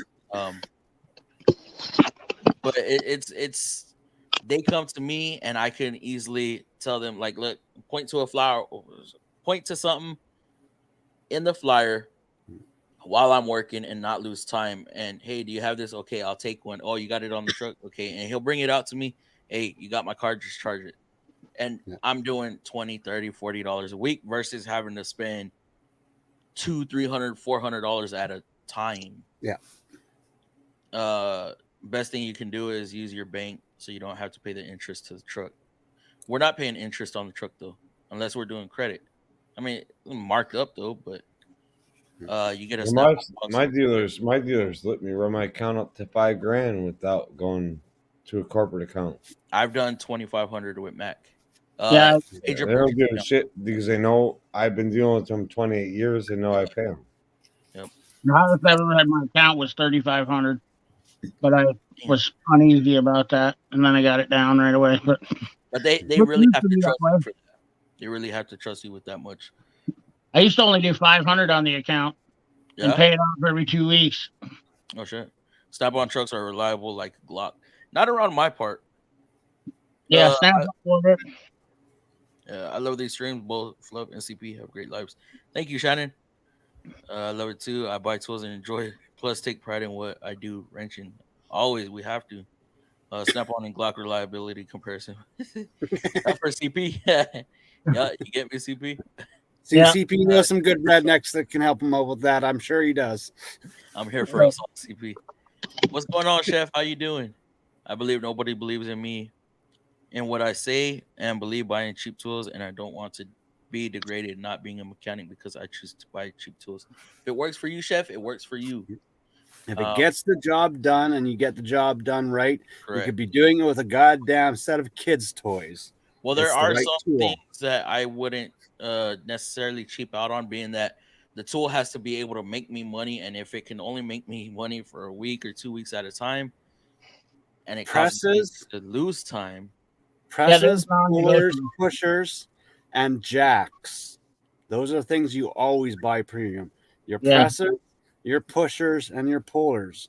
Like your gear pullers, they're gonna break, they're gonna wear out. You don't want to be buying new ones every 2 weeks. Yeah. And your jacks, anything that retains to that can kill you, you don't buy cheap. Listen, I've seen some guys do. You got to trust Turner in this piece of car fell on his head before. Yeah, I'm joking with you, Turner. Oh, I was like, what? I thought he was being serious because I mean, no, I'm joking with you. You saw that dent there, Lakes? You saw that? Jeez, I tried to hide that. I'm not saying that you look like you had a car fall on your head, but I mean, I could see. I thought maybe some conversation you had where you might have had that happen, and you're like, that's why you're pushing the having good jacks. So no, I've seen a lot of death in my life in the industry, like from doing high rise construction to automotive. I've seen a lot of death in my life, more than anyone should ever have to see. I've seen people cut in half by cables, like literally cut in half. I've heard about that shit, and I've seen that too. It's not pretty sight. None of that shit's a pretty sight. And people that monkey around in the shop, like if I see, there are some videos on YouTube, people are messing around with these air hoses and stuff like that. In high school, we had a kid that took the air gun, and our high school, our air lines were pressured at 200 psi. He put that air hose to the kid's butt through his jeans, blew through the greens and blew the kid's stomach apart wide open. There are some jokes and games that I see on YouTube that I just get angry about. Like there are some like that's the one thing I like. The key thing that I care about anyone in the industry is their safety. If you want to play on the job, play away from the tools. If you want to make practical jokes, do it on the side. Don't do it there. Don't do it underneath the car where you're working. Don't do it like just be there's smart. still nothing like going up to Fluffy while he's working on a goddamn Nissan. I've seen a guy one time hitting him with the cheetah real quick on his ass and dropping his drawers. No, it hasn't happened to that extent. But. I've seen a guy one time that was using his impact, and the air hose broke, and it whipped back, and it shot into his leg, and pumped up his vein, and put a blood clot in him. Wow. Yeah. Just a freak accident because the nipple broke and it stabbed him in his leg and went off. Yeah. And blew up air fittings. Don't ever buy cheap air fittings. No. Because a cheap air fitting can kill you. That means no Merlin from Harbor Freight. Trust me. No, never buy a Merlin. Never. I made that mistake. Believe you me. Even some of the new Miltons are horrible. Miltons are dangerous. Cheap quality is relevant everywhere. I mean, it's Snap-on's not some. Oh, there you go. Well, see, at least that one you're away from the equipment and they're safe. Is he doing the drill with the rubber eraser? That's like the creeper one. If I had the audio on that one, I was dying because he starts off slow and then it finally gripped and it just started. He's like, oh shit. It was there was no work in the shop. The thing about it is every tool company has a bunch of duds, and Snap-on has duds too. There's shit from Snap-on that I would never touch or necessarily need. It's just overkill. Not only that, some of it's just rebranded anyways, which granted their hard line is all made by them, but there's certain things. For instance, the Blue Point thing. I don't buy Blue Point anything because I don't Blue Point. 90% of the time, you can buy Blue Point from anywhere else. Yeah. Blue Point's all rebranded. Huh? Everything. It's all preference. It's all rebranded. Blue Point's all rebranded. Yeah. So that's why I don't buy Blue Point. If I'm going on the Snap-on truck, it better be Snap-on. No, 90% of the shit that I buy from Snap-on is Snap-on built, and that's all I buy.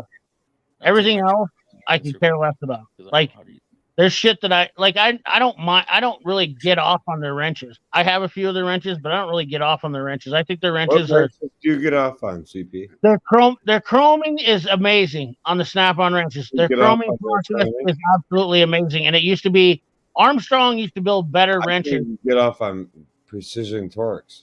I do get off on Precision Torques, but they're not as nicely made. They're not as nicely made, but I also paid $350 for the whole set from 8 to 32, which is a killer deal. He's totally missing this, sir. Huh? I said, what size do you get off on? A 3/4 inch or 1 16th inch? Mine's all metric, millimeter Peter. Millimeter Peter. I've been busy, Frosty. Tried trying to get used to working every day after being in Florida. You were in Florida? You're not from Florida? I'm only getting 2 to 3 hours of sleep. 2 to 3 hours of sleep a day, man. Dang. Now I get like 4 to 5 Melton air fittings for me. You got kids too, don't you, Fluffy? You're one kid. I got yes. Step. I have 2 pain in the ass daughters. Anybody says kids are expensive, that's bullshit. Wait till they're teenagers. Wait till they're young adults. Wait till they start entering college and all that shit. Yeah. So that's how they're I feel. Cheap when they're babies. They're cheap. Yeah, I've 20 babies. Yeah, you're right. Because they don't ask for nothing. All you need to do is pamper and bottle. That's it. Yeah. And wash their ass in the kitchen sink and. Yeah. But yeah, my son's becoming expensive. He's starting to like shoes and clothes and toys. He's like cutting right into your tool budget. Oh, I plan to build my father was very well off. He made good money, but we always were like when we went clothes shopping or shopping, we went to the thrift store. My stepmother used to sneak us once a year before school started down to Sears, and we got to pick out 2 pairs of pants, 2 shirts, and some socks, and we had to hide them from my father. Listen, I grew up going to garage. I wore garage sale underwear. Yeah. So, like, I'm not like that. I like you mother truckers think you might think I had some money. I came from some money, but I guarantee you, I was not above wearing a 25-cent pair of garage sale underwear. Yep, I'm with you on that one. I hear you. So checkmate. You said Snap on all I day. thought all day can't go wrong. I used Then to write it off at the end of the year. Yeah, no, I write off a lot of stuff, but man, I like to spread the love around too. You know, and I have a soft spot for Mac. I have a soft, even though Stanley kind of pisses me off every once in a while, but and I have a soft spot. I have a soft spot for all tool companies. I'll be honest with you. I'm a whore. I'm CP the tool addict. If it was anything else, I would be CP the Mac addict, or like I'm not brand loyal because I can't help myself. I mean, I hear you 100% there because I'm the same way. We can't write this Not stuff brand off. loyal. If you get caught writing this stuff off, that means your tax preparer is doing something shady. You should be able to write your tools off because it's part of your work. I can write it off. You can't write your tools off anymore under the United States IRS. Nope. I'm a victim of that. But CP can write it off if he has a separate entity. Who goes to bed with a ratchet? Fluffy, open up a mini corporation and all your tools own the mini corporation. There you go. Write it off. My channel. So yes, now, like Quick Wrench is saying, but we have to use these tools for our business or what we're getting paid for. So if I'm using it to make a video, I can write it off, right? Yeah. Okay. But yes, we can no longer write off tools and stuff like that. Since 2018, 2019, they cut that shit out. What about your work clothes? Can you write any of that off anymore? Nope. My God, they're really scrung you guys down there. Well, they kicked up their standard deduction though a lot too.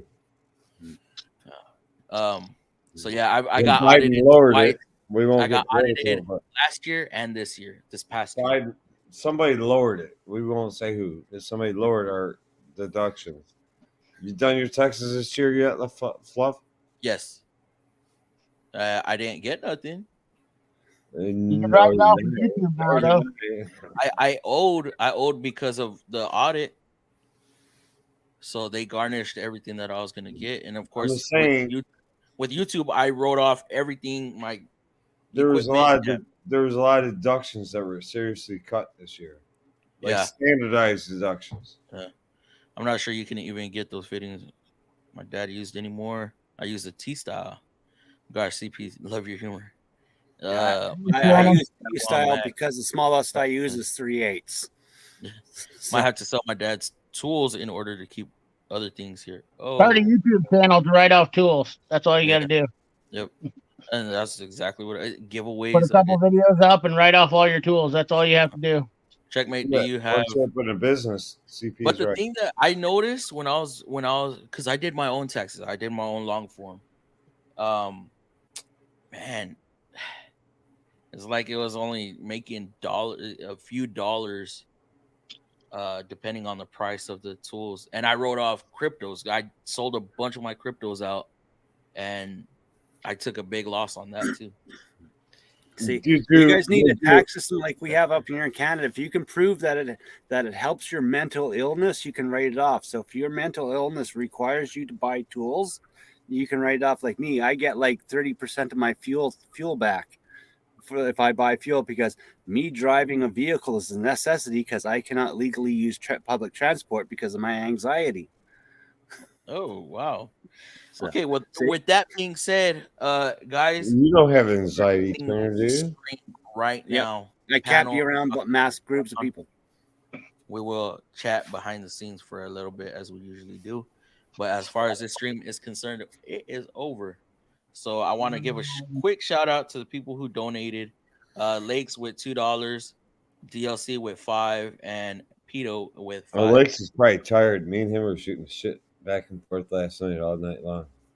Oh, Because all of a sudden he's like, "Stop it! I gotta go to bed." Well, stop putting out videos.